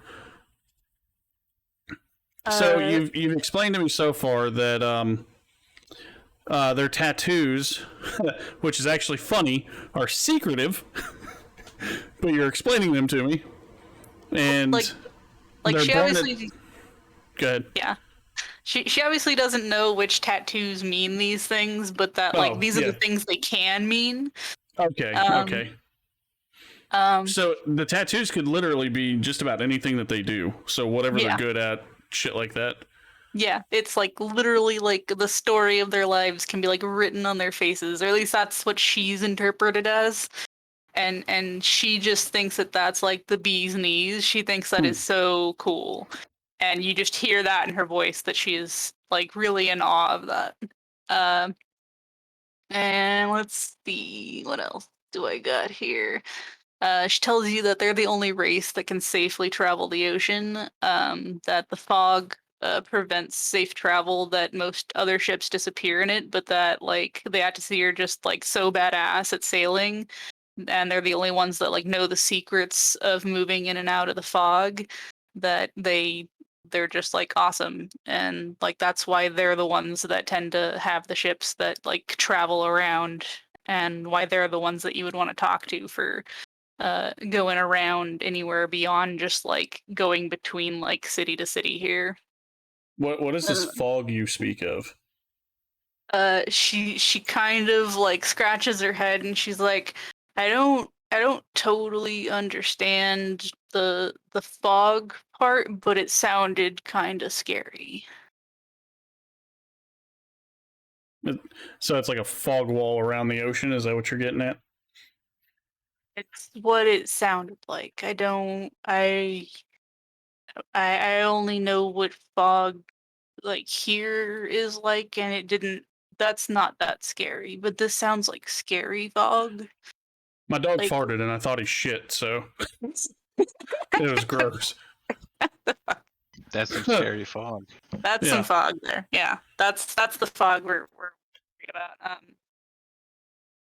And yeah, she's scary and not like the inland fog. Yeah. Okay. That's also something that's not common knowledge, the fog Z, or is it common knowledge?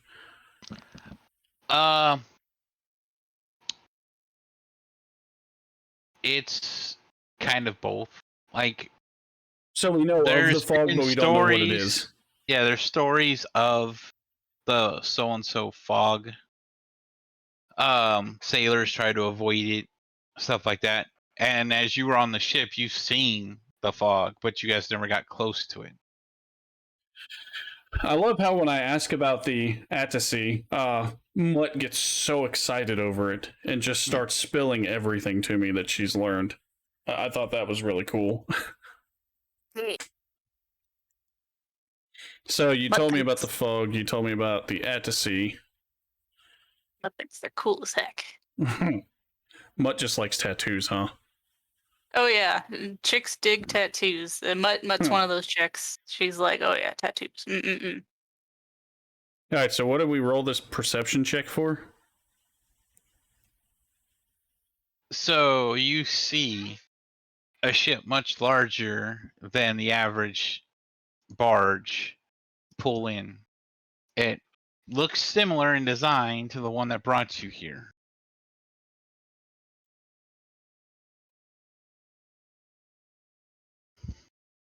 So in other words, it's not one of the common ones that have been going in and out of this port.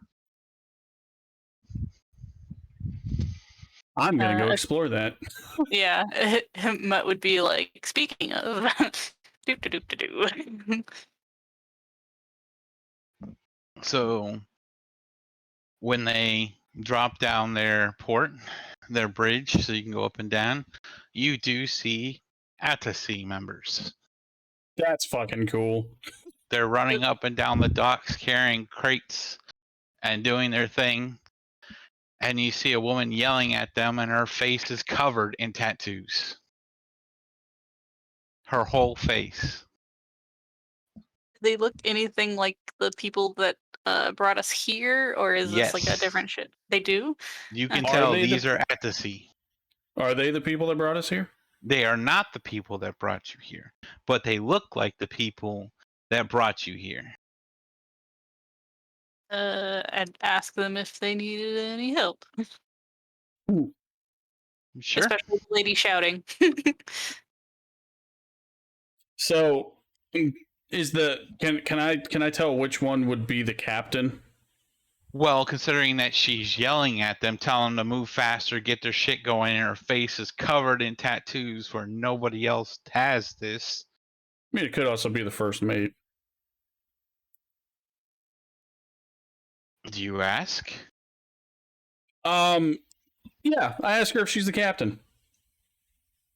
She looks at you and says, well, I know you don't know much about us, but yes, I am the captain of this ship, but I am not a captain. So I'm going to ask her if she has a little bit of time to talk. Depends. A couple of questions. Ask. Okay, so how often do the Attasy come to this port? Like, is there like a weekly thing, a daily thing, anything like that they have? We don't really have time scales in that sense. Considering the fact that there are many of us and we all travel on different ships and we all have a bunch of different things happening. Is this just a trade vessel, or can you book passage on this vessel? I mean, technically, if you wanted to get somewhere and you were willing to pay, we can make it happen. Does each of the Attasy ships charge the same amount for travel, or is it on a case-by-case basis? It's case-by-case, because it also depends on what they're traveling. Okay. And, what... Like, I see that you have more tattoos than most of the other people on this ship. What exactly do the tattoos mean? Why do you want to know? See bouncing like happily next to him. He's just like, ah, God, this is the best thing ever. I'm just really curious about your culture and would like to know more. I can only give you small bits. Our culture likes to stay secretive for many reasons. How would I be able to, like, be trusted enough to know more of the secrets? No, that's probably not going to happen. But if you earn favor with us in some form or fashion, then there's a chance that you would get some trust. Now, is there like a token of trust so that, say, each different Attasy ship would be able to tell, like, hey, you know, there was an Attasy that trusted this guy, so we all have, like, we should all be able to trust him. Not per se. Okay. So essentially it would be just the one Attasy person, not the entire clan or, you know, peoples. Mostly, yes. So my friend here was telling me about the fog in the ocean. What all can you tell me about that? Not to be trifled with, that's for sure. What's on the other side? It's a mystery. Even to you?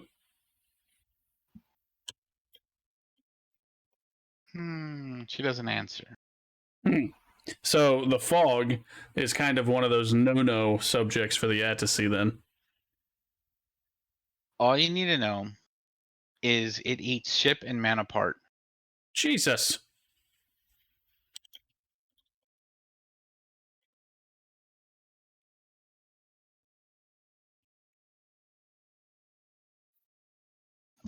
What else can I ask her?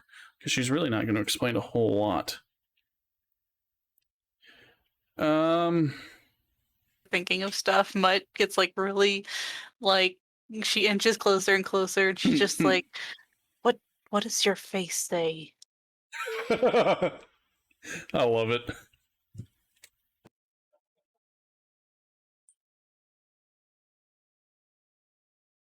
Did you hear her, Z? Mm-hmm. She's They just didn't gonna... so much think like a question per se. I mean, I don't have any other questions for her. Like, she's not gonna open up about hardly anything. I just wanted to know about the fog. Of course, I can find out about the trade routes from just about anybody at this point. So yeah, I think that's about all I got. But what does your face say? So you're asking about the tattoos? Yes.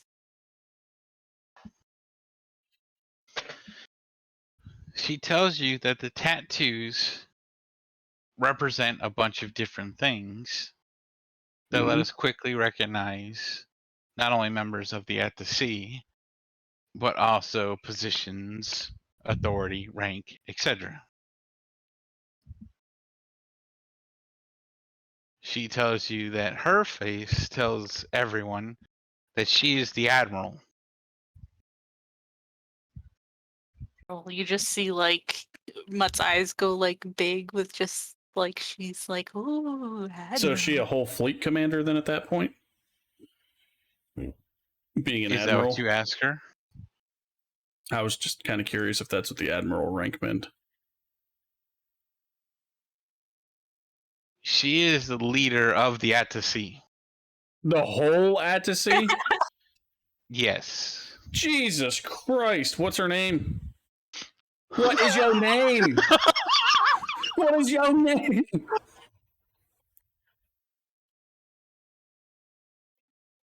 My name is Admiral I.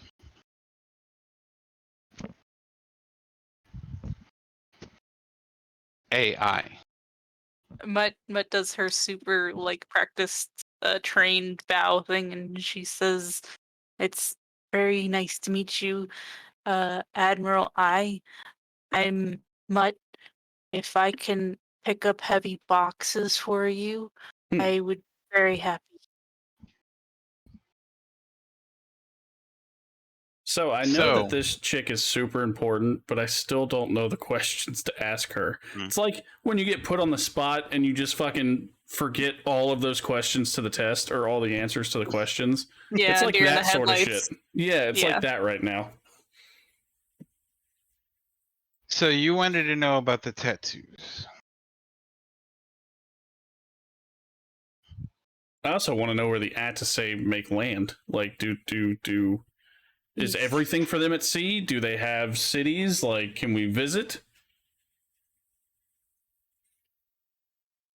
We are sea beings. They're sea beans, got it. Do they sprout in the sea? You could say that. That's what I said, sea beans, yeah. She points to her chin. And she goes, the tattoo on a chin means that you were born at sea.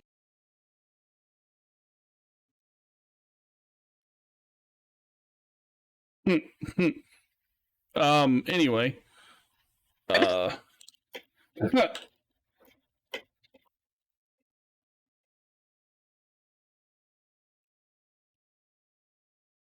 Okay, so the tattoo on her chin means she was born at sea. If she's the leader of the entire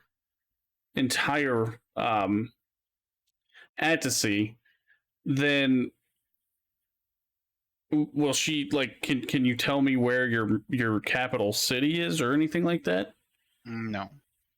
Is this kind of like Waterworld where they've got a city on water? No. So they're super secretive, so they don't want us to know where any of their cities are or anything. Like where they make port. If they even have cities. That's true. This is why I ask her these questions, and she ignores me because she's a butthead. She has a tattoo on her chin then? Yes. Yes. And Right. I guess all those tattoos that are chin tattoos, do all those mean that they're born at sea? Yes. Okay. All right. I guess Mutt would like point to one that was like slightly higher up, and she'd be like, "And this one, And that one, and that one, and the booby one. Oh. What does this button do?" She goes, Hmm. each of the tattoos on the face represents something different. That's a given.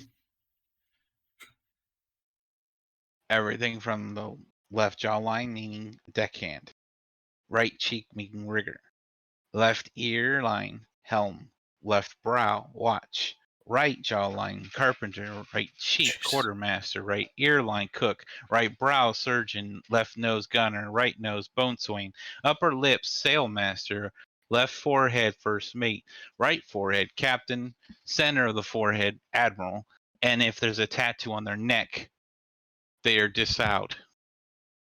Dude, holy fuck, how are you supposed to keep up with all that? And her entire face is tattooed? Yes. So the next question is, if you have every single one of those tattoos, do you have to work through all of that in order to lead your peoples? Not per se. Let's say I'm an overachiever. And does she have tattoos on her ears too? On the ear lines? Yes. So she has every single tattoo? Every single one. Does she have a tattoo on her neck? No. Probably Okay, not. cool. I mean, if she's the leader, I wouldn't think that she would. I wouldn't think so, but just in case. So if you end up getting a tattoo on your neck, are you like banished? In a sense, yes. So you can't work on an at-sea ship at all if you're No. banished? Okay, so where do the banished members go? They work somewhere else.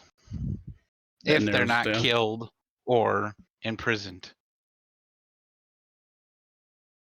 And yes, we have prison ships. That's cool. Yeah, no further questions, Your Honor.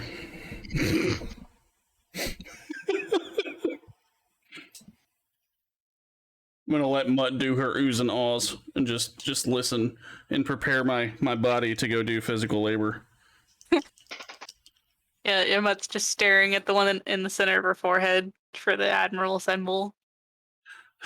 He's just ooh. I just picture Mutt standing there just like, what's that one?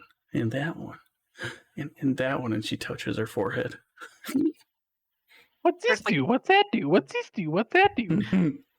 What's this one? What's that one? What's this one? Like That like one a isn't child a in a toy tattoo. store. That one's not Right. a tattoo. Oh shit. Not supposed to touch people there. God. Buy me dinner first. Let's see. Yeah. Mutt's just like man, this has been a roller coaster of a day for Mutt. This has been very interesting. Happy, sad, happy, sad, happy, sad. Yeah, this has been Mutt's day. Elated. Yeah. Fucking. So she's in like super just like she's starstruck by the Admiral right now. And she's trying to kind of remember all the things that she listed off for all the tattoos, but she's so like brain fried from it that she only picked up a couple of them, which are the ones that I wrote down in my notes. The ones I managed to get down.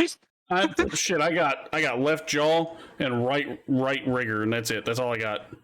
Yeah, I got deckhand, surgeon, admiral in the neck, so don't worry about it. we can powwow on that later. So she's just like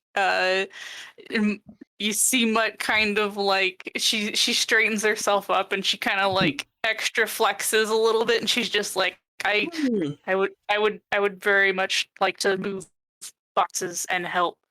She flexes so hard she poots. Yes, she poots a little. The flex poots mean that you're just extra strong. It's okay. It's just the butt blowing kisses. That's all it is. It's a sign of awesomeness amongst my half-orc brethren. It's cool. Not that I would know that. Okay, so yeah, she would just be like, just like point me at boxes and I will lift them. Okay. So I'm gonna want to be as impressive as you. Yeah, I'm gonna do the work too. I'm gonna work. So she points at crates that they're bringing up from the below deck. Mutt dives in, starts lifting like as many as she can in one go, and just like like 5 boxes like stacked on her shoulder, and just like walking them onto the wherever they need to go. Okay. Yeah. So I'm gonna start lifting boxes too. But before I do that, I want to ask her what's in the boxes. Why do you want to know what's in the boxes? Why do I want to know what's in the boxes? I mean, your job's to move them, right? Yes, but what if it's illegal stuff? I don't want to be caught with illegal stuff. You're not going to be caught with something illegal. What's in the box? You can open one and find out. No, I don't want to open one, because if I open one, then she's going to be pissed and they might fight me, so I'll just do as I'm told and I will lift boxes. I ain't fighting no fantasy already. So, as you're both carrying some barrels... That was boxes. Yeah, that was boxes too. You're going to Fucking sit barrels. there and give me a constitution save.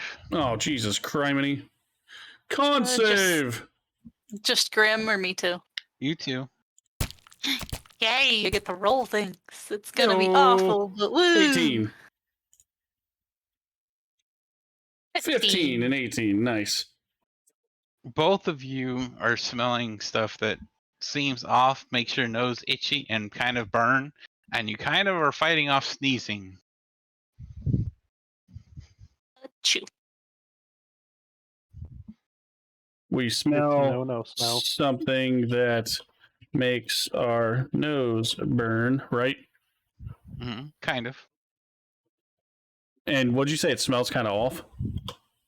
Well, not off per se, but it's not a smell you guys are used to smelling.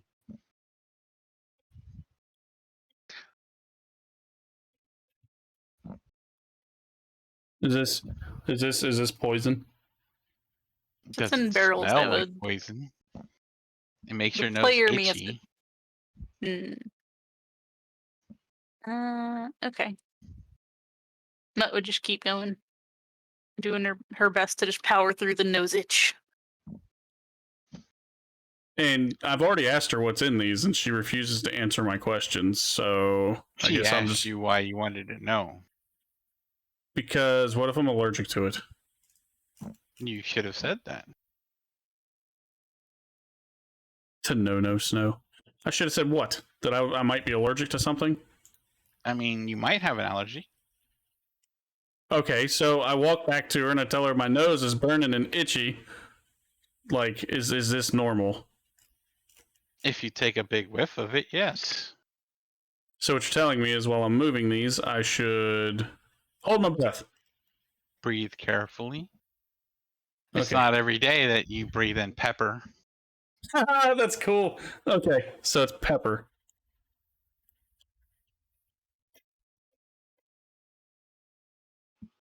Okay, so I'm gonna go back to moving more of them then, because it's not I was poisonous. kind would of assume. hoping that you would have sneezed and dropped the crate. Oh fuck, that would have been rough. You break it, you bought it. Pretty much. Oof. Big How ol' much is a barrel of barrel? pepper. Well, I mean, considering you're carrying a barrel's worth of pepper, you're probably looking at, I don't know, 10 gold pieces. Jesus Christ, I'm so glad that we didn't break one. Yeah, let's not do that. Thanks. That would have been fucking expensive. As they said, their main export or main import is food and drink. Yeah, so that's true. You'd have to think spices, food. I mean, you do see fruit and stuff that you don't know it's fruit, but you see things that you don't quite understand. Hmm. All right, so how long does this go on of us moving stuff? Hours. Okay, are we done yet? I mean, you can quit There you- whenever you want. I want to go until it's finished. Well, that's not going to end. The ports are constantly working 24 hours a day. I'm gonna need But some I rest mean, at if you're some just point. doing this one ship, then that's up to you. So how long does it take me to unload and load one ship? Well, this particular ship, being that it's so large, 2.5 hours. Which would put us at what time of night? I don't know, 10 ish. Okay, and there's a smaller barge still, I would assume, to load. Yeah, barges are coming and going, so there would be the barges. I'm gonna go ahead and work for another. So if it's about 10ish, I'll work till midnight. So you do like 2 more barges. Yes. Okay. And same thing for you, Mutt, or do you work longer?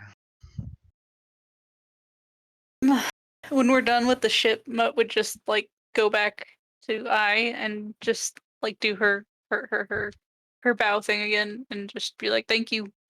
And thank you for explaining the tattoos. I don't remember all of them, but thank you. Mm-hmm.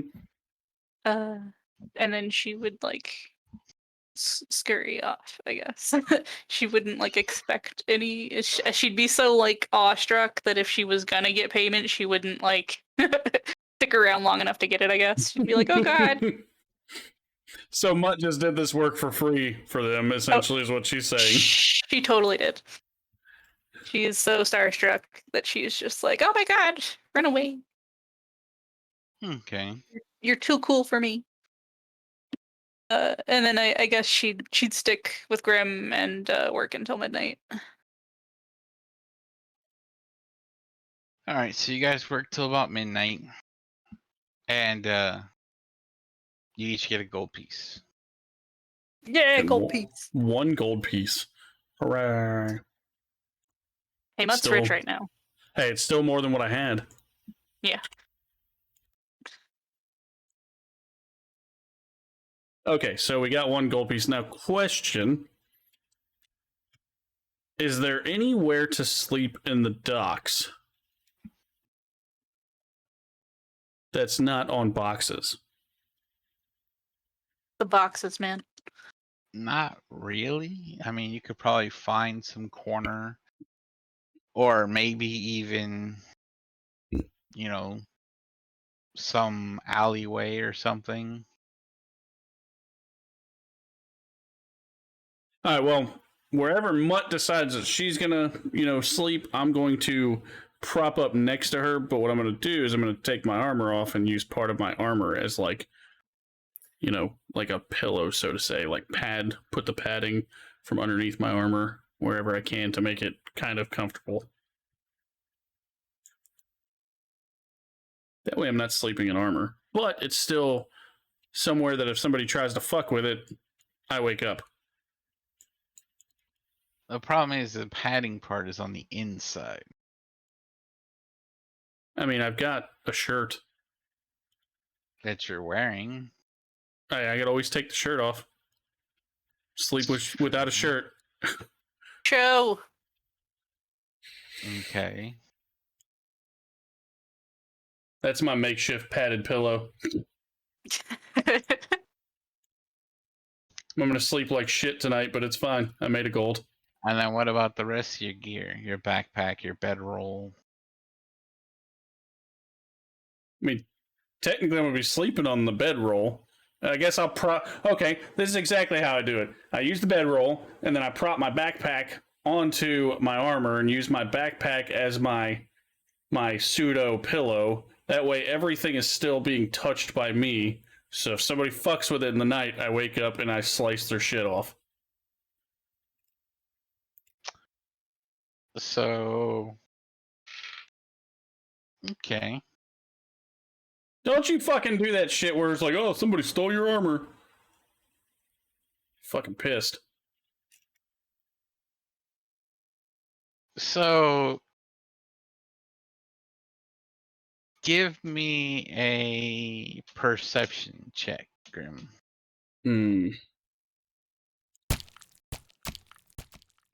Fuck me, of course it's a 10. I roll 1, 2, Okay. or just... You keep waking up in the middle of the night, Grim, because you keep feeling stuff crawl on you. You keep feeling things touching your armor. And since that's your biggest fear, you can't sleep soundly throughout the night. I mean, that makes sense, though. So, you didn't get a full rest. It's now morning time. And you are sore. Luckily, you don't have to fight. But you do get a -1 to all saving throws. See, this is some bullshit I expected you to come up with. And you see Mutt, like, she was just, like, sleeping in one of those, like, weird, uncomfortable, like the way your dog sleeps on a couch that's just, like, completely looks like their spine should be snapped and, like, they're just hanging half off the couch. Like, that's how she wakes up. And she just, like, stretches and looks like she's just had the best sleep of her life. And she looks, like, amazing in the morning. She's just like, yeah, that was such a good sleep. Must be fucking nice. Oh, yeah. So I get a -1 to all my saving throws for what, the day? Or until I get... Oh, yeah, that's cool.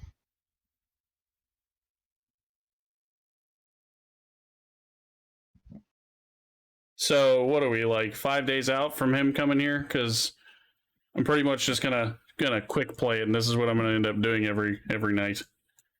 So you're going to be sore every single night. Well, no. I was going to say... Compounding your injury. Okay, I'm going to sleep at the inn every night, but I'm not going to sleep in anything that costs... What's the rooms? What was that one that I paid for that cost me like 5 silver or some shit? So you're talking to Chicory, right? Well, no, I was just wondering how much that room was that I ended up paying for, because I don't remember how much it cost. I understand that. And in that room, you shared it with other people. Yes, I understand that. So they could still end up taking your stuff. But that particular room that you were in cost 4 silver pieces per night. So it's about half of my work every night. But that's fine. You could always give your armor to Chicory. And how much would that cost me? Who said it would cost you anything unless you're paying for maintenance? All I want is storage for the week for the time that it takes to wait out to see if I can get Vallius, essentially. Because you said, and I quote, wait around and he may show up. So I'm waiting fucking 6 more days at the max before I have to take off. And I kind of want to fast play it a little bit, if that's okay with you, Mutt. I'm surprised you're not using this time at the docks to do more questions. I've already told you I kind of ran out of questions. I would love to, but I feel bad, kind of like if her Vallius is just kind of sitting there. So don't feel bad for me. You guys are fun. Are fine. D&D is 90% lore and talking. I understand that, but I would like to get Vallius in here. Is essentially what I'm getting at. Well, you're also getting at the point that you need to find out how much it's going to cost you to get to places. The barges are going up and down the Commonwealth. You want to know how much the captains are going to charge. You're not asking a captain how much they're charging. But you also stated that they're not on a normal schedule either, so I kind of was going to get to that bridge once I, got there. All right, fair enough. Because, you did state that nothing is technically on a normal schedule, that things are wacky, and nothing is ever like this is the day that this guy's going to be here, this is the day that this guy's going to be here. That was also, you were talking to the At to Sea, and the At to Sea don't travel up and down the Commonwealth. So the foreman should know all the information then, correct? The captains on the board of the vessels will know how long it takes them to go from places to place. So essentially, I have to question every single captain that comes in here. Not necessarily every single captain, but you would know about how long. For example, if somebody's going from one side of the capital to the other, or one side of the Commonwealth to the other side of the Commonwealth on a barge, and that's the barge that's going to take you down there. Instead of paying per ship, like going from this place to that place to this place, jumping on different ships, you would also know how long it would be if that person was to come back.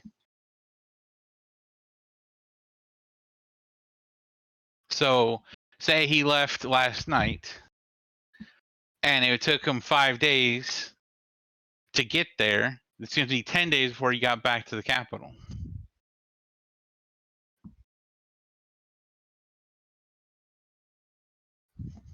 I don't even know how far out the other fucking place is, so.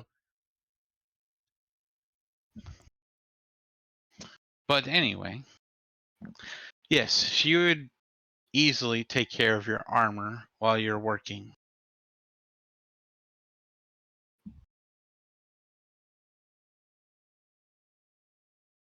And that way you don't have to incur penalties, and you won't have to worry about someone stealing your stuff. All right, that's what I'm going to do then. I guess I'm going to leave my armor with her, and I will end up, I don't really, okay, I'll have her oil it, but not oil it every night. I'm going to have her oil it right before I pick it up. So basically, she's going to do maintenance on it and just have it ready for you when you pick it up. Yes. All right. And that's all your gear, so you don't have to worry about it. Mutt, are you going to do the same thing? leaving my gear there?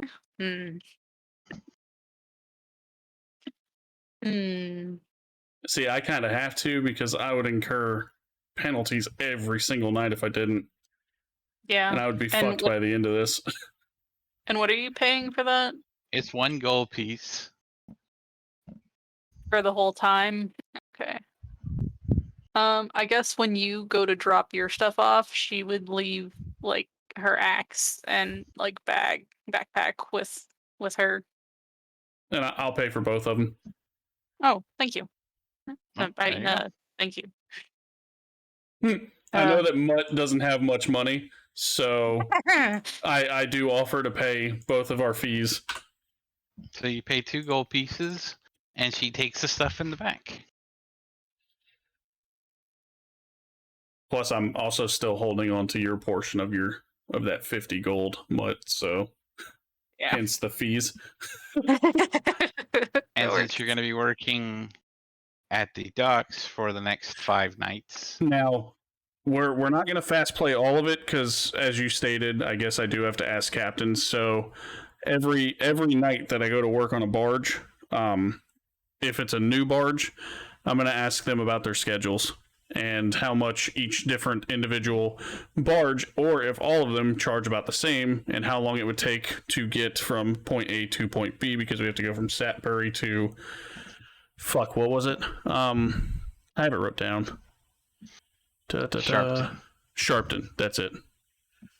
Yes, so I will talk to each boat captain as I'm loading and unloading. okay, they are going to be different people, considering the fact that you're not. I understand what you were telling me earlier, but I am also trying to speed it up and get Vallius involved in some of the stuff. Does that make sense? I get you. Now, the same thing that I told her, I'm going to tell you. You can't get all the way over there on the river. Okay. So, you can go different routes. You could take a ship from Satbury all the way down to Farwater. Shit. 1 second. Let me do this. I just heard it storm outside too. That's not good. This and where's my Asgard right there? And sorry, I didn't have this loaded up first. It's Local fine. disk. Oh, fuck me. Now I gotta find it. Wouldn't it be in your D&D, or did you move it?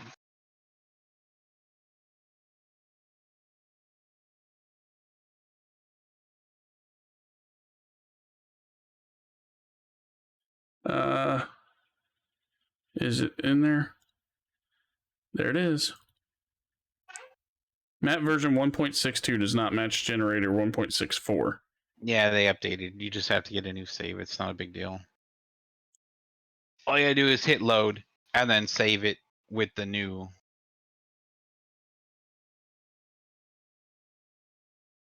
What did you save it as? JPEG? Map? .map. Yeah, okay, I got it. And we are in the Commonwealth. We're here at Satbury, and where is... Holy fuck, Sharpton is way over there. And we can't go through fucking what's it called? The Fae? You can't go through the Fae. So we would have to go to Farwater and then go and walk all the way across, right? You could do it that route, or you can take a boat all the way to Middleborough and then go via land the rest of the way.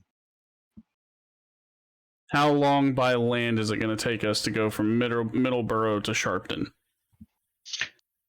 Well, let's see. According to the map, it's going to take you probably, let's see. That's a main trade route, too. Yeah, it's a road, and if you're going on foot... Well, we'll probably rent horses or something if we can, or like whatever is going to be able to rent from Middlesbrough, because I don't actually know what's there.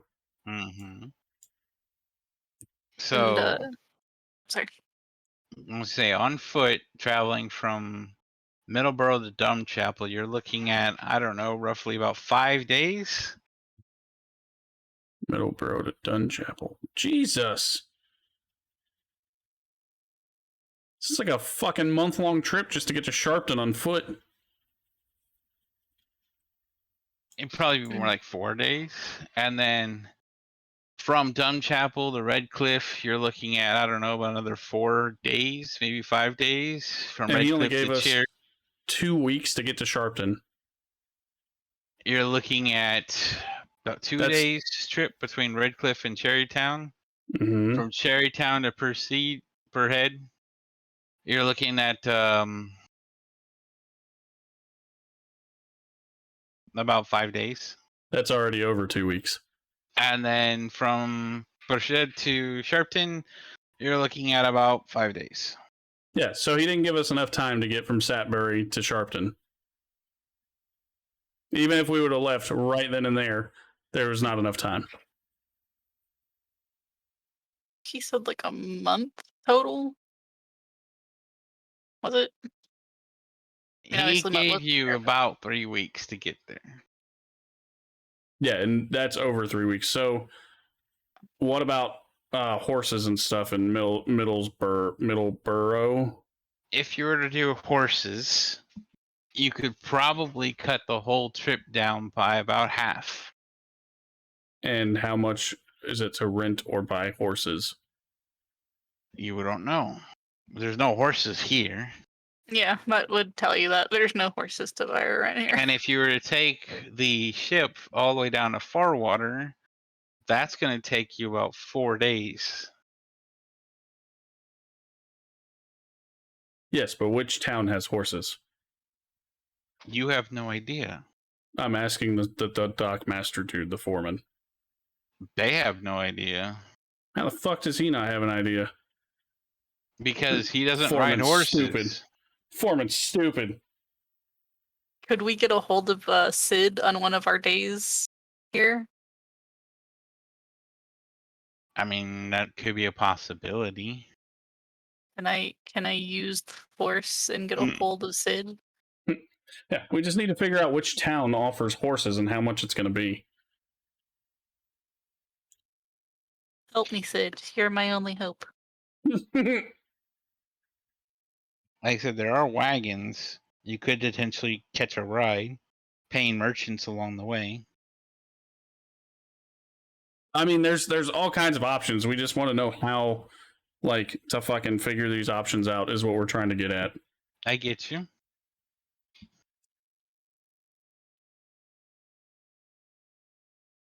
So you do find out from asking people that Windrip is where there's a horse farm.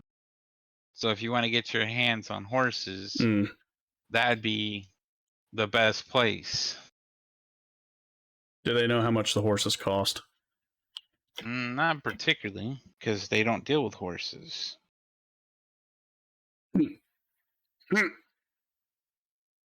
So I think even the cheapest is going to be stupid expensive.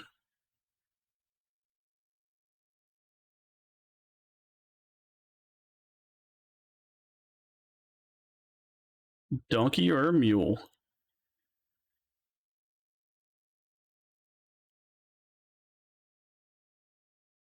The fuck's a mastiff? Old doggy. How is that a mount? For smaller characters. Yeah.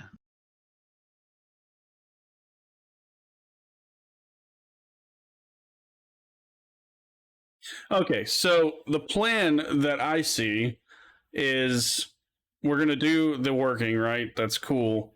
I don't want to try and buy horses right now because that's probably going to be too expensive for the measly 60 gold that I have. Because I'm assuming that somebody's going to be charging probably like 30 to 50 gold per horse, even for shittier horses. And then way more if I want a trained, like, war horse. So here's what I'm thinking. I think Mutt will be cool with this too. We're probably going to rent a barge or, pay for passage to go to Middlesborough and then look for a merchant cart or something like that we can catch a ride from city to city in each city, or see if there's one that's traveling further towards Sharpton. And we're kind of like fucking hitchhiking essentially. Makes so sense. We're faster. Can show some leg, I guess. That's the way I kind of see this panning out, because horses are going to be too expensive for 3 if Vallius even decides to go with us. So because if he can catch up, then we got to fill him in and then see if he decides to go. And tomorrow I have to go and get my pauldron as well. So yeah, don't want to forget about that.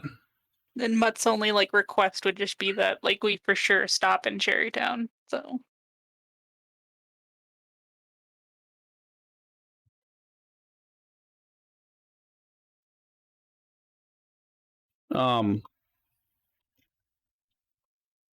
For at the docks on day that went.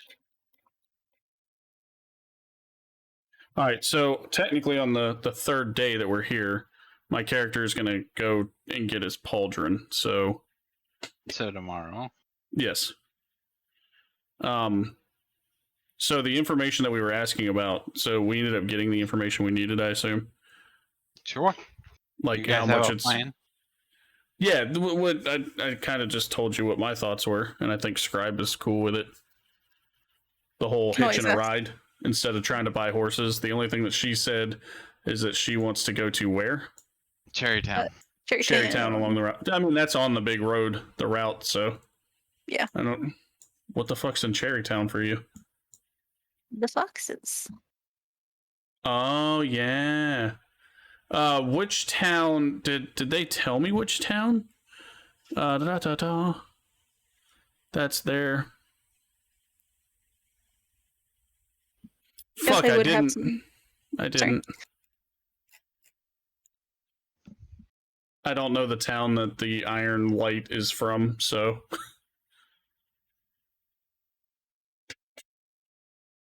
Go ahead, Scrap. I would have some questions for the people on the docks. Just whenever that's time for questions, I guess. Go for it. I guess like over the nights that we're just kind of like lifting heavy stuff and working with the people that are down there regularly, I guess she'd like ask the people that she's around most often and maybe some of the people that she had talked to previously, just see if she could find out like what the fastest barge going places here is, if they knew of like which the fastest barge might be. Well, I mean, they don't have races. They're all pretty much built identical. Well, they should. Gosh. They fucking should. But the bards are faster than other means of transportation. Okay. As I stated, you would end up making it to Farwater in about 4 days.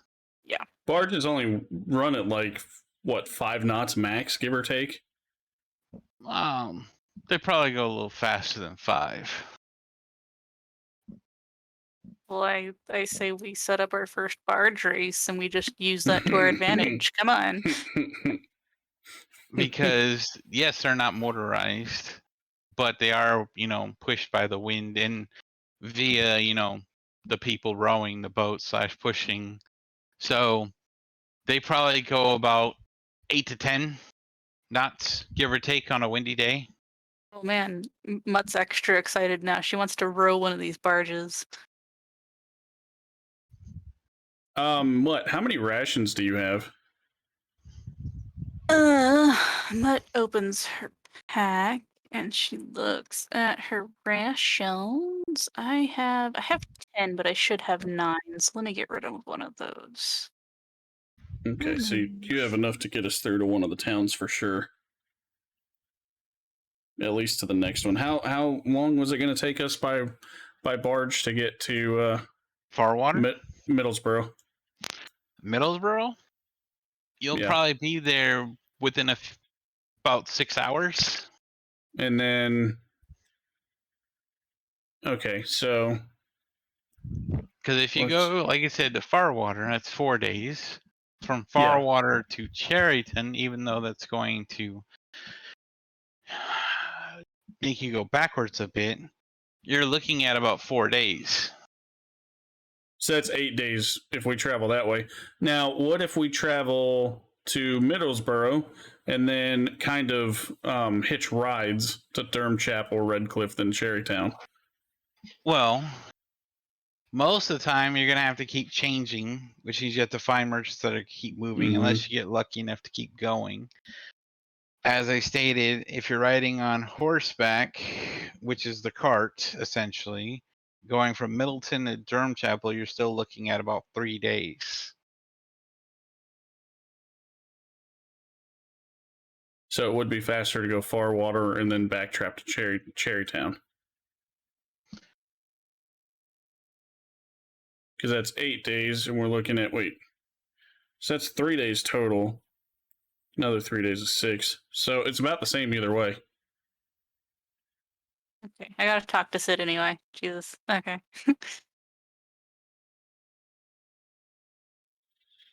Yeah, I think it's going to be about the same either way. So, Over the days that we're trying to like figure this out, like Mutt like increasingly it needs to talk to Sid. So I don't know. She like sits down somewhere and like meditatively like puts her fingers on either side of her head and just goes, Sid, Sid, hear my thoughts, Sid. Thinking that'll work. Let's see. I don't even know what role that would be. Probably nothing that Mutt'll be good at. I would just say sheer willpower. So give me a roll on willpower. Did willpower become con or wisdom? I don't remember which one that is now. It's technically wisdom, so just give Oh, me a yay. wisdom roll. Enjoy my -1. Yay! Roll 11.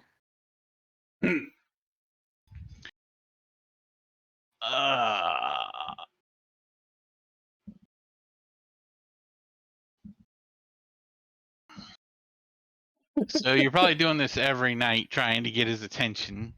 Yes, because I have no idea how else to like get a hold of Sid. So I guess I could ask somebody, but who would know how to get a hold of Sid? Is Fiddlesticks? Is Fanoodle around? Well, you probably would find Fiddlesticks since she runs the joint. Yeah. And if not, you could probably talk to Chicory. So yeah, you could end up finding Fanoodle. Okay. Okay. So do we just want to go with that then? And not me trying to like will my brain to connect to Sid? So yes, you talk to her. So what are you telling Fanoodle? I need to talk to Sid. We're trying to figure out how to get down to where he wants us to train some people, and he can just open big holes in the air that we can walk through, and then we can just be there. So I think that'd be faster, and it would save money. Well, couple corrections there. He cannot do that. Oh. And on top of that, it wouldn't save money. Oh. Buying a portal is probably stupid expensive. So, as for getting a hold of him to extend your contract, I'm pretty sure he will give you the leeway. It's very nice of him. He's not an evil person. I think I have found this out myself. Yes. Thankfully. He's good at hugs. That man good at them mouth hugs. Wait, that's not what she said. Wow. That is too far for Mutt, sir. You take that back. Oh shit. I added the copper pauldron, but I don't know like how heavy it would be or any of that stuff. You don't really have to worry about the weight. I just added it as an item in my inventory. All it says is copper adventurer pauldron. Essentially what it is a piece that slides on top of your current pauldron. Mm-hmm. I just wanted to make sure that it was there so that we knew that I had it, and we could trade it out or get rid of it as need be, essentially. So, yes. And it goes on your right shoulder. I can put that in notes.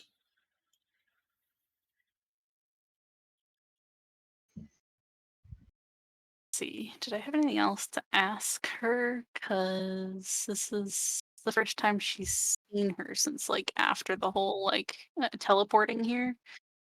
Um.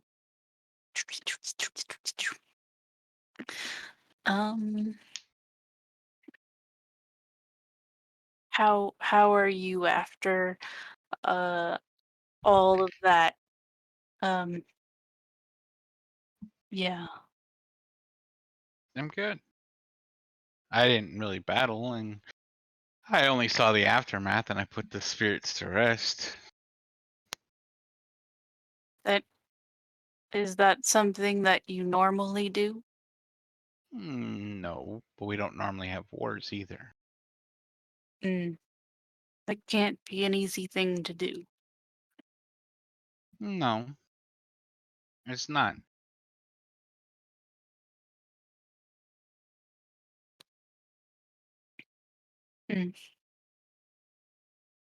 Well, thank you for explaining. I am sorry I'm not better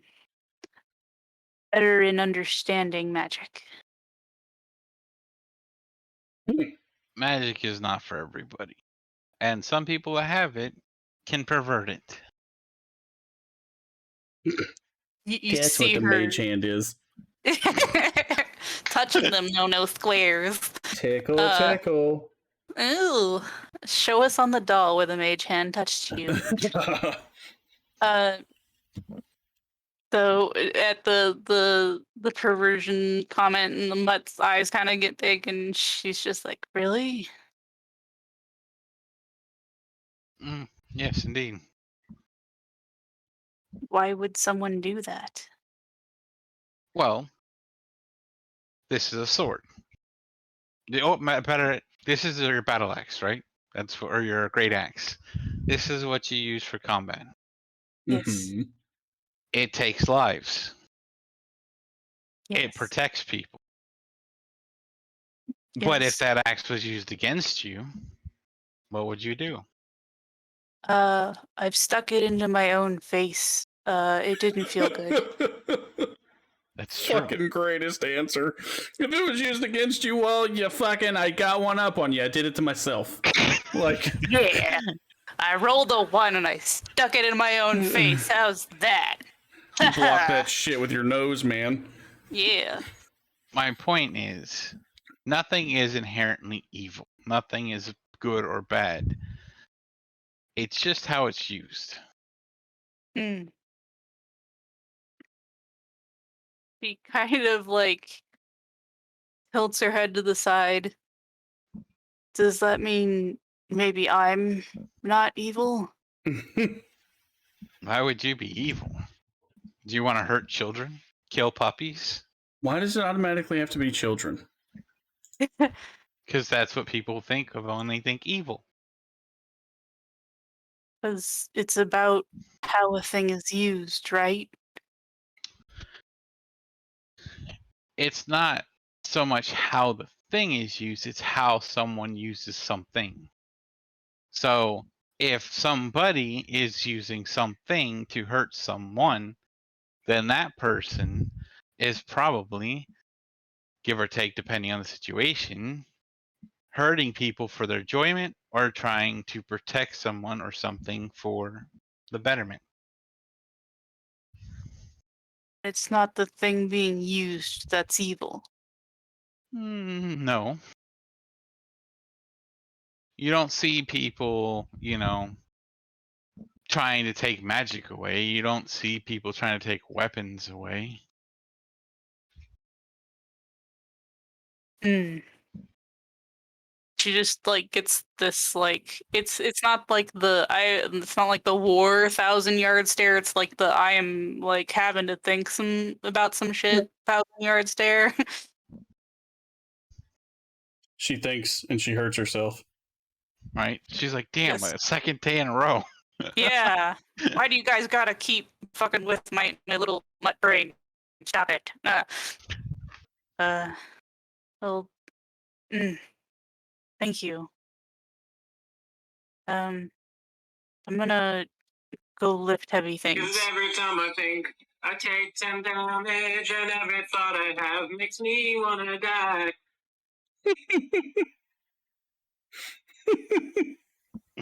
Oh my god. Shuffles away.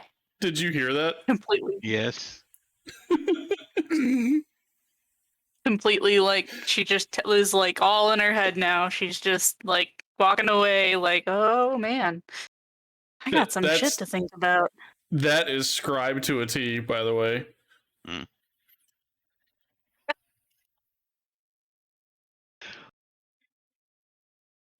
Okay. So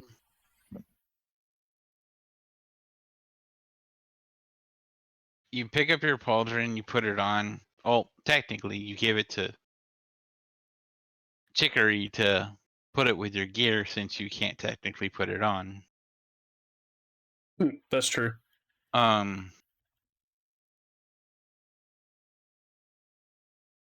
So you're in the middle of working one night. No, fuck. Of course, I take my gear off, and now you want us to start a fight. And you enter their headspace. I enter whose headspace? Yours. Sid is there.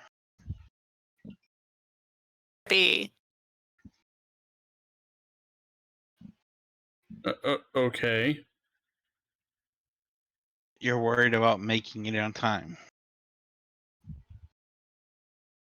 How does Sid just appear in my headspace? Do you ask him?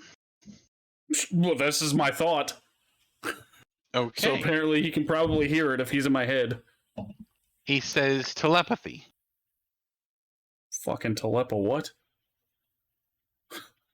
I have the ability to connect to you from long distance via telepathy.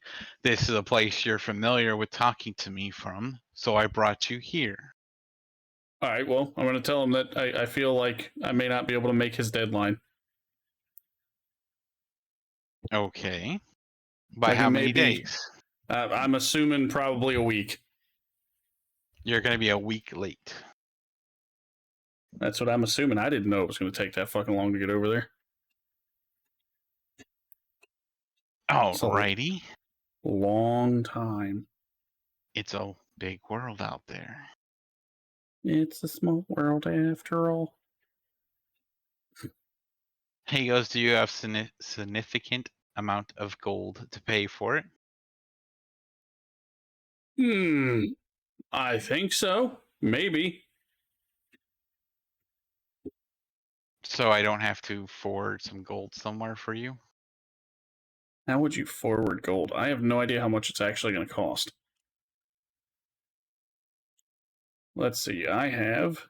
Whatever I give you forward, it's going to take away from the reward. You're already down at 250. I understand that.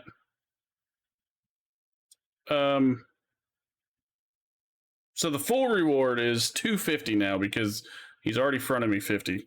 I would just say I would front another 50 just in case, and it would take from the full reward. I understand. So at that point, it would if you fail, you have to pay back 100 gold pieces. I assume. Fine.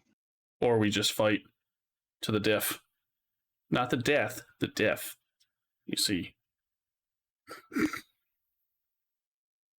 When you make it to Cheriton, you can pick up your money. From who? You'll find it at the guild hall. There's a guild hall in Cheriton, okay.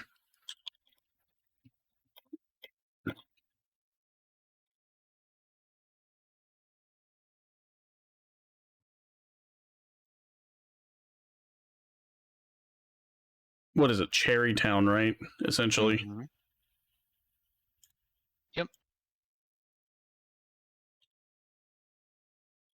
Just an FYI, I'm going to have to get off here in about 20 or 30 minutes to go and pick up the girlfriend and go to the store and whatnot. Alrighty.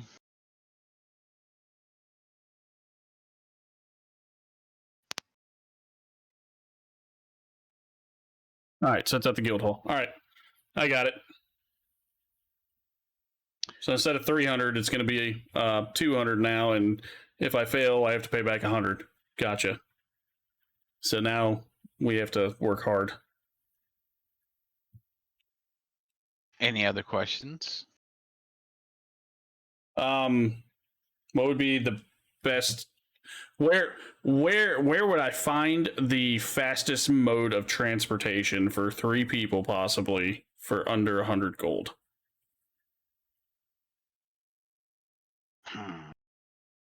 Well, you could catch a barge. That's probably going to cost you around 10 gold-ish to get down there. That'll take you to at least far water. He goes, the other thing you can do is, well, can't buy horses unless you guys all try to ride one big horse. That would be expensive. And then, Big horse. your best bet would be to get a hold of a wagon or something if you're going to go the other route. Have Vallius, like, con somebody out of their wagon. You ready for that, Vallius? Good talk. All right, cool. That was a player over player thing, okay? Fucker. Yeah, I'm still not there. I didn't say character, I said player. Over the table, sir. I'm aware. I'm still not there. Mud'll just carry everybody. I'm gonna slap Vallius right in his fucking blue balls when he gets into town.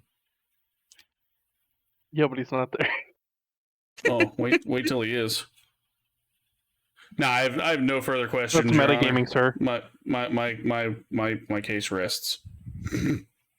All right, fair enough. And you're back doing whatever you were doing. Hooray! Hooray! How much gold do we get for working these? Probably like a gold a night, I assume. Give or take, yes. And it's going to take him 5 nights total to get to us? Yes, 5 more nights. Hooray! So you'll earn 5 gold. Mm-hmm. But you also have to start deducting food every day, unless you're eating rations.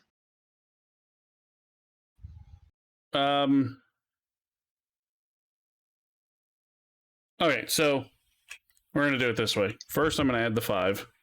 And then I guess it's going to be probably, because I know I'm going on a trip, probably just enough sustenance. So bread and water, probably. Okay. So bread and water for 5 nights, essentially. Okay, so that's essentially going to cost you, let's see, just for food alone, that's a gold piece. And then water, let's see. Yeah, you can't take That's any a more off, silver sir. piece. We're at 69 gold. All right. Okay. Well, for water, that's a silver piece for the 5 days. Well, I got to pay that twice, essentially, because mud. You don't have to. She'll pay. Yeah, but part of this money is technically yours. Well, thank you, sir. Like, that's what I'm saying. Part of the money is yours, so it's that and what was it? 5 silver? That's a week of nonstop work. So, are you going to bathe? Was that 5 silver for the water? It was a silver. Okay, 1 silver. Okay. And 1 gold piece. Yep. Per I'm gonna bathe person. before we leave. Just be gross. Yep. What kind of bath are you having? And are you going to wash your clothes? Bath. Basic bath and basic clothing wash, yes, sure. So he just loves taking gold. That is 1 copper and 1 silver per person. All right, so 2 coppers. Oh shit, nope. 4 coppers. And you said 1 silver per person? Yep. Okay.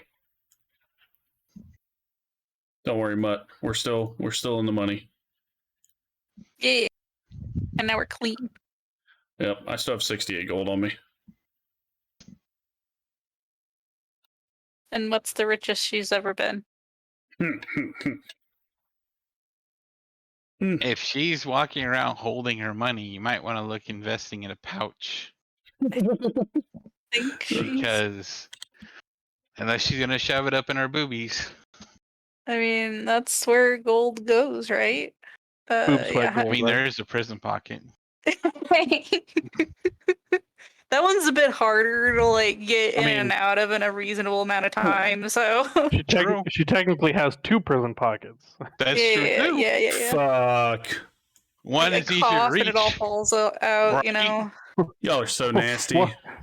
One's definitely easier to get in and out because it's a little bit better lubricated and whatnot. Oh no! No. All right. No, sir. How much does like just a basic like pouch for gold 2 cost? copper pieces. Does Mutt really not have a fucking pouch? No, she does not. So now she has a coin pouch. Yeah, coin pouch. Okay, so let me get rid of 2 copper. Now she's gonna go around going chinga chinga chinga chinga chinga chinga. And she Everybody. shakes her sack around everywhere. Dude, on that fucking note, how the fuck am I carrying coins? You should have a coin pouch. It's not in my stuff. It's common you would have a coin pouch. And he handed you a pouch with the coins. Yeah, it's true. It's usually like incorporated, quote unquote, with the backpack. Yeah, technically it is, but Mutt isn't common. Yeah. Barbarians don't normally carry shit. Yeah. And she's So weird. technically she didn't have to spend the 2 copper because you have 2 pouches. Hey. There's not a technical pouch in the thing either. I mean, No, there is. there- It just says pouch. Yeah, it's technically the pouch, quote unquote. But Yeah, and it's half a gold point, it says. yeah, so like I said, Mutt wouldn't have those because money isn't a concept for her, as she explained. Should I add that to my thing or no? What, the pouch? If you want to add it, but you don't need it. You have a coin pouch. See, what's funny is it doesn't actually show a pouch in my gear. That's why I was kind of confused. It won't. Like I said, it's considered common. You would have it. The only reason I didn't give it to her is because of her concept of money. It's not there, so she wouldn't see it as something she needs. She probably used it along the way to make a birdie feel comfortable and then took off and forgot all about it. By the way, I can push, drag, or lift up to 540 pounds. That's true. And my carrying capacity is 270. That's why I asked what your strength was, so I understood what you could be carrying. Heavy shit. Exactly. Whose strength is higher, mine's or Mutt's? Yours. Hmm. You rolled better than me. Or strong man. You got the math rocks on. Dude, your I've only got side. 2 characters with good rolls. All my other characters, Hey, no. fucking. Neither of you two got nothing on my strength. I got you beat all day. What is it, 6? Plus or minus 2. Yeah. Ooh. So, oh 8. man, big old strong muscles on this guy. Fucking. Yeah. Why do you think he wasn't helping carrying bodies? He was like, "Oh, lift things? Nah, I'm good." Lifting? That's not my style. I'll tell you how you can lift things. So I'm really good at mansplaining, but actually doing it not so much. Oh, that's cool. So now it goes without being said, but we end up picking up our gear before we leave on the whatever day. Okay. So yeah. All right. So what point are we at right now? Because I know that he's technically got to go in a few minutes. Yes. And you weren't asking them pretty much any questions, really? No, the questions that I was asking was about their schedules and stuff, and you kind of told me how much it was going to cost, about 10 gold pieces for us to travel down the river. And then, huh? I was asking Vallius if he was actually talking to them during those 7 days that he's on the road with his two Nothing really of companions. importance, I don't think. It was Martine? probably more just like bullshitting, give or take, and that's about it. He's really just he's a talker, but he doesn't really know what kind of pertinent information he would need to know, so he's just talking. He's probably getting on their nerves by about day 3. Okay, so you make it to Satbury.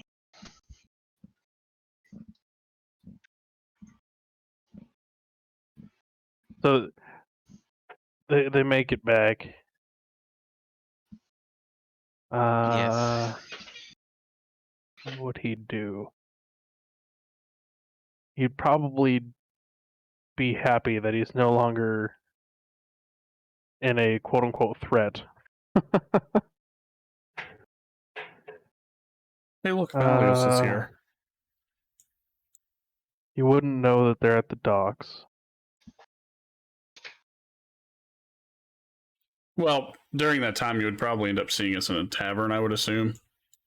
Or back and forth. Probably one place he would definitely go and try to swindle people into giving him either money or ale at some point, probably in the evening.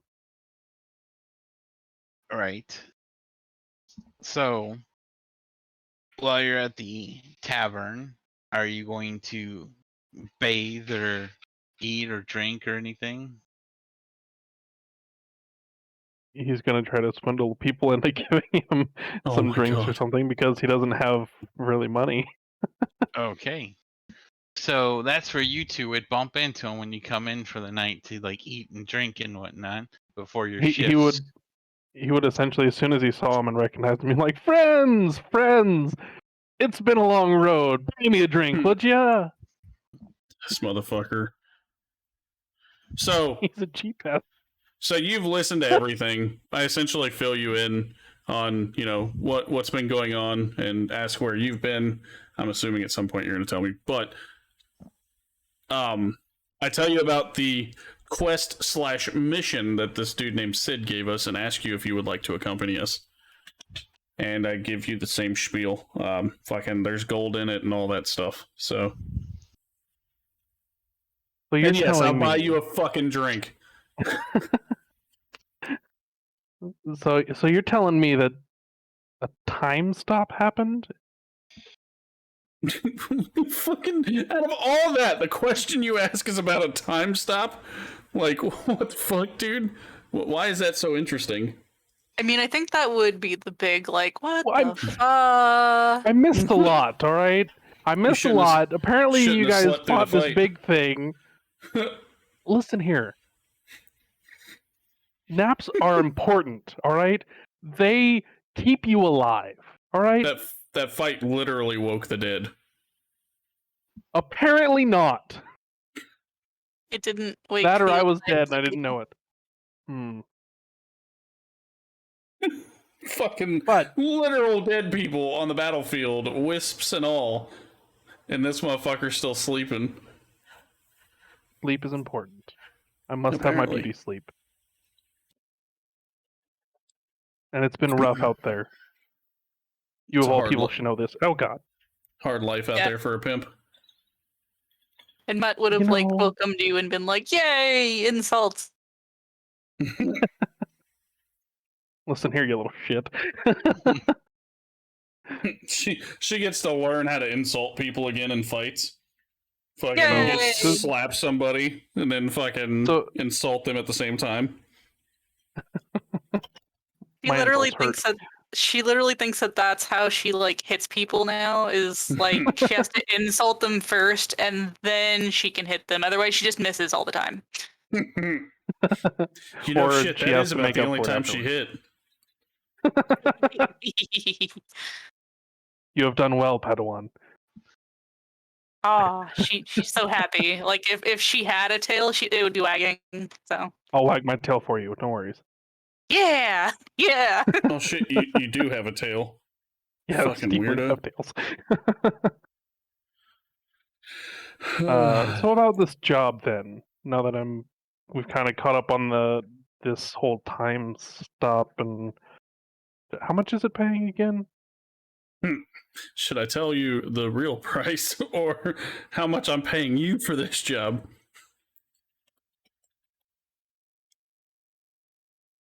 I don't know. I'm assuming you're not saying that outright, but I don't know. No, I'm wondering. It's 100 gold each. 100 gold each? I'm in. Of course you're fucking in. You wouldn't say no to that. No, I get to talk to people and try to teach them my ways for 100 gold? Why wouldn't I? Are you insane? Dude, I could have literally told you guys make 10 gold off of it, and I would have made out with like fucking 280 gold. Now, that would have been hard to do. Yeah. I mean, you'd have got with it with mud, but You do not swindle a swindler, my friend. That would have been a dick move. Believe it or not, some people would have done it. Yeah. Vallius might have tried. Yeah, you would have fucking done it, huh, Deathrin? Yeah. In a fucking heartbeat. I didn't Hey, say I listen. would succeed at it, but I would try. Oh, man. So how much is this drink that I'm buying you? I don't know how much is this drink that he's buying me. Well, what do you want to drink? I can list off the type of drinks there is. How much is the most expensive thing you got? Ale, fucking wine, course you would Dragon's go for that. Breath, Dwarven's Brew, Flagon, and AMF. It's been a long trip. Dragon's Breath sounds fun. You know, Grim, that Dragon's Breath costs 2 gold. I'm taking it out of his cut. The fuck you are. I mean, if I'm paying for it, I'm taking it out of his cut, so there's 2 that gold was down not the drain. That is not the terms that we agreed on when I said buy me a drink. We didn't agree on any terms. Exactly. Yeah, so I'm gonna get 100 gold in my hand. Now you're down to 98 gold. Fight me for it. Okay. I don't think you really want to do that, because I will probably light your shit up. Currently, only because you're a level ahead of me. Oh, So and do I've you got get some a really good Dragon's shit. Breath? choose her bread. Alright. Would you say heck yeah? DM asked me if I did the Dragon's Breath. I said, fuck yeah. I don't even know, like, what is Dragon's Breath in this? Like, what is it just like hard shit? So they To bring find you a out. mug that has the mouth, a maw of a dragon, and it's on fire. Nice. I'll drink it straight, with fire and all. Oh Roll god. a Constitution save. Fuck yes, You roll need a 1. 18. Roll a 1. I did it. Why did 3 Constitution saving throw? Derp. There it goes. You didn't succeed. You're passed out on the floor. That's one of the But I rules. I have resistance to fire if true. that helps. Oh, you didn't take any damage. Yeah, so I'm just saying if it helps. I don't know. you just broke a tavern rule, sir. Yes, sirree, Bob. You wake up in the stables. This isn't the first rodeo I've had waking up in the stables. This is Now- not the first time. That's funny. You need to just roll a flat 20. You need a DC 12 to not wake up with shit on your face. That also would not be the first time. Dude. Yes. Yes. Roll an 8. Boom. Natural 20. I don't see it. It didn't It's happen. It probably didn't show on up on there, Beyond. but it showed up on the Beyond. I don't know why it didn't show up on the. It doesn't say 20. It Beyond. says 8. Just so you know. Sure. You want me to screenshot it? No, I Yeah, see it's it. 20. It says 20. Nice. We Good can all job. see. We can all see your rolls, bro. I'm aware. Okay, so you don't wake up covered in shit. Yay! For you. Fun. Damn. Okay, so this is the day that you guys are departing. So how are you going to leave?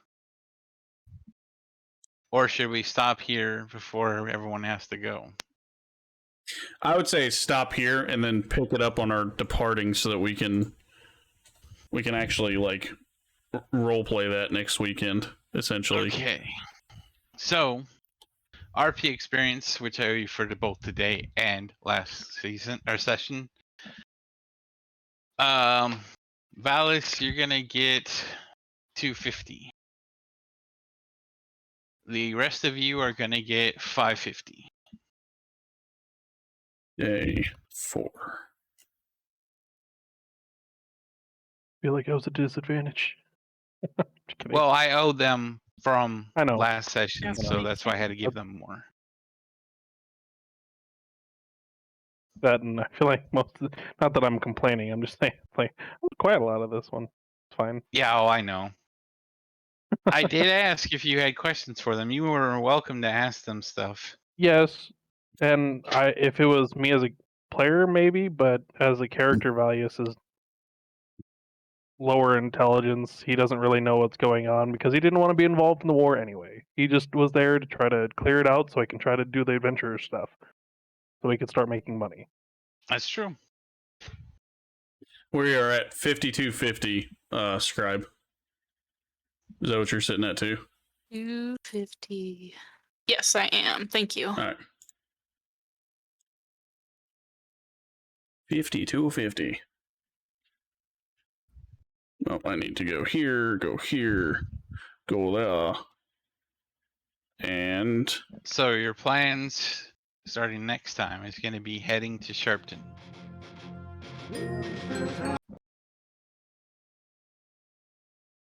yeah. Welcome to Grimster's Hideout. I didn't mean to play that. I hit the wrong thing and it played that shit again, so yeah. Anyway, guys, that was session 3 in the books. That was pretty fun. We're gonna be picking up next week in session 4.